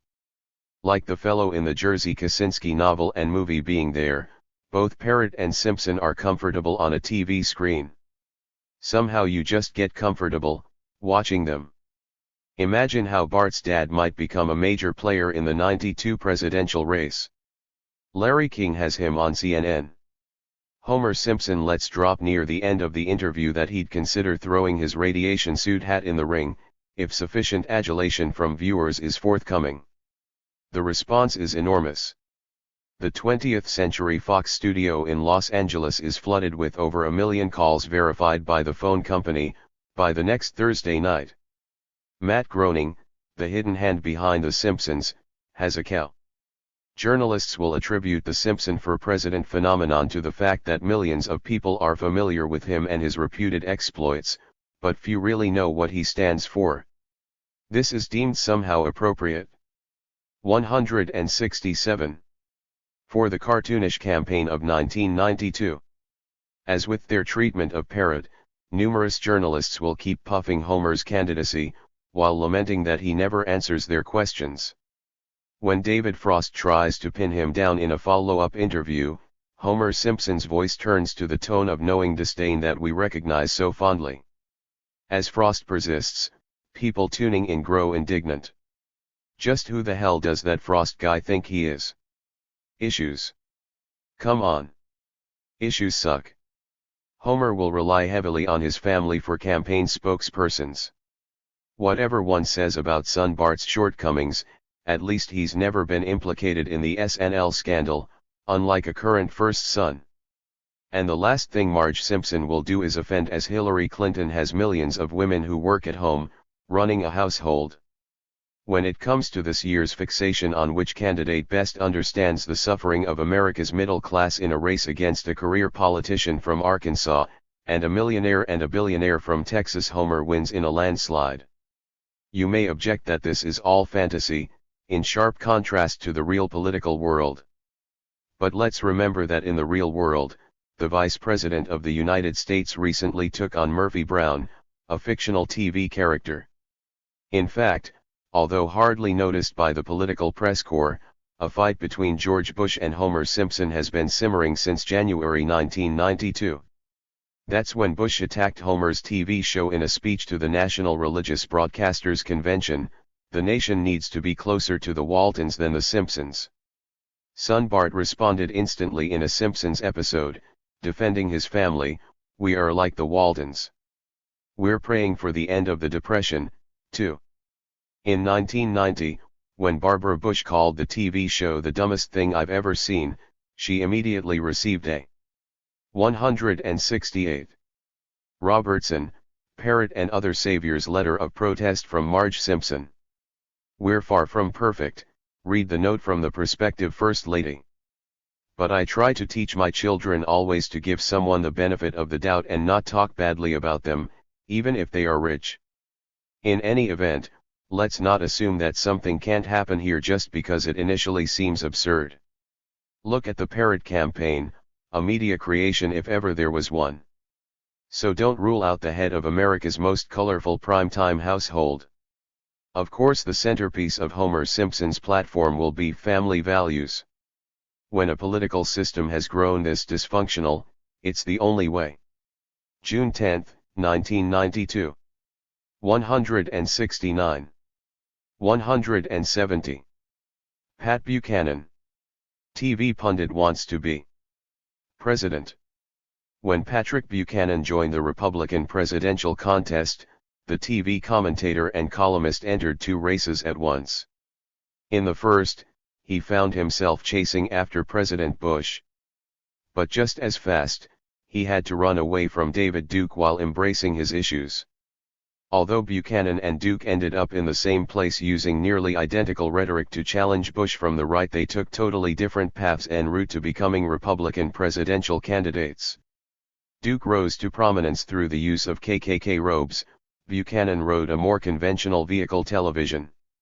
To the political press corps, Duke is outside the mainstream. By contrast, Buchanan is one of the boys. Among TV pundits, he's been the leader of the pack, the first to appear on national TV 7 days a week, as co-host of CNN's Crossfire / host of CNN's Capital Gang, and a regular member of the McLaughlin Group. Besides these recurring gigs, he's a frequent guest on such programs as ABC's Nightline and Good Morning America. Buchanan's TV colleagues responded to Pat's candidacy largely with good-natured jesting. Pundits speak of Buchanan as a swell guy, not a Duke-like threat to liberties or racial groups. I'm very fond of him, Jack Gurmand, a very civil, even a very kind, man. Al Hunt, a really nice guy, actually, a sweet person. Fred Barnes.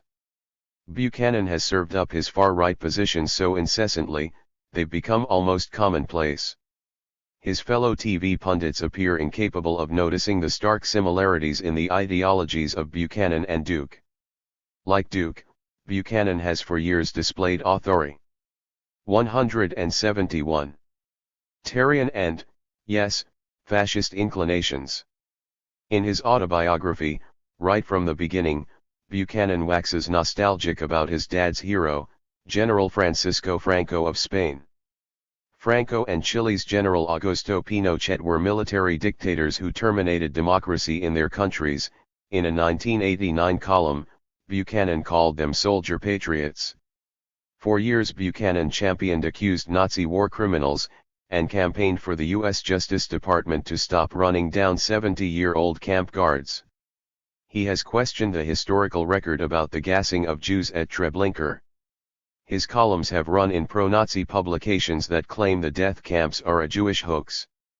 In a bizarre 1977 column, Buchanan said that despite Hitler's anti-Semitic and genocidal tendencies, he was also an individual of great courage. Hitler's success was not based on his extraordinary gifts alone. His genius was an intuitive sense of the mushiness, the character flaws, the weakness masquerading as morality that was in the hearts of the statesmen who stood in his path. While an aide to President Reagan in 1985, Buchanan was credited with scripting the chilling words the president used to defend his visit to the Bitburg Cemetery, where dozens of Nazi SS troops were buried. The German soldiers were victims just as surely as the victims in the concentration camps.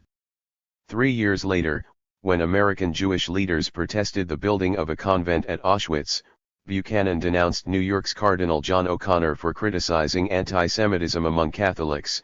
If U.S. Jewry takes the clucking appeasement of the Catholic cardinalate as indicative of our submission, it is mistaken. The commentator-turned-campaigner doesn't just have a Jewish problem. Like Duke, he has a black problem as well, having opposed every civil rights law and court decision for the past 30 years. And Buchanan has a Martin Luther King obsession. When he was an editorial writer at the St. Louis Globe-Democrat in the 1960s, Buchanan took FBI memos smearing King. 172.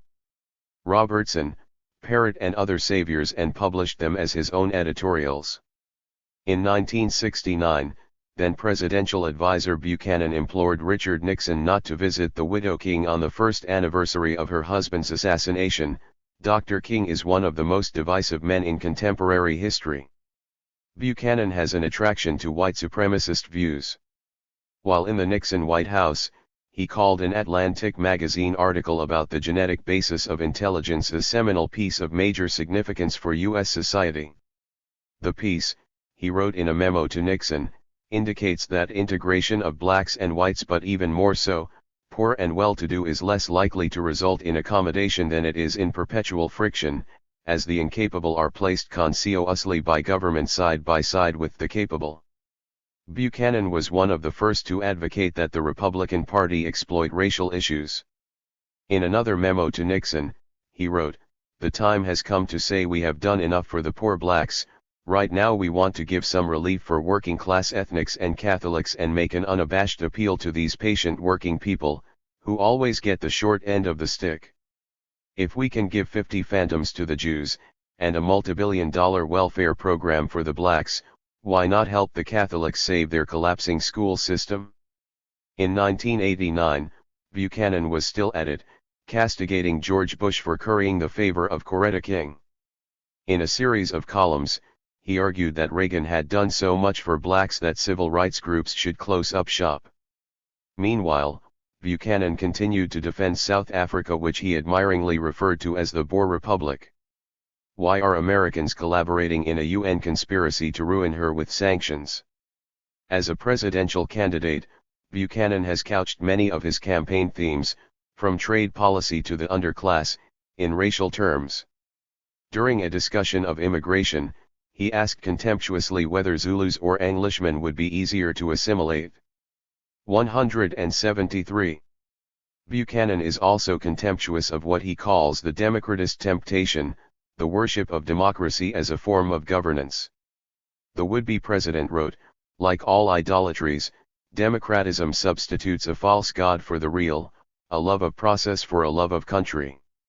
He has written disparagingly of the one-man, one-vote Earl Warren system.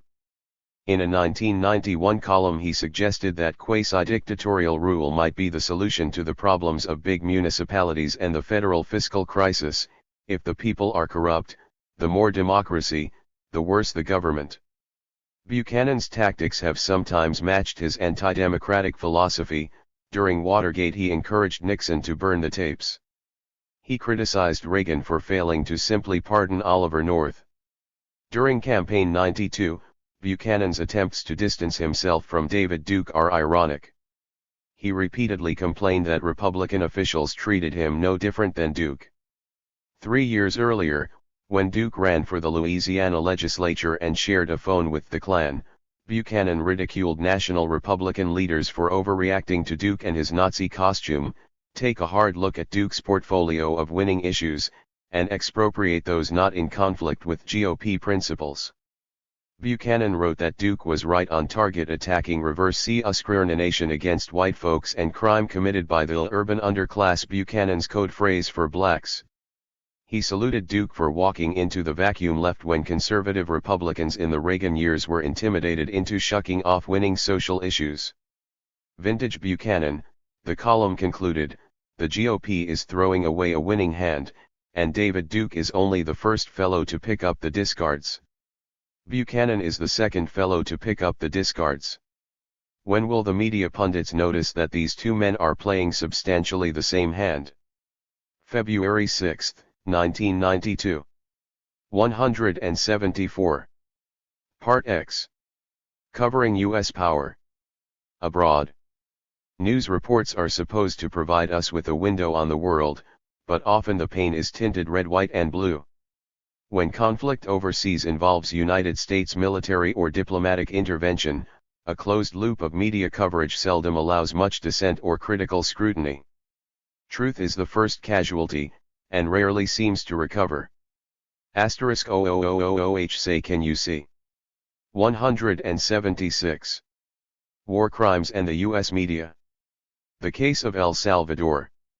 When it comes to the actions of foes like Saddam Hussein, or the savage war in the former Yugoslavia, the phrase war crimes is frequently invoked by U.S. mass media.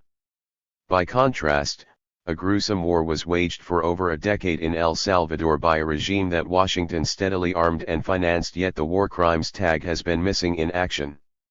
The war ended in 1991, after the United Nations helped negotiate a truce between the government and El Salvador's FMLN revolutionary movement.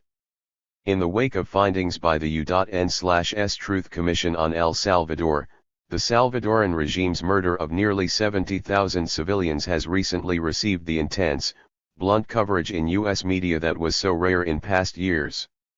Here's a tiny bit of the ugly history. In March 1980, Archbishop Oscar Romero was assassinated on orders of Roberto Dogwison, a U.S. trained military officer who founded the Arena Party that still rules the country. In December 1980, 4 U.S. church women working with the poor in El Salvador were abducted, sexually abused, and murdered by Salvadoran National Guardsmen. The abduction was ordered by military superiors.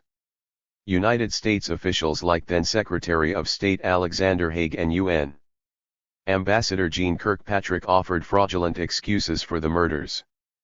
Throughout the decade, the Salvadoran government assassinated students, clergy, peasants, and union organizers. Most military commanders were involved in atrocities, and most were trained by the U.S. 177. In November 1989, 6 priests and their 2 housekeepers were executed on the grounds of the Jesuit University by members of the elite, U.S. trained at La Salle Battalion on orders of Salvadoran military leaders. Parallel to the bloody history of sustained war crimes was a history of cowardice and cover-up on the part of various U.S. media. News coverage of El Salvador was often shaped to conform more with Washington lies than with reports from human rights experts and journalists in the field.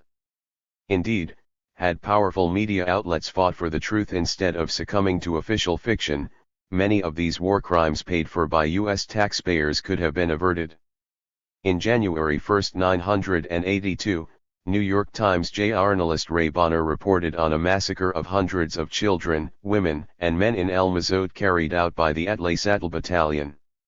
After Washington denied there'd been a massacre and the Reagan administration launched a smear campaign against Bonner, the Times pulled him out of El Salvador.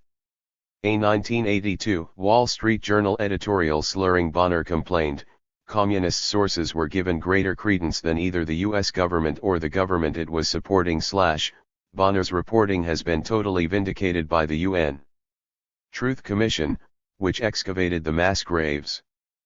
But the cowardly removal of Bonner by Times executives in 1982 sent a powerful message to mainstream US journalists who stayed behind in El Salvador: reporting the facts when they conflict with Washington can cost you your job. In February 1988, New York Times correspondent James Lemoyne, who had taken over Bonner's old 178 covering U.S. Power Abroad beat, wrote a vivid account of an El Salvador atrocity: the public execution of 2 peasants by FMLN guerrillas. But the event never occurred. It had been invented by a Salvadoran army propaganda officer and placed in a right-wing San Salvador newspaper which Lemoyne read and reported as fact. It took 6 months of petitioning before the Times would even acknowledge the error. Throughout the 1980s, news reports in U.S. media regularly used euphemisms to describe El Salvador. The government was referred to as a democracy or a fledgling democracy. 7 military leaders who assassinated priests were termed moderates. Reporters spoke of a civil war that has claimed 70,000 lives when they knew from briefings at the San Salvador Archdiocese Human Rights Office that over 90% of the dead were not battle casualties, but civilians killed by government security forces and allied death squads. In deference to Washington, news accounts referred to human rights abuses on both sides when evidence showed them running about 30-1 toward the government. In June 1989, while dozens of U.S. reporters trekked through San Salvador alongside visiting Vice President Dan Quayle, Salvadoran labor leader José Mazariego was abducted and tortured in another part of the city by military police. Although Mazariego's torture, he flew to Washington a week later and showed his wounds to members of Congress, was thoroughly reported in some papers, including Newsday. It was not mentioned in the New York Times. Until Dan Quayle wrote a guest column a month later, dismissing the crime as the brief detention and alleged mistreatment of a pro-FMLN union leader. 179. One of the most important places to debate U.S. policy is the Washington Post op-ed page. During the 1980s there was no room on that page for the respected America's Watch organization, which scrutinized human rights abuses in El Salvador and other U.S.-backed countries. Post editors deemed America's Watch too biased but published several articles by Helsinki Watch, its sister group that scrutinized abuses in Soviet-backed countries. The only time America's Watch appeared prominently on the Washington Post op-ed page during the decade was when Gene Kirkpatrick, a regular Post columnist, savaged the group. Some members of Congress are hoping to launch a truth commission to investigate what White House officials knew about atrocities committed by their Salvadoran allies. What's also needed is a commission of journalists to probe the reasons why national media outlets in the United States failed to blow the whistle on a terrorist regime financed by U.S. taxpayers. April 14, 1993. 180. Covering U.S. power abroad. Photographic bias. Newsweek editors chose these 2 photos: El Salvador's huggable right-wing leader Alfredo Cristiani, juxtaposed with a victim of left-wing violence to accompany its article, The Return of the Right, March 29, 89. The article's bias mirrored the photos. Newsweek called Cristiani, head of a death squad allied party, the pleasant, Democratic candidate, while warning that an American pullout would almost surely result in a Marxist victory. In 1993, the UN Truth Commission blamed the U.S.-backed Salvadoran government for committing nearly all of the atrocities against civilians. 181. Best liar in a supporting role. If you watched the 1993 Oscar presentations, you saw the award for Best Documentary Feature go to The Panama Deception. It's a powerful movie exposing that much of what the Pentagon and national media told us about the U.S. invasion of Panama was false. One of the movie's stars appears and reappears throughout the documentary to offer the Pentagon line on the invasion. He tells us that few Panamanian civilians were killed, that there were no mass graves, that keeping reporters from the invasion was purely unintentional. Each of these claims is quickly debunked by eyewitnesses and other film documentation. The Pentagon spokesman with the forked tongue was Pete Williams, who later became famous for his PR role in Desert Storm. Oscar Day was a big one in the life of Pete Williams, but not because of his part in an Academy Award-winning film. That same day, he had something different to celebrate. He began his job as NBC TV's newest national correspondent. Working out of NBC's Washington bureau, Williams will be a general assignment news reporter. As the Pentagon's chief spokesperson for years, Williams specialized in peddling falsehoods and half-truths to reporters and the public about the Panama invasion and the Gulf War. He was a key player in orchestrating the censorship of news coverage of the U.S. military overseas, including the practice of herding journalists into press pools that could be kept away from the action. In John R. MacArthur's definitive book Second Front, Censorship and Propaganda in the Gulf War, Pete Williams is the commander of Operation Desert Muzzle. Williams is shown to be almost allergic to the truth, an individual who routinely deceived reporters about how much access they'd be granted and about what was happening on the 182 covering U.S. power abroad ground.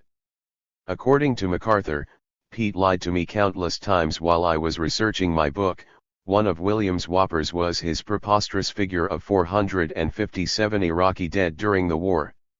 With his years of success in thwarting freedom of the press, Williams might seem an odd choice to become a network TV journalist protecting the public's right to know. A reporter's mission, after all, should be ferreting out official deceptions and cover UPS. But given that his new employer is NBC, it's actually a fitting choice. That network was a willing partner of Pete Williams during the Gulf War, more engaged in cheerleading for the Pentagon than journalism for the public. During the war, NBC anchor Tom Brokaw questioned whether reporters had a right to cover the return of dead soldiers, asking, "Do you think that's in the best interest of the U.S.?" When a British journalist tried to report on the war independent of the Pentagon's press pool that Williams had helped establish, NBC correspondent Brad Willis informed on the reporter to the U.S. Marines.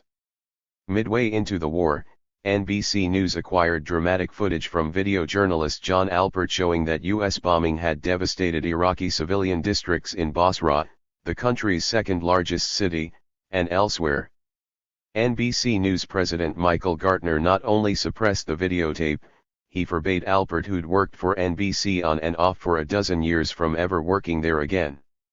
Throughout the war, correspondents for NBC, and other networks, expressed reverence for U.S. weapons. While one NBC reporter referred to the Iraqi Scud as an evil weapon, another described a U.S. missile as accurate to within a few feet, even after acknowledging that one of those accurate weapons had just struck a housing compound. Repeating erroneous information put out by Williams and the Pentagon, Tom Brokaw hailed the Patriot in ACU 183 rightly as the missile that put the Iraqi Scud in its place. What Brokaw didn't report is that NBC's owner, General Electric, produces parts for the Patriot and dozens of other weapons used against Iraq. In fact, GE made a financial killing in the war. So Pete Williams should feel quite at home at NBC. He's jumped from one end of the military/industrial/media complex to the other. Ever since General Electric took over NBC in the mid-1980s, it has been eliminating seasoned journalists in an effort to save money. Perhaps NBC News should take the final cost-cutting step, replace all its journalists with government publicists, and simply report as gospel the press releases that come spitting out of the Pentagon and other official agencies. Note, one of the authors of this column, Jeff Cohen, appears briefly as a media critic in The Panama Deception. March 31, 1993. 184. Covering U.S. power abroad. GE power in the Persian Gulf. 185. When dying children aren't newsworthy. 2 years ago, On January 16, 1991, the United States launched the first missiles of the Persian Gulf War. Since then we've heard little about Iraqi children, who have been dying in large numbers. Rather than examining the deadly aftermath of the war, U.S. media outlets have much preferred to reiterate the need for retribution against Saddam Hussein. As the headline over a New York Times editorial declared last July, "Time to punish Hussein again." One of the enduring media myths of the Gulf War is the idea that wars are fought not against countries, but against individual rulers. The endless repetition of punish Saddam themes has served to obscure the impacts of the Gulf War on Iraqi civilians, and to justify the present embargo against Iraq. Yet Iraq's dictator has not suffered. Iraq's children have. A few months ago, the New England Journal of Medicine September 24, 1992 published a study which concluded that the Gulf War and trade sanctions caused a threefold increase in mortality among Iraqi children under 5 years of age. We estimate that in excess of more than 46,900 children died between January and August 1991. The researchers refuted the Pentagon's favorite distortion. During the Gulf War, it was suggested that by using high-precision weapons with strategic targets, the Allied forces were producing only limited damage to the civilian population. The results of our study contradict this claim and confirm that the casualties of war extend far beyond those caused directly by warfare. Such information is not new. In the spring and fall of 1991, a pair of task forces composed of Harvard study team physicians and other scientists reported that Child 186 covering U.S. power abroadhood mortality had soared after bombing destroyed much of Iraq's infrastructure. The country faced lethal shortages of food, electricity, sewage treatment, potable water, and basic health care. Another independent group, the U.S.-based Physicians for Human Rights, warned in summer 1991 that Iraq's hospitals are overwhelmed with children under 5 who are severely ill from cholera, typhoid, infectious hepatitis, dysentery, and other diarrheal diseases. These reports have drawn only fleeting media coverage in the United States. Meanwhile, there has been no shortage of heart-wrenching journalism about the brutal suppression of Kurds by the Baghdad government. The New York Times Magazine, for example, featured the subject in its first cover story of 1993, "Iraq Accused, a Case of Genocide." In contrast, U.S. news media rarely even mention the Iraqi children who continue to die largely because of the Gulf War and sanctions still in place against Iraq. A rare exception appeared sort of in the New York Times recently. A December 27, 1992 news story provided graphic details about health effects of the war and embargo, including eyewitness accounts of post-war Iraq from U.S. physicians in the Medicine for Peace organization. However, the newspaper published the 1,443-word article only in its Long Island edition. The vast majority of Times readers did not see the unusual article, which quoted Dr. Michael Viola, director of oncology at University Hospital at Stony Brook on Long Island, denouncing the current United Nations embargo against Iraq. Although Americans have been told that the embargo exempts medical supplies and that the lack of supplies may be caused by the militaries diverting them from the public, the article reported, Dr. Viola flatly disputed the claim. Along with the International Red Cross and UNICEF, we follow the shipments coming in of the medicines. 187. And supplies/7, he said. We found that only 5% of the need is coming into the country. The fact remains that because of this situation many children have died and more continue to die.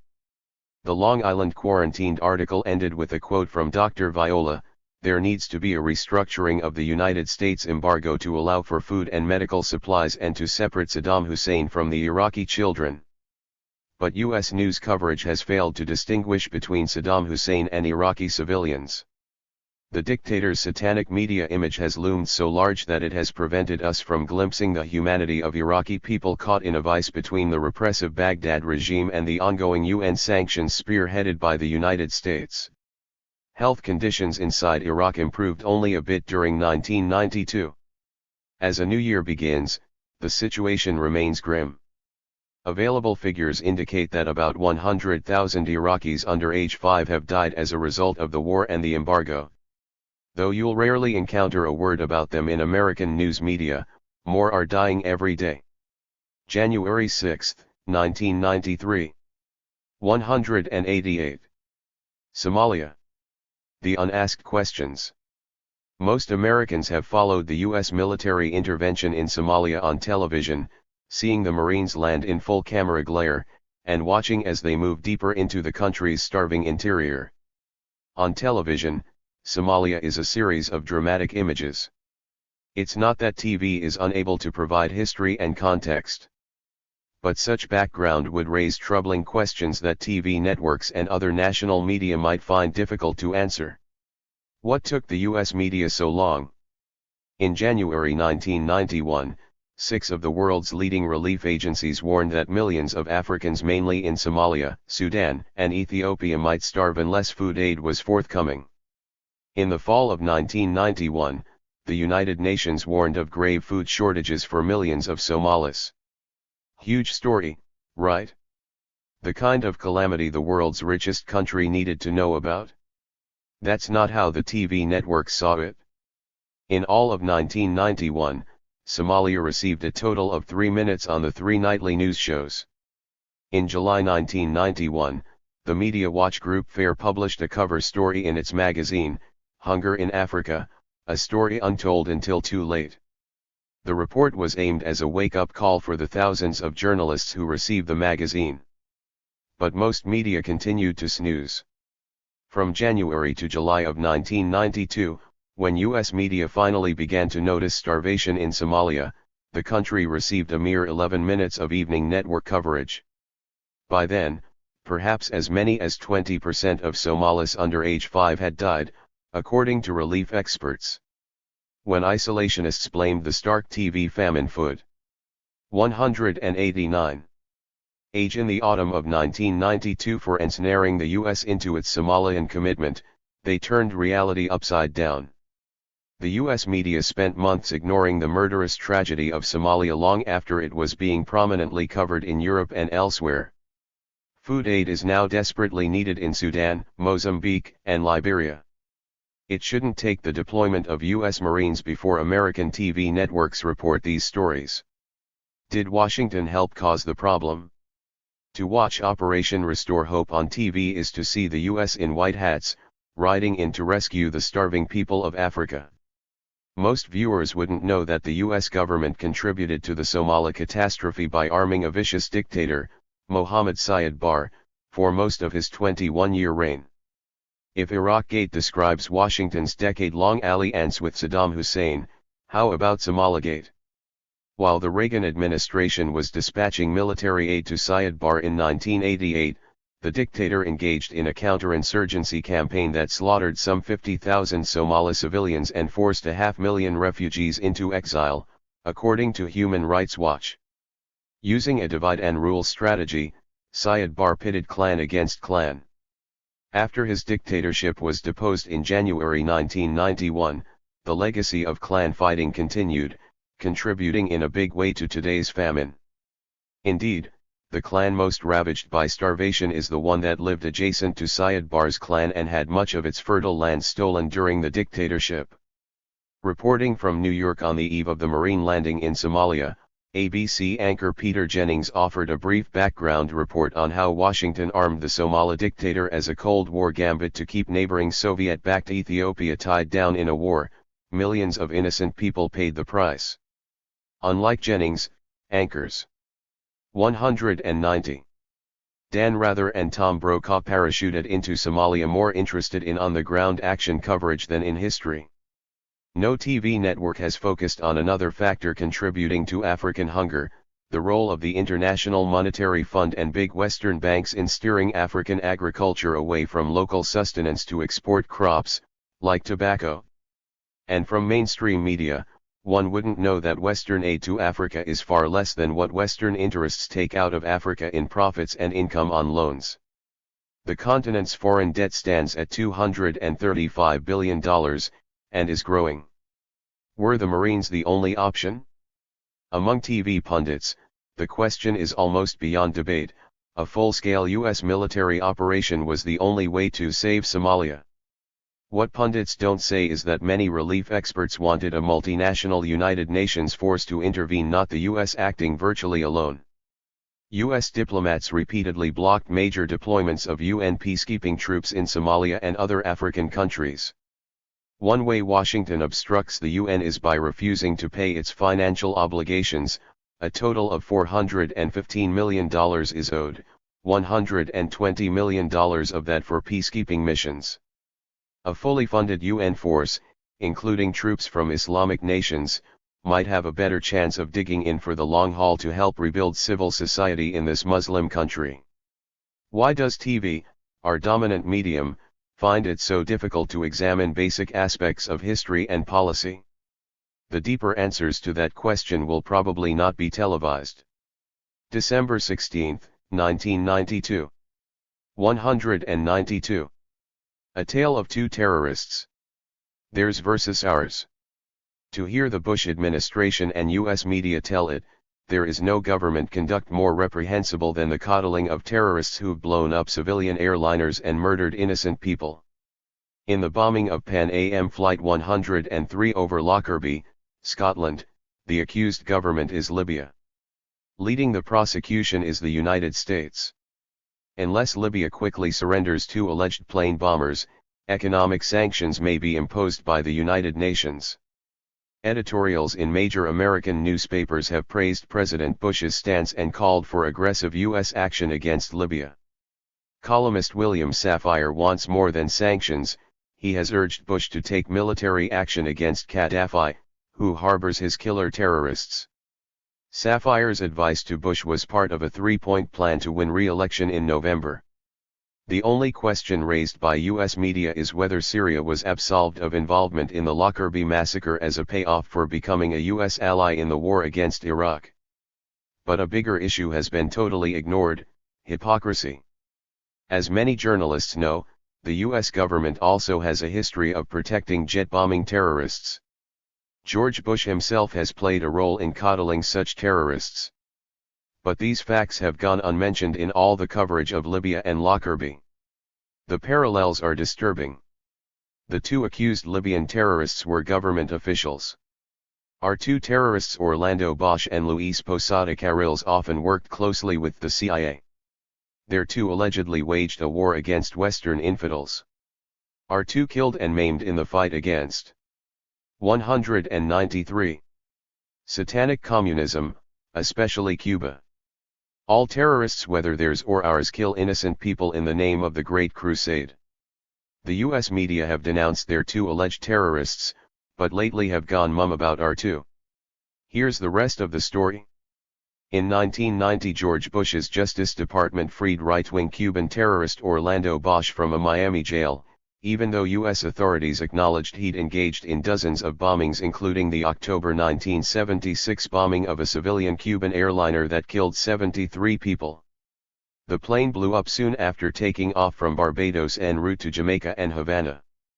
Bosch was freed after intense lobbying aimed at the White House by prominent Florida Republicans, including Senator Connie Mack, Representative Ileana Ros Lehtinen, and the president's son Jeb Bush. The U.S. has steadfastly refused to turn Bosch over to Cuba for trial. Bosch has a long history of violence.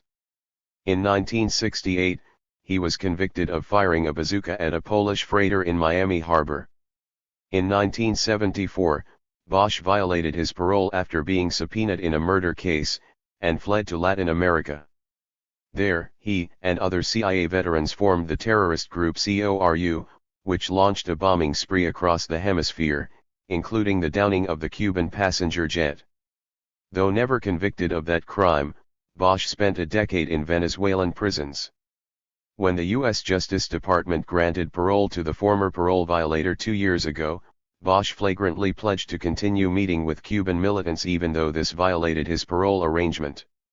Lately, extremist Cubans aren't restricting their violence to foreign planes, boats, and embassies. They've targeted the homes of Cuban Americans who they feel are too soft on Castro. Bosch's partner in crime was Luis Posada, who worked for the CIA for years in the 1960s. Posada was trained in explosives by the CIA, and along with Bosch. 194.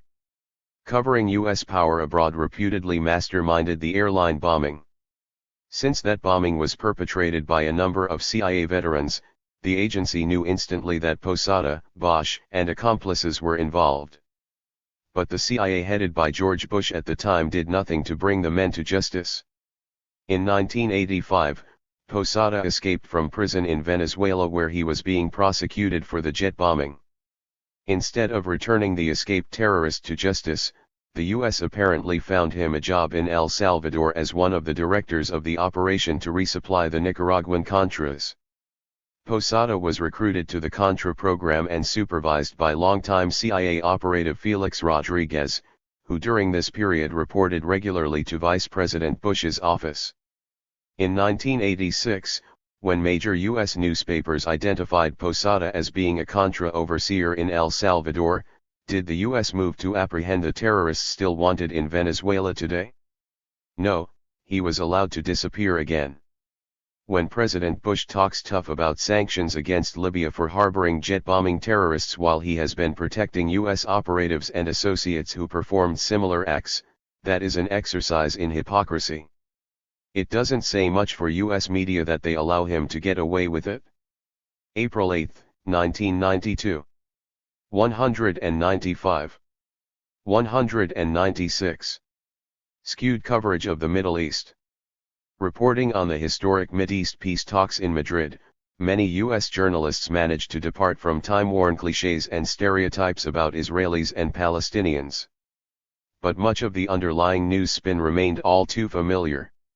The current media script may not cast Israeli leaders as beleaguered heroes of the Middle East drama, but U.S. officials are still the white-hat paragons of virtue.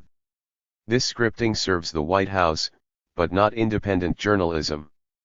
Repeatedly portrayed as honest brokers, President Bush and Secretary of State James Baker came off as above the fray in Madrid, anguished parents beseeching fractious children to listen to reason and settle their quarrels peacefully. USA Today echoed many other credulous pagany headlines. Bush urges Mideast balance. Countless news stories explain that Bush spoke as a peacemaker. Mr. Bush sought to strike a balance in his address, New York Times, in a measured speech, USA Today. Yet Bush's speech did not urge Israel to trade land for peace, a concept embodied in UN resolutions which the president himself cited as the basis for negotiations. Nor did Bush criticize Israeli expansion of settlements in the West Bank. Casting the U.S. government as a benevolent arbitrator or innocent bystander amounts to PR flackery for the White House. And it well serves the Israeli government, which continues to receive vital subsidies from Uncle Sam even while complaining that his loyalty is wavering. The myth of American neutrality in the Israeli-Palestinian conflict requires downplaying the U.S. government's massive aid pipeline to Israel, $1 billion every few 197 months, which went virtually unmentioned amid the millions of words from Madrid that came off American presses and transmitters. A Wall Street Journal front page was typical in mentioning only housing loan guarantees for Israel, delayed by Bush, as the ultimate U.S. lever over Israel. However, with enormous largesse from American tax dollars continually subsidizing Israel as it occupies the West Bank and Gaza Strip, the U.S. government has an option which U.S. news media refuse to acknowledge: a cut-off of aid to the occupiers. With the Madrid conference over, most Palestinians living in the occupied territories cannot hope to match the image of Palestinian spokeswoman Hanan Ashrawi, described by New York Newsday as having clipped English, stylishly short hair and an impish smile, in pointed contrast to the PLO chief, the gesticulating and bug-eyed Yasser Arafat, with his 5 o'clock shadow, military costume and black and white headdress. Ashrawi's manners may play well in New York and Peoria, but perhaps we should get used to the idea that Palestinians who dress and speak differently are also worth listening to. One expert apparently worth listening to is Martin Indyk, director of the Washington Institute for Near East Policy, closely tied to the pro-Israel lobby. Indyk, profusely praising Baker, was the only Mideast analyst quoted in the New York Times edition wrapping up coverage from Madrid. CNN presented him as one of its regular and purportedly independent experts during the Madrid conference. In 1993, Indyk went on to become a special assistant to President Clinton and senior director for Near East and South Asian affairs of the National Security Council. Way before Madrid, the TV networks had made a star out of Benjamin Netanyahu, the telegenic and combative deputy foreign minister who is Israel's answer to Elliott Abrams, the former State Department official who pled guilty to lying to Congress under oath. Like Abrams, the 198th. Covering U.S. power abroad. More he's off, factually, the more he's on TV. When Israeli police killed 17 Palestinians at Jerusalem's Al-Aqsa Mosque in October 1990, Netanyahu led a disinformation blitz asserting that the Palestinians were killed after they'd rioted and pelted Jewish worshippers from above the Wailing Wall with huge stones. At the time, Netanyahu's fable dominated much of the U.S. media. Later, even the official Israeli inquiry debunked Netanyahu's account and blamed police for starting the clash. Netanyahu and other Israeli officials have reason to be pleased that U.S. media so often accept their mapping of the region. The McNeil/Lehrer NewsHour, for example, presented an October 29, 1991 report in which Jim Lehrer matter-of-factly referred to the security zone in southern Lebanon. Projected behind him was a map with the south of Lebanon only marked Israeli security zone, without quotation marks. News maps in the New York Times have rendered the 400-square-mile Israeli occupation of southern Lebanon invisible.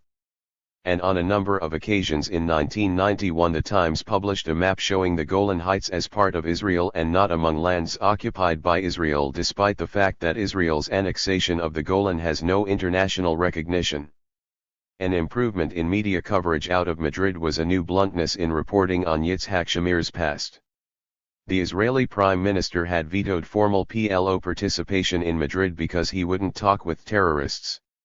Some press outlets abandoned their usual euphemisms and mentioned that during the 1940s Shamir had been active in Jewish terrorist organizations such as the Irgun, and its most extreme faction, the Stern Gang, which assassinated British officials and others. At the Madrid conference, Netanyahu and Shamir gained a lot of media attention when they said that certain Arab leaders sided with Hitler in World War II. The 199 charge is true. But news reports hardly mention the fact that Shamir was a leading figure in the Stern Gang when it sent communiques to Hitler applauding his totalitarian principles and proposing an alliance with the Third Reich against the British. Meanwhile, in an era when America's mass media and government officials herald democratic changes in Eastern Europe, and independence achieved by Lithuanians, Estonians, and Latvians, there is no democratic imperative cited for Palestinians and no comparable use of the pro-democracy label for the Palestinian quest for self-determination. With the Klieg lights turned off in Madrid, U.S. news media are still hyping autonomy and limited self-rule as best for the Palestinian people.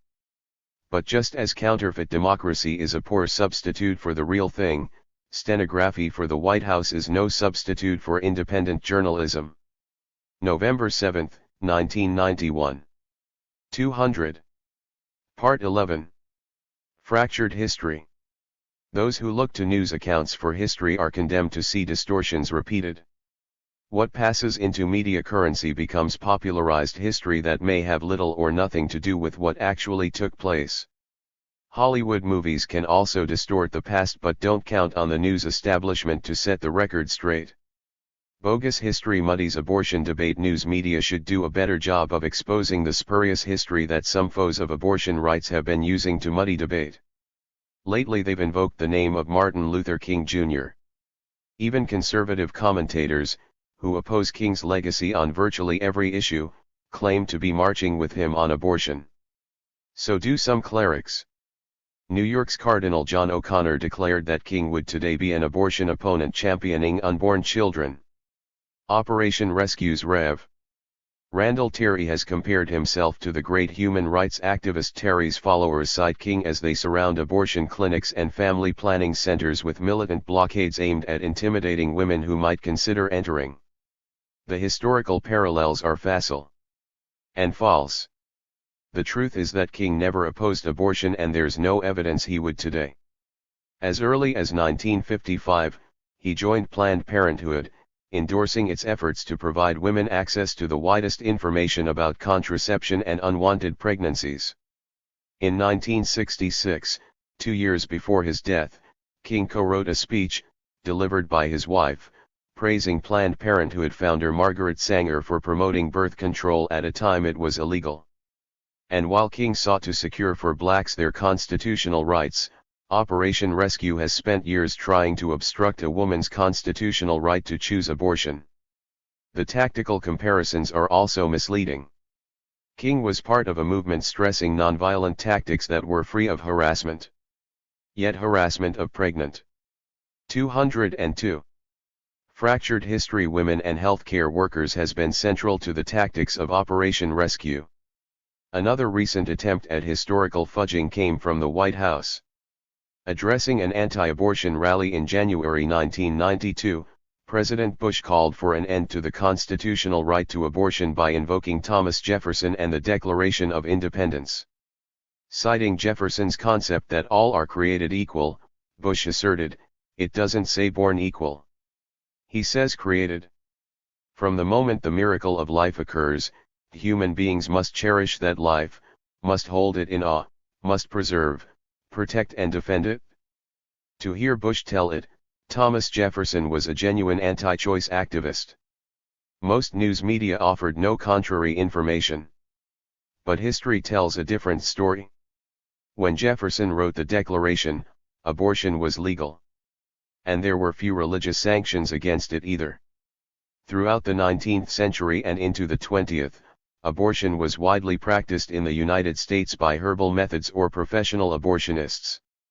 It's interesting to note that in the late 1800s, moves against abortion were led by the American Medical Association, which today supports choice, and were influenced by the Protestant establishment's bigotry against Catholics and fear of falling behind the birth rate of Catholic immigrants.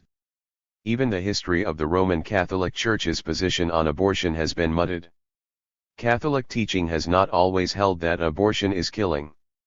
Before 1869, most Catholic theologians taught that the fetus did not become a human being with a soul until at least 40 days after conception, and in some cases later. Abortion before that time was not believed to involve the taking of human life. Recent NBC News/Wall Street Journal polls confirm that most Americans believe the choice on abortion should be left up to the woman and her doctor. The pro-choice view is even supported by most Republicans, 53%. 203. And most Catholics, 51%. Those who want abortion recriminalized look to scapegoats to explain how they lost the battle for public opinion. But it can't be blamed on biased news media. Both sides have been fully and clearly heard, or on being outspent by the opposition. Expenditures have been roughly even. The majority on abortion is represented by pro-choice advocates. If Martin Luther King were alive, he'd be marching with them. April 1, 1992. 204. Fractured history. Patricia Ireland, President of National Organization for Women, now. 205. The Martin Luther King you don't see on TV. It's become a TV ritual each year on Martin Luther King's birthday. The perfunctory network news reports about the slain civil rights leader. The remarkable thing about this annual review of King's life is that several years, his last years, are totally missing, as if flushed down a memory hole. What TV viewers see is a closed loop of familiar file footage: King battling desegregation in Birmingham, 1963, reciting his dream of racial harmony at the rally in Washington, 1963, marching for voting rights in Selma, Alabama, 1965, and finally, lying dead on the motel balcony in Memphis, 1968. An alert viewer might notice that the chronology jumps from 1965 to 1968. King didn't take a sabbatical at the end of his life. In fact, he was speaking and organizing as diligently as ever. Almost all of these speeches were filmed or taped. But they're not shown today on TV. Why? It's because national news media have never come to terms with what Martin Luther King Jr. stood for during his final years. In the early 1960s, when King focused his challenge on legalized racial discrimination in the South, most major media were his allies. Network TV and national publications graphically showed the police dogs and bullwhips and cattle prods used against Southern blacks who sought the right to vote or to eat at a public lunch counter. But after passage of civil rights laws in the mid-1960s, King began challenging the nation's fundamental priorities. This was the uppity Martin Luther King scorned by many media. Today, instead of providing the full story, network television offers us an edited for TV character that Jesse. 206. Fractured history. Jackson has dubbed the harmless dreamer / the real Martin Luther King spent the last years of his life taking on the Washington establishment. King maintained that civil rights laws were empty without human rights, including economic rights. For people too poor to eat at a restaurant or afford a decent home, King said, anti-discrimination laws were hollow. He saw the violent upheavals in the ghettos of the North and West as calls for a national effort to eradicate poverty. Noting that most Americans below the poverty line were white, King's approach to issues evolved from a racial to a class perspective. He decried the huge income gaps between rich and poor, and called for radical changes in the structure of our society to redistribute wealth and power. True compassion, King declared, is more than flinging a coin to a beggar. It comes to see that an edifice which produces beggars needs restructuring. By 1967, King had also become the country's most prominent opponent of the Vietnam War, and a staunch critic of overall U.S. foreign policy, which he deemed militaristic. In his Beyond Vietnam speech delivered at New York's Riverside Church on April 4, 1967, a year to the day before he was murdered, King called the United States the greatest purveyor of violence in the world today. From Vietnam to South Africa to Latin America, King said, the U.S. was on the wrong side of a world revolution. King questioned our alliance with the landed gentry of Latin America, and asked why the U.S. was suppressing revolutions of the shirtless and barefoot people in the Third World, instead of supporting them.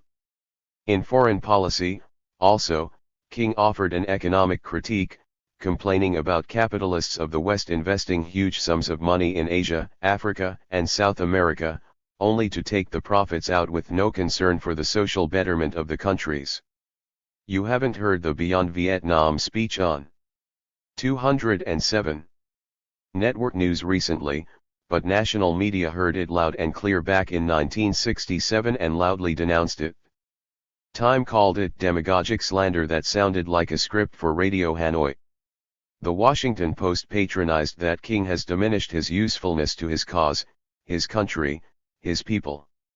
Life magazine questioned King's right to dissent when he connects progress and civil rights here with a proposal that amounts to abject surrender in Vietnam, and suggests that youths become conscientious objectors. In King's view, the Vietnam War was diverting billions of tax dollars from U.S. cities and the poor. The war on poverty is being defeated on the battlefields of Vietnam. But his efforts to link the anti-war and civil rights movements rankled the so-called liberal media. The New York Times lectured that Vietnam and racism were distinct and separate issues. Merging the two did a disservice to both and led to deeper confusion. In his last months, King was organizing the most militant project of his life, the Poor People's Campaign. He crisscrossed the country to assemble a multiracial army of the poor that would descend on Washington, engaging in civil disobedience at the Capitol, if need be, until Congress enacted a Poor People's Bill of Rights. Reader's Digest warned of an insurrection. King's Economic Bill of Rights called for massive government jobs programs to rebuild America's cities. He said that while integrating lunch counters cost the national budget no money, ending poverty would cost billions. King felt militant action was needed to jar a Congress that demonstrated its hostility to the poor, appropriating military funds with alacrity and generosity, but providing poverty funds with miserliness. King's efforts on behalf of the poor people's mobilization were cut short by an assassin's bullet. In the quarter century since then, the federal government has never committed itself to ending poverty. 208. Fractured history. Remember, since the TV networks won't emphasize it, that 1993 marks the 25th anniversary of the Poor People's Campaign. Remember, too, that when King embarked upon that campaign, his main foes were not right-wing Republicans or Southern racists but a White House and Congress controlled by Democrats. And a media establishment that found King too uppity. January 13, 1993. 209. Malcolm X and Spike Lee versus the news media. What would Malcolm X say if he could see his name on 1,000 theater marquees, hear TV anchors praising him as a hero, and behold his image on national magazine covers and a million t-shirts? One suspects the black revolutionary would have a sardonic comment, like, "This is America's way of saying thank God he's dead." It's ironic that Malcolm X, who evolved from a petty hoodlum to a great moral leader and inspired thousands of activists in the 1960s, would become a media star. During the last months of his life, well after he'd abandoned the Nation of Islam and its anti-white demonology, Malcolm was quite the media critic. He condemned biased coverage of Africa, and of crime and police misconduct in the black community here at home. He accused the media of being publicists for so-called responsible Negro leaders, while portraying him and his allies as irrational, hateful extremists. 2 months before he was assassinated at Harlem's Audubon Ballroom, Malcolm addressed a black audience there about the media's influence. "The press is so powerful in its image-making role, it can make a criminal look like he's the victim and make the victim look like he's the criminal. If you aren't careful, the newspapers will have you hating the people who are being oppressed and loving the people who are doing the oppressing." In his autobiography, compiled by Alex Haley, Malcolm spoke of how the press, when it wants to, can twist and slant. "If I had said Mary had a little lamb, what probably would have appeared was Malcolm X lampoons Mary. Today's Hollywood hero was a media villain when he." 210. Fractured history died in 1965.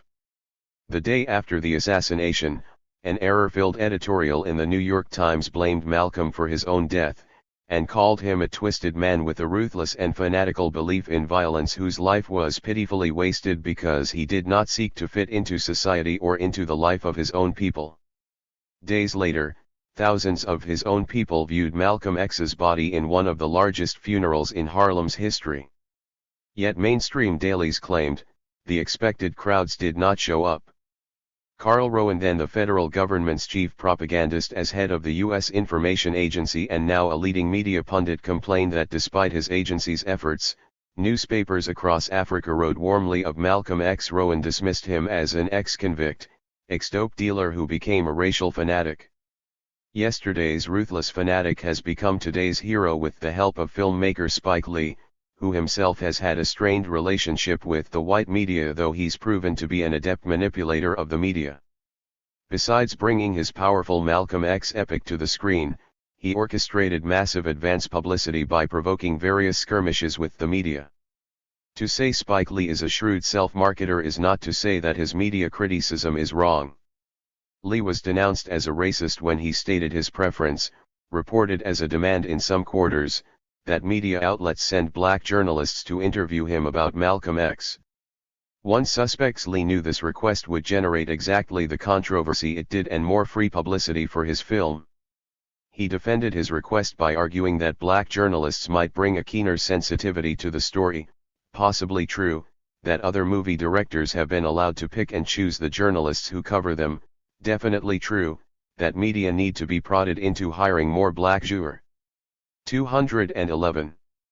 Journalists, most definitely true, and finally, that white journalists repeatedly ask questions and file stories that subject Lee to double standards. Lee said his request for African American journalists was aimed at exposing that blacks comprise only 4.8% of daily newspaper staffs nationwide. There is historic precedent for Lee's request. In the 1930s, Eleanor Roosevelt's insistence that women cover her news conferences was her way of ensuring that each news outlet in Washington had at least one female reporter. After a heavy sell from Lee's camp and an internal staff debate, Premiere magazine did assign an African American to cover Malcolm X. That debate also led Premiere to hire a black editor and a black staff writer. Lee's complaints about white journalists are as clear as black and white. Take the headline on Esquire's cover, "Spike Lee hates your cracker ass." Lee says he's never felt that way, never have, never will. He says he gets tired of hearing the kinds of questions, "Do you have any white friends? Are you putting your profits back into the community?" etc., which are not asked of white filmmakers. Are you going to make movies, Lee is asked by white reporters, that aren't about black people? He wonders how often Woody Allen gets asked why his movies, usually set in multiracial New York City, never feature black characters. Lee took a media hit for encouraging students to skip school if necessary to see Malcolm X, later toned down to a plea that schools assign students to see it. It's worthwhile to note, few media did, that Lee's school class was forced to see Gone with the Wind with its depiction of jolly house slaves. Spike Lee's hit film is a breakthrough in spreading the word about Malcolm X. But it is only a movie. As media critic Malcolm X warned in December 1964, never accept images that have been created for you by 212. Fractured history, someone else. It is always better to form the habit of learning how to see things for yourself. November 25, 1992. 213. The failed plot to kill JFK. The plot to kill JFK has failed. The Oliver Stone movie is alive and well, a box office smash, having grossed $24 million in its first 2 weeks. Despite an effort by powerful news media to destroy JFK in the eyes of the public, Americans are turning out in droves to see a movie the journalistic elite has assailed as paranoid and irresponsible. The anti-JFK bombardment began a full 7 months before the movie opened. Now that the American people have foiled the plot by making up their own minds about the movie, it gives us an opportunity to take a look at the anti-JFK plotters, who they are and why they acted. Why is easy to answer. The motive is clear. If national news media did not savage the Stone film as an irresponsible fantasy, then they'd have to explain their own 28-year history of often absurd defenses of the flawed Warren Commission inquiry and its finding that Lee Harvey Oswald acted alone. Indeed, the factual and artistic license taken by Oliver Stone in creating his movie often pales in comparison to the gross inaccuracies peddled in national news reports over the last 3 decades. Which brings us to the who question. The news outlets who have attacked JFK the most vociferously are usually the ones with the longest records of error and obstruction. Dan Rather. Right before the movie opened, CBS anchor Dan Rather asked of JFK, "Is it an outright rewrite of history?" The fact is that on the day after the assassination, as the CBS reporter covering JFK's trip to Dallas, Rather rewrote the most important piece of evidence in the case, the Zapruder film. The first journalist to view the 22nd film of the 214 fractured history assassination taken by Abraham Zapruder with his home movie camera, Rather reported to a national audience that the fatal headshot drove Kennedy violently forward. As viewers of JFK know, the Zapruder footage shows just the opposite. Kennedy's head is driven violently backward, suggesting the fatal shot had been fired from in front of JFK, from the grassy knoll area. But the government theory, announced within hours of the killing, had all shots fired by Oswald from JFK in the book depository. Dan Rather has explained his error as one made in a rushed state, after viewing the footage once without benefit of note-taking. Is it possible his ears were so attuned to what the government was saying about the crime that he couldn't see with his own eyes? In JFK, the reaction of Kennedy's head to the fatal shot is described as back and to the left, back and to the left. It wasn't Stone who was wildly wrong on this point. It was Rather, whose rise up the CBS ladder was aided by major reporting assignments on documentaries that did evidentiary somersaults in defense of the Warren Commission. Time Life, Inc.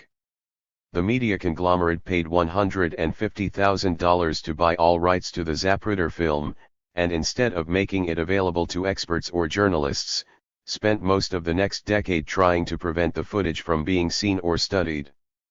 Although Stone has been accused of loading JFK with every conspiratorial innuendo, he didn't mention that Life publisher C.D. Jackson, who ordered the Zapruder film kept from public view, was a close CIA associate. While hoarding the Zapruder film, Life magazine repeatedly distorted what the footage showed.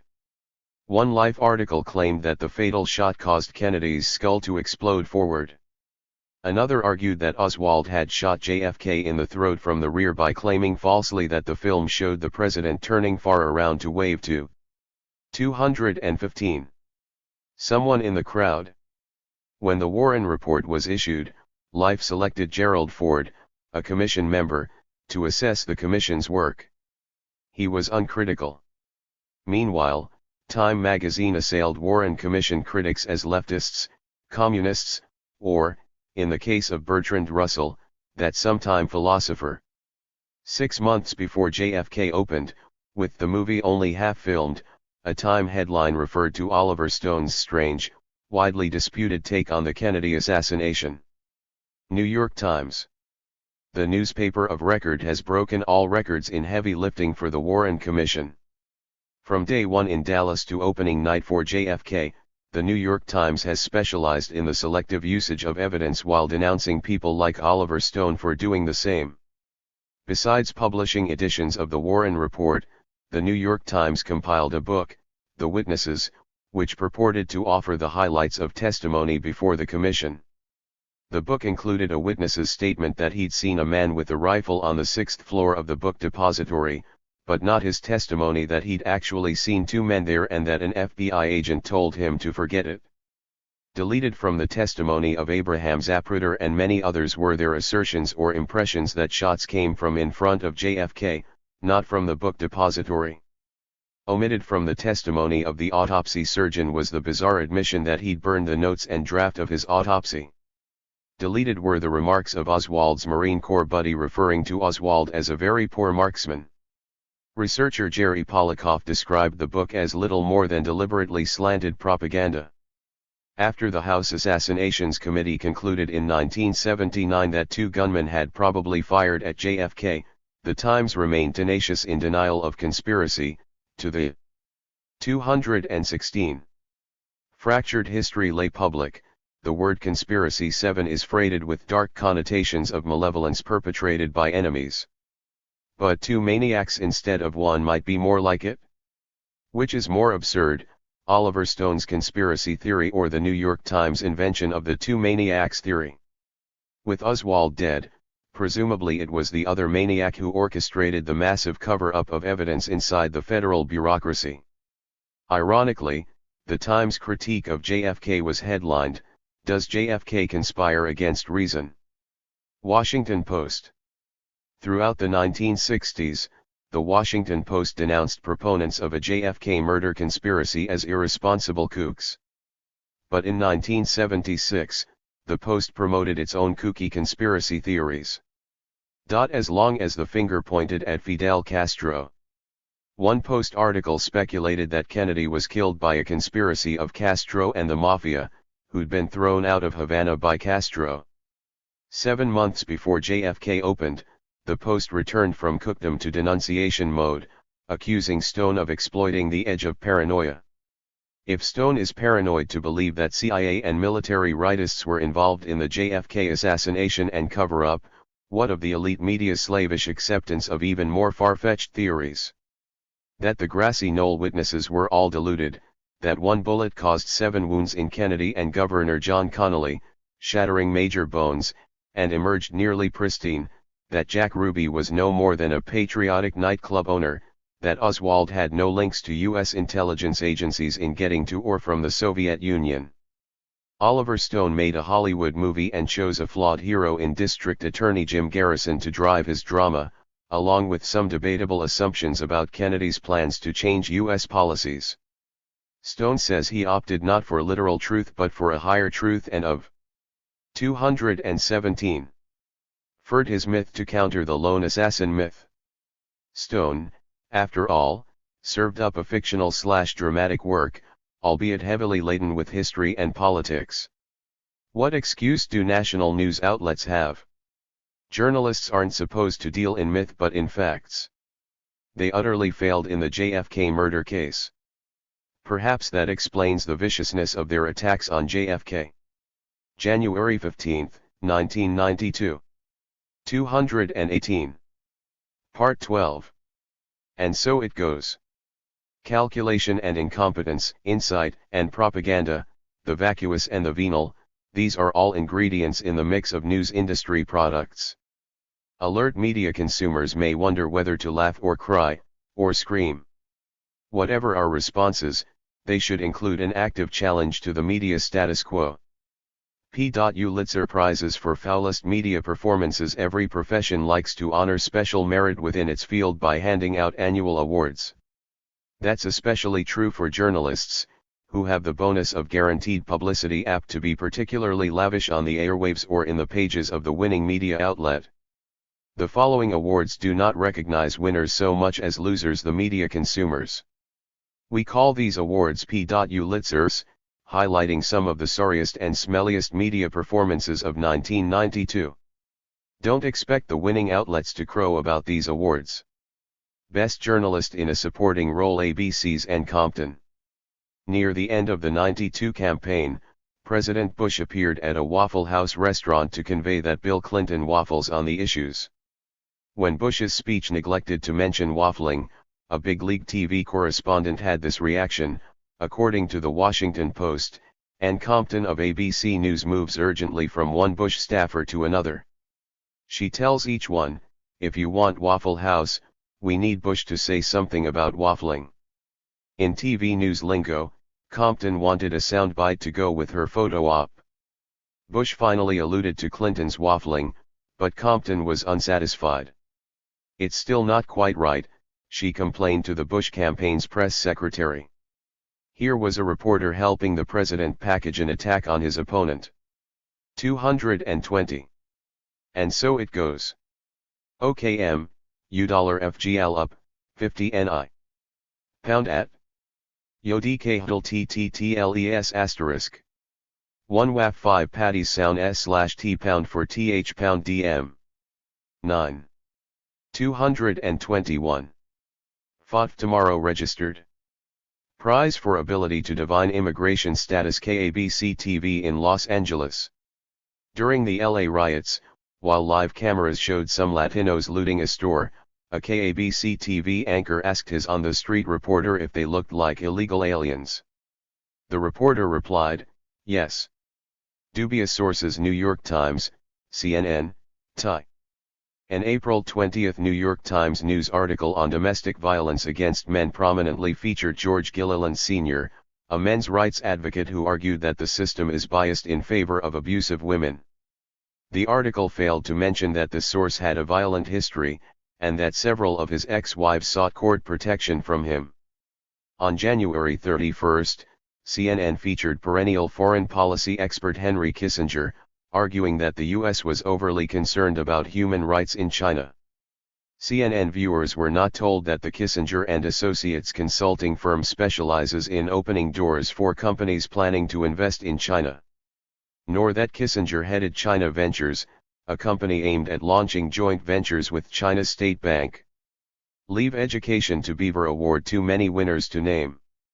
When the 1990 Children's Television Act passed, TV stations across the country rushed to comply with the law's requirement for educational programming, by explaining how their existing shows, such as Leave It to Beaver, The Flintstones, G.I. Joe, were in fact educational. One station cited a cartoon in which good doer Bucky fights off the evil toads, explaining that issues of social consciousness and responsibility are central themes of the program. Another station cited the educational 222. And so it goes value of Santa Claus is Coming to Town / which answers some of the mysteries, myths, and questions surrounding the legend of Santa Claus / in March 1993, the Federal Communications Commission finally indicated it would not accept the claims of TV broadcasters that cartoons featuring the likes of Fred and Wilma fit the educational bill. Quickest TV about-face since Gomer Pyle Rush Limbaugh. From his September 14 premiere until Election Day, Rush Limbaugh used his syndicated TV show in some of the most partisan broadcasts in television history for 22-minute monologues in support of President Bush's re-election. He regularly questioned the intelligence of anyone planning to vote for Clinton whose policies, Limbaugh said, would wreck the country. No sooner did Clinton win the election than Limbaugh reversed course, telling his TV audience to cheer up. Clinton, after all, had won because he enunciated solid conservative principles. Best commentary with class. Robert Novak, Mona Charan, and New York Times, THI. In the midst of a Democratic campaign that received more corporate backing than any in party history, the Democrats published a platform extolling free enterprise. We honor business as a noble endeavor. The platform was instantly critiqued on CNN as anti-capitalist by Robert Novak and as mildly socialist by Mona Charan.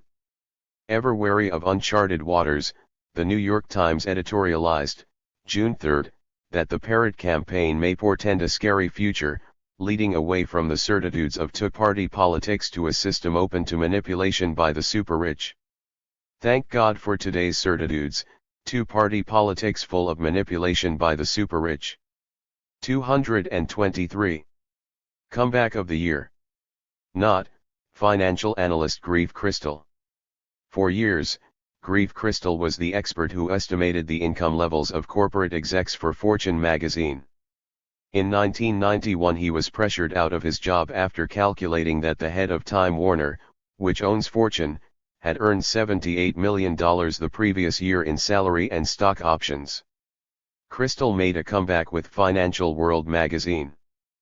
But he was fired this February after advertisers complained about Crystal's reporting on the exorbitant pay of their chief executives. You'll never review in this town again. Variety and Washingtonian, THI. Writing in Daily Variety, movie critic Joseph McBride attacked Paramount Pictures' $42 million political thriller, Patriot Games, as an expensive stiff that was mindless, morally repugnant, and ineptly directed. Days later, Paramount pulled its advertising from the publication. Variety editorial director Peter Bart also took action. He apologized in a letter to the studio, rewrote the offending review, and promised that McBride will not review any more Paramount films. Movie critic Pat Dowell quit her post at the Washingtonian after the magazine's editor spiked her positive mini-review of Oliver Stone's JFK, which linked official Washington to an assassination cover-up. Editor Jack Limpert defended the censorship in a letter to his former reviewer. My job is to protect the magazine's reputation, and it seemed to me that Stone's film went to the heart of what kind of city this is. Back to the closet. Award writer Sally Quinn.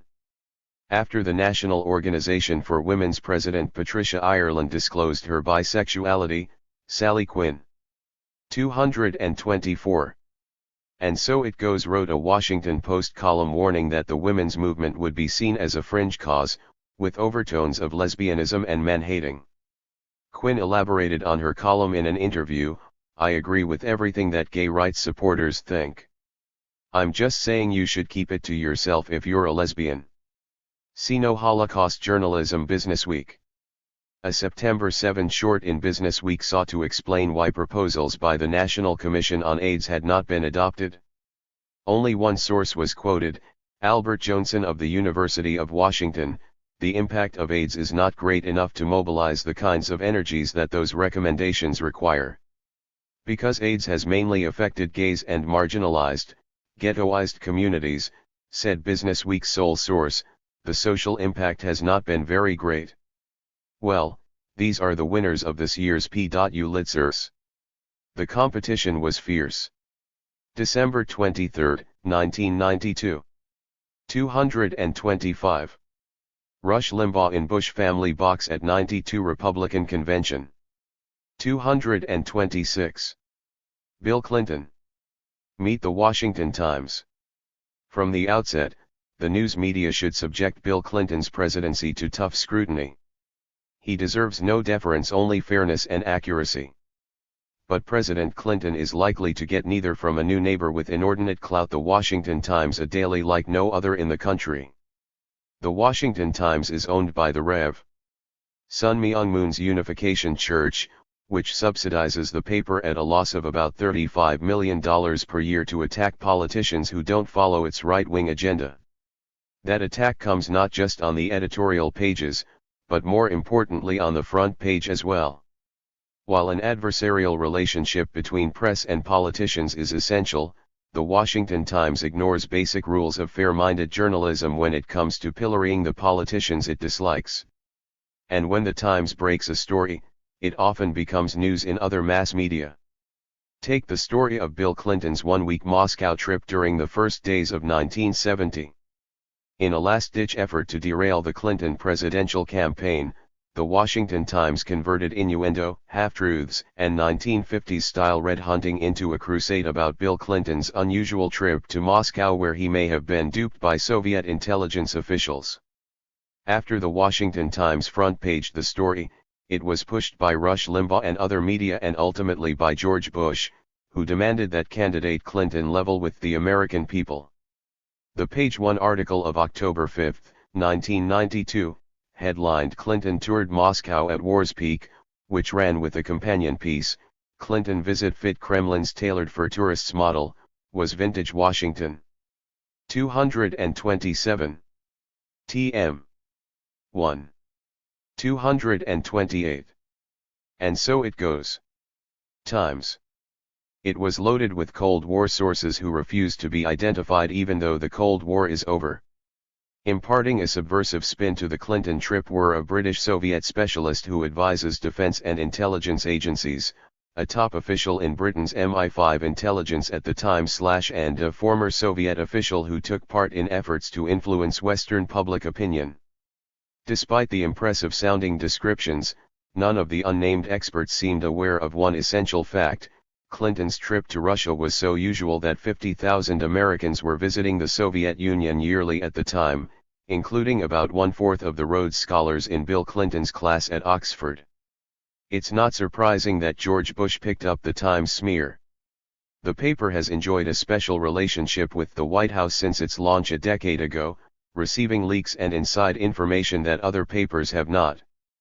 President Reagan swore by the Washington Times. Bush had intimate lunches with the paper's editors. According to a January 1992 New York Times report, it is this power to influence and proselytize that explains why Rev. Moon has happily sustained the small daily, in spite of a cumulative loss estimated at $400 million over 10 years. Though its circulation is believed to be only 100,000, actual numbers aren't audited. It reaches powerful D.C-based politicians and journalists. Many mainstream media unskeptically pick up Washington Times stories despite the paper's history of fact-twisting and despite the resignations in 1984 and 1987 of top editors who charged Unification Church officers with meddling in the paper's editorial process. The Washington Times' forte is to elevate innuendo into news, always against well-targeted liberal or centrist politicians. In August 1988 the paper helped turn a false rumor, that Democratic candidate Michael Dukakis had a history of psychological depression, into front-page news. "Dukakis psychiatric rumor denied," read the headline. President. 229. Reagan then made the fable big news across the country when he jokingly called Dukakis an invalid / "You've heard of the insanity defense." The Washington Times employs the insanity offense, imputing mental problems to disfavored politicians. Upset with Republican David Durenberger, chair of the Senate Intelligence Committee at the time, the newspaper unleashed a two-part front-page expose in 1986, diagnosing the senator as having mental health traumas that could pose a national security risk.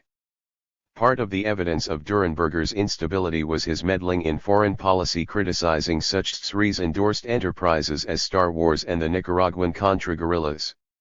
Meanwhile, the Times used its front page to solicit funds for the Contras. The day before a major 1987 peace march in Washington opposing Contra aid, the Washington Times served up an evidence-free lead story on page 1 that could have been written by Joe McCarthy. "Sandinistas, Gaddafi fund U.S. protest." When we confronted a leading Times columnist about the smear, he argued that the onus was on us to disprove the wild charge, not on his paper to prove it.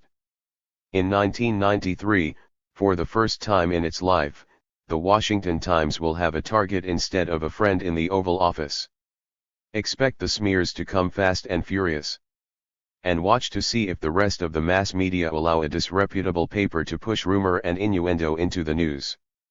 November 4, 1992. 230. National Public Radio. Serving the public? For millions of people, National Public Radio is a daily oasis in the midst of a vast broadcasting wasteland. Around the country, many NPR listeners consider Morning Edition and All Things Considered to be in-depth news programs unmatched on the radio dial. NPR's reputation has grown steadily since 1971, when the fledgling network pledged to supply the nation with independent radio journalism rather than furthering corporate gain. But how well is NPR fulfilling its pledge in the 1990s? To answer that question, sociologist Charlotte Ryan, affiliated with Boston College, examined the transcripts of every weekday broadcast of NPR's two news shows totaling 2,296 stories during the last 4 months of 1991. The findings may tarnish NPR's image as a reliable alternative to standard media. Yes, the non-commercial radio network often produces poignant human interest features. But NPR's routine reporting and analysis of news events usually remain in sync with official viewpoints. In fact, the study described NPR's dominant news slant as beltway bias, defined as the tendency to allow Washington officials and establishment pundits to set the news agenda. Sources: in selecting and quoting sources, NPR relies most heavily on government officials, 26% of all sources.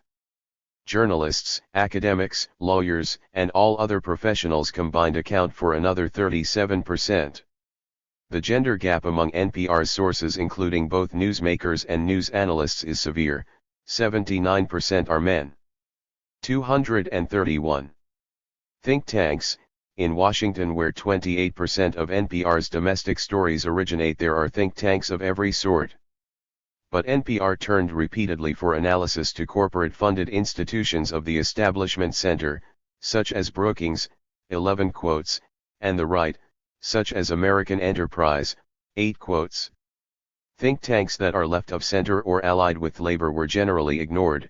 For example, the Institute for Policy Studies was never quoted. Public interest experts, a long-standing critique of //Nightline/ the McNeil/Lehrer NewsHour and other TV news programs, has focused on the virtual exclusion of representatives from public interest and citizen action groups. Such experts were no more audible on NPR, only 7% of total sources. The number of advocates for any single movement was tiny: racial or ethnic groups, 1.5%, organized labor, 0.6%, feminism, 0.4%, environmentalism, 0.3%, gay rights, 0.2%. Regular commentators, NPR news executives will argue that they are not to blame for heavily quoting newsmakers such as government officials who are overwhelmingly white males. But NPR alone is to blame for its failure to choose a cast of commentators who look like America. Of 27 commentators who appeared twice or more during the 4 months, 26 were white. Only 4 were women. In other words, 85% of them were white men. While NPR's special series and cultural reporting reflected considerable diversity, the study concludes, its day-to-day coverage of politics, economics, and social issues, as well as its regular commentaries, did not come close to reflecting the ethnic, gender or class composition of the American public. 232. J. And so it goes. The study, commissioned by FAIR, with which we are associated, faulted NPR for generally adhering to news habits found in the rest of the national media, equating the working of public officials with news and equating balance with interviews with the top-ranking member of each major party. The point is not that NPR should ignore what the president and congressional leaders say or do, but that it should draw on wide-ranging sources to assess such events. Confining on-air discourse to the spectrum of opinion in vogue along Pennsylvania Avenue does not begin to present the debates going on throughout society. In-depth newscasts can puncture the double talk that often surrounds official pronouncements from Washington or Wall Street, but only by airing the views of diverse, independent analysts and commentators. That's also the way to put the public in public radio. When hundreds of NPR-affiliated stations beseech listeners to send in donations during pledge drives, Morning Edition and All Things Considered are praised as alternative sources of news. But when NPR reporters go about their jobs of covering national affairs, they seem to operate as players in Washington's corridors of power, functioning like, and ultimately sounding like, their colleagues in corporate-owned media. NPR's shift from a fresh, independent news upstart to a more establishment outlet has been so gradual since the 1970s that many listeners have been in a position akin to the proverbial frog, immersed in a pot of slowly heated water, failing to notice as it approaches boiling. In the arid terrain of American radio, listeners still have reason to tune into NPR news programming. But too often, what we hear are lengthier versions of commercial media outlooks more committed to official sources and conventional wisdom than independent news and democratic discourse. March 24, 1993. 233. Wanted. Full disclosure book reviews. Imagine you've finished writing a book after several years of research that involved more than 500 interviews, thousands of documents and travels halfway around the world. The final manuscript is lauded by prominent journalists Seymour Hersh, Stanley Carnot and Mike Wallace. The History Book Club signs on. And the key trade magazines of the book business give an emphatic thumbs up. Even Kirkus Reviews, known for its stinginess with accolades, praises your 559-page book as brilliantly reported. But then you find out that the country's most powerful judge of new books, the New York Times Book Review, assigned yours to a reviewer who works for an institution that you've criticized in the book. This is exactly what happened to journalist David E. Kaplan, whose book Fires of the Dragon was published in October 1992. Subtitled Politics, Murder, and the Kuomintang, the book documents 4 decades of covert manipulation inside the United States by Taiwan, the island nation that Washington long pretended was China. Kaplan shows how agents of Taiwan went beyond spying and disinformation. In 1984 they murdered an American citizen in his home near San Francisco. The victim, Henry Liu, was a journalist and espionage figure who had written a critical biography of the head of Taiwan's ruling Kuomintang party, Chiang Kai-shek's son Chiang Ching-kuo. One of the most effective weapons in Taiwan's public relations arsenal has been money, lots of it bankrolling American scholars, and influential think tanks in Washington. The American Enterprise Institute admitted receive 234. And so it goes between $300,000 and $400,000 a year from Taiwan sources. Kaplan reported near the conclusion of his book. AEI, a conservative think tank, is a major player in Washington. Since Kaplan's book specifically criticizes the American Enterprise Institute for its lucrative connection with Taiwan, why publish a review by Nicholas Eberstadt, someone who has been working for AEI since 1985?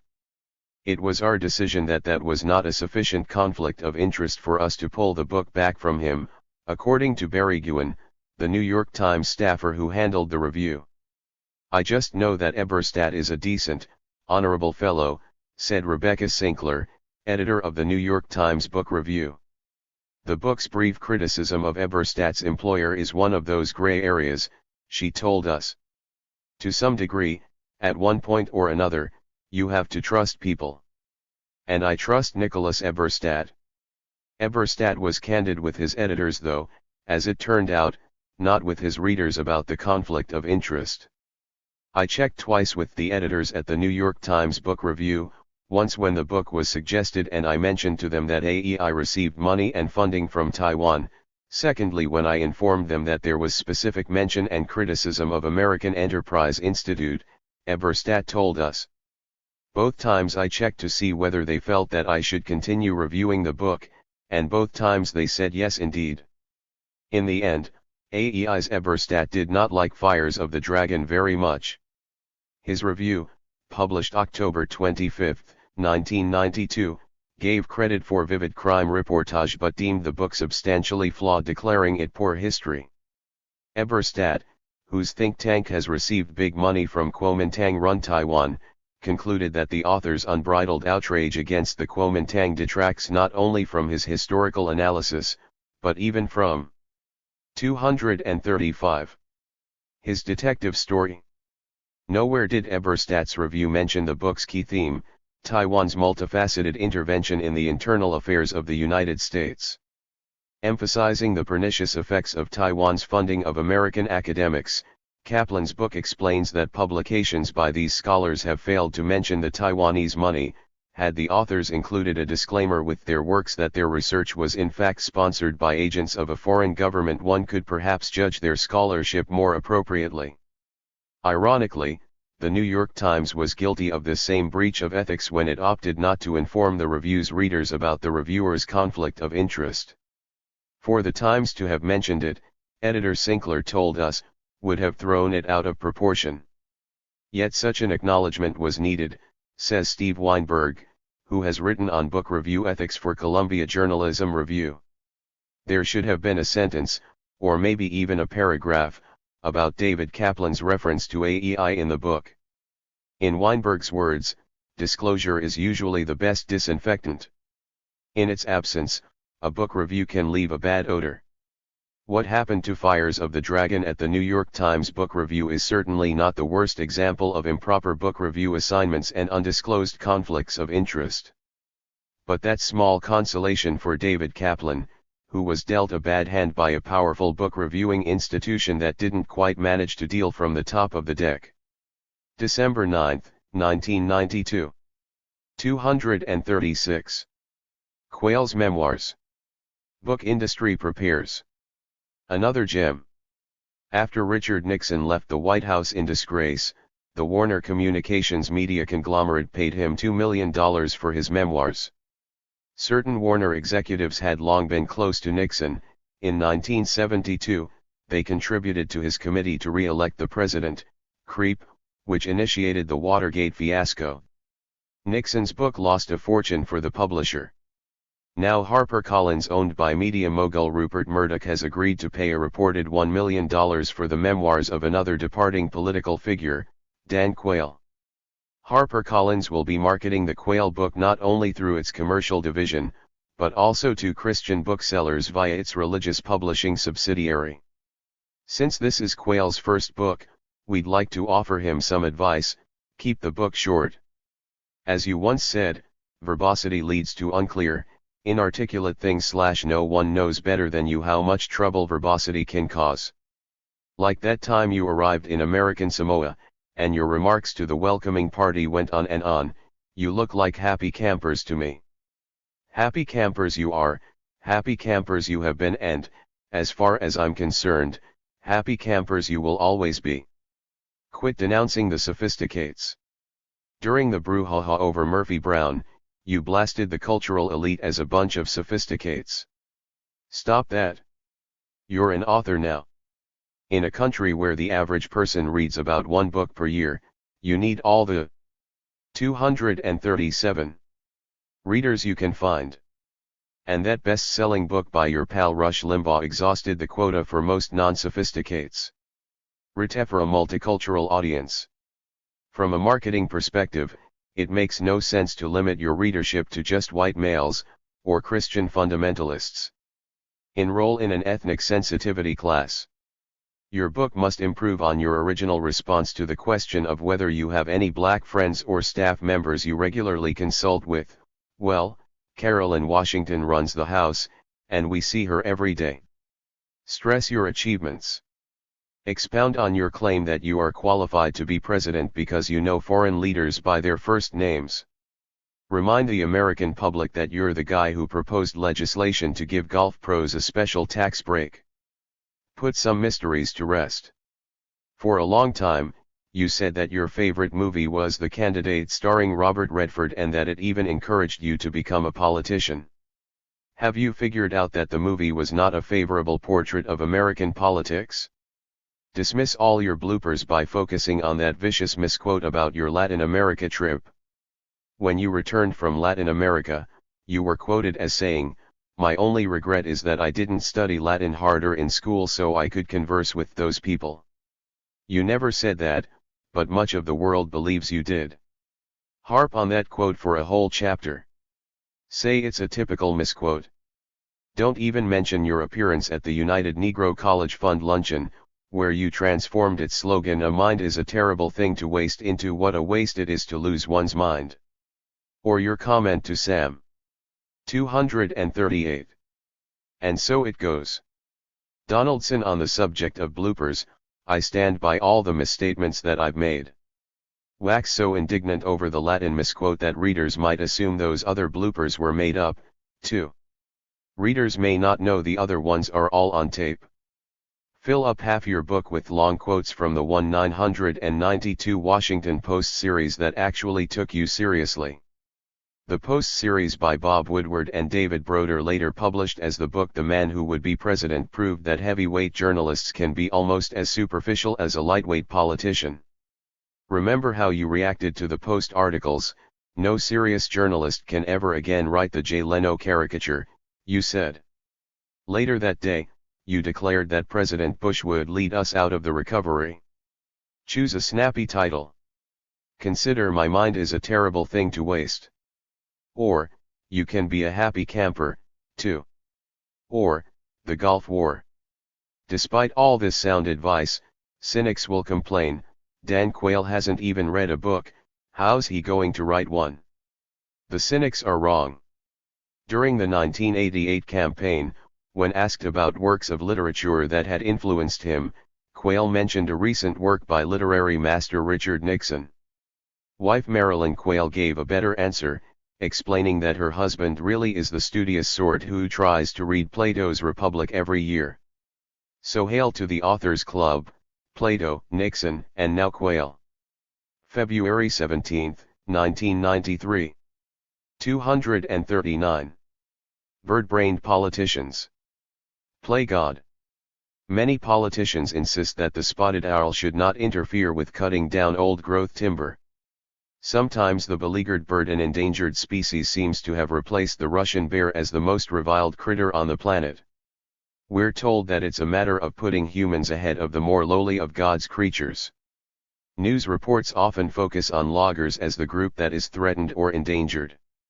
One paper's headline read, "Spooked by an owl, town fights for its future." The bird's image has gotten so bad that the front page of a large California newspaper matter-of-factly referred to the notorious spotted owl. To conservative pundits, the hapless bird has become the symbol of environmental extremism. When President Bush visited the Pacific Northwest in mid-September 1992, he declared that it is time to make people more important than owls. A few weeks earlier, Dan Quayle had assured voters in California's Central Valley, "When it comes to talk about priorities between the spotted owl and jobs, we're going to come down on the side of jobs." But Quayle said something else during that campaign swing, something the national media missed. Obviously, when you take the bald eagle and things of that sort, of course you're going to make sure that they are saved. Obviously. Things of that sort? Of course. Puzzled, we called the vice president's press office for clarification. But none was available. Leaving us to ponder. Why is it so important to sacrifice the spotted owl but save the bald eagle? And then it became obvious, to Dan Quayle, the bald. 240. And so it goes, eagle is politically correct. The spotted owl is not. After all, you don't see spotted owls on those big U.S. Postal Service full-color express mail envelopes. You don't see them on U.S. savings bonds, or on coins, or in campaign commercials. You do see the bald eagle, fierce and graceful. Plenty of sharp claws. Just like politically correct American birds should be. The opposite of wimpy owls that stay in ancient woods, can't stand the light of day, and probably don't give a hoot about advancing the national interest. At the Republican convention, Pat Robertson stated it clearly in his speech, the one where he said, "The people of Eastern Europe got rid of their left-wingers, it is time we in America got rid of our left-wingers." If only he could find a bird with two right wings. The Reverend exclaimed that the Democrats are running on a platform that calls for saving the spotted owl, but never once mentions the name of God. In sharp contrast, the Republicans are running on a platform that reveres the bald eagle, and mentions God a lot. You can tell a bird by the rhetorical company it keeps. Yet surely Vice President Quayle's patriotic ark can hold more than a couple of heavily hormoned bald eagles in its ornithology berth. The gangplank for Danny's ark should be kept in place for robins, which could be seen as symbolizing the family. Cardinals are dramatic, their name consonant with religious values and their color no longer suspect, so they should be saved too. But how about, say, the quail? Dan Quayle may quail at the question, but, would Quayle want to save the quail? Probably not. Just another effeminate bird that can barely fly. You've seen one, you've seen them all. You may think this selection process is for the birds. But if your values are what they should be, American, family, moral, traditional and Western, you'll agree that not all lifestyles are equal. So from now on, each bird must carry its weight in this. 241. Country. No more freeloading feathered friends. God's word may be final, but even he needs help from patriots. Dan Quayle has it all figured out: put creationism back in the schools, but don't dispense with Darwin entirely. May the birds with the fittest lobbyists survive. September 23, 1992. Some advice for reading. Between the lines. Many people prefer to read the news. That's understandable, since print media offer more substance than TV and radio newscasts do. But readers should be alert to hazards of an inky news diet. News shouldn't be swallowed without healthy doses of skepticism. When reading daily papers and Newsweek lies, we need to keep asking ourselves some key questions. Is the headline out of line? Often we skim the headlines to catch up on what's happened. But that way we're apt to turn the page with a skewed impression of what the article actually says. Sometimes the gap between headline and story is laughable. During the Moscow summit in June 1988, headline skimmers may have moved on after seeing Reagan impresses Soviet elite in big type in the New York Times without reading the text of the article, which indicated that President Reagan had fallen asleep while meeting with Soviet officials. In another summit article, the Times quoted Britain's Margaret Thatcher as saying of Reagan, "Poor dear, there's nothing between his ears." The headline, Thatcher salute to the Reagan years. Why those photos? Newsweek ended 1992 with a cover story on Women of the Year, describing female power players who are going to reshape the way Washington does business. But the photographs sent a different message. In 4 of the 9 carefully composed photos, the women were pictured with children, either their own or someone else's. In 5 of the photos, the women were lying on the floor or otherwise. 244. And so it goes horizontal. It's hard to picture a similar photo spread about male power players. 7 The magazine has exhibited a photographic bias for racial stereotypes as well. Although a Newsweek cover story about drugs in November 1988 observed that the crack nation includes all sizes, classes, and hues, white offenders were absent from the featured photos, which showed black people being arrested, on trial, and en route to prison. Who are the sources? Many news stories are built on official sources, often identified only as senior administration officials, informed sources, Western diplomats and the like. When official sources dominate an article, they tend to determine its slant, especially in the absence of contrary views from policy critics. Who gets the space every day? Routine imbalances are taken for granted, even though they're based on no particular logic, only power and precedent. Virtually every newspaper publishes some kind of business section each day, attuned to the outlooks of corporate executives. But newspapers don't have daily labor pages, focusing on the concerns of working people who are far more numerous in society than business managers and investors. Don't assume that business sections are written for a cross-section of readers. As Philadelphia Inquirer reporter David Johnston told us, the financial pages of the newspapers of this country see the world through the eyes of bankers as opposed to through the eyes of bank customers. Are euphemisms being deployed? Sometimes grim historical events receive quite a facelift in print. Even colonialism can get plastered with a happy face. 245. A November 1992 New York Times article described the British Empire as having brought British managerial skills to India, helping the natives run their plantations. A week later the Times reported that British colonial rule in Hong Kong has been a benign dictatorship. Human rights abusers can be prettified by journalistic euphemisms. While the U.S. allied government of Turkey engaged in torture and murder of dissidents during the 1980s, a Washington Post news article characterized those activities as controversial measures. According to the Post, Turkey's ruler pursued a down-to-earth approach to deal with the rough and tumble of everyday politics. Did a bogus lead bury the real story? In theory, the most important facts appear early in a news article. But sometimes a buried tidbit, too little and too late in the article, flies in the face of everything previously reported. A 50-paragraph article in the New York Times in November 1987 hyped the popularity of Nicaragua's Contra guerrillas, and featured a front-page photo of a Contra soldier with an adoring child. Buried near the end of the article was a passing reference to a just-released America's Watch report stating that the Contras systematically engage in violent abuses, so prevalent that these may be said to be their principal means of waging war. If so, why weren't Contra abuses which included the murder of hundreds of children front and center in the piece? Are the labels biased? Military leader may not be a negative reference, but military strongman certainly is. Panama's Manuel Noriega was always a dictator, but it wasn't until he fell out of favor with Washington in the late 1980s that military strongman, or dictator, became his first name in news dispatches. In domestic politics, moderate is a pleasant sound. 246. And so it goes in media label to describe politicians unwilling to rock the status quo boat.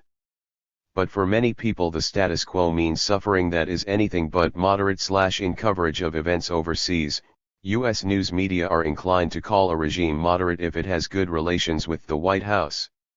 So, Saudi Arabia is moderate, which would surprise the torture victims who are inside Saudi prisons due to their political beliefs. The most difficult biases to detect are the ones that are so common we don't give them a second thought, they simply blend into the familiar media scenery. If we take a fresh look at what passes before our eyes every day, the news may never be the same. March 10, 1993. 247.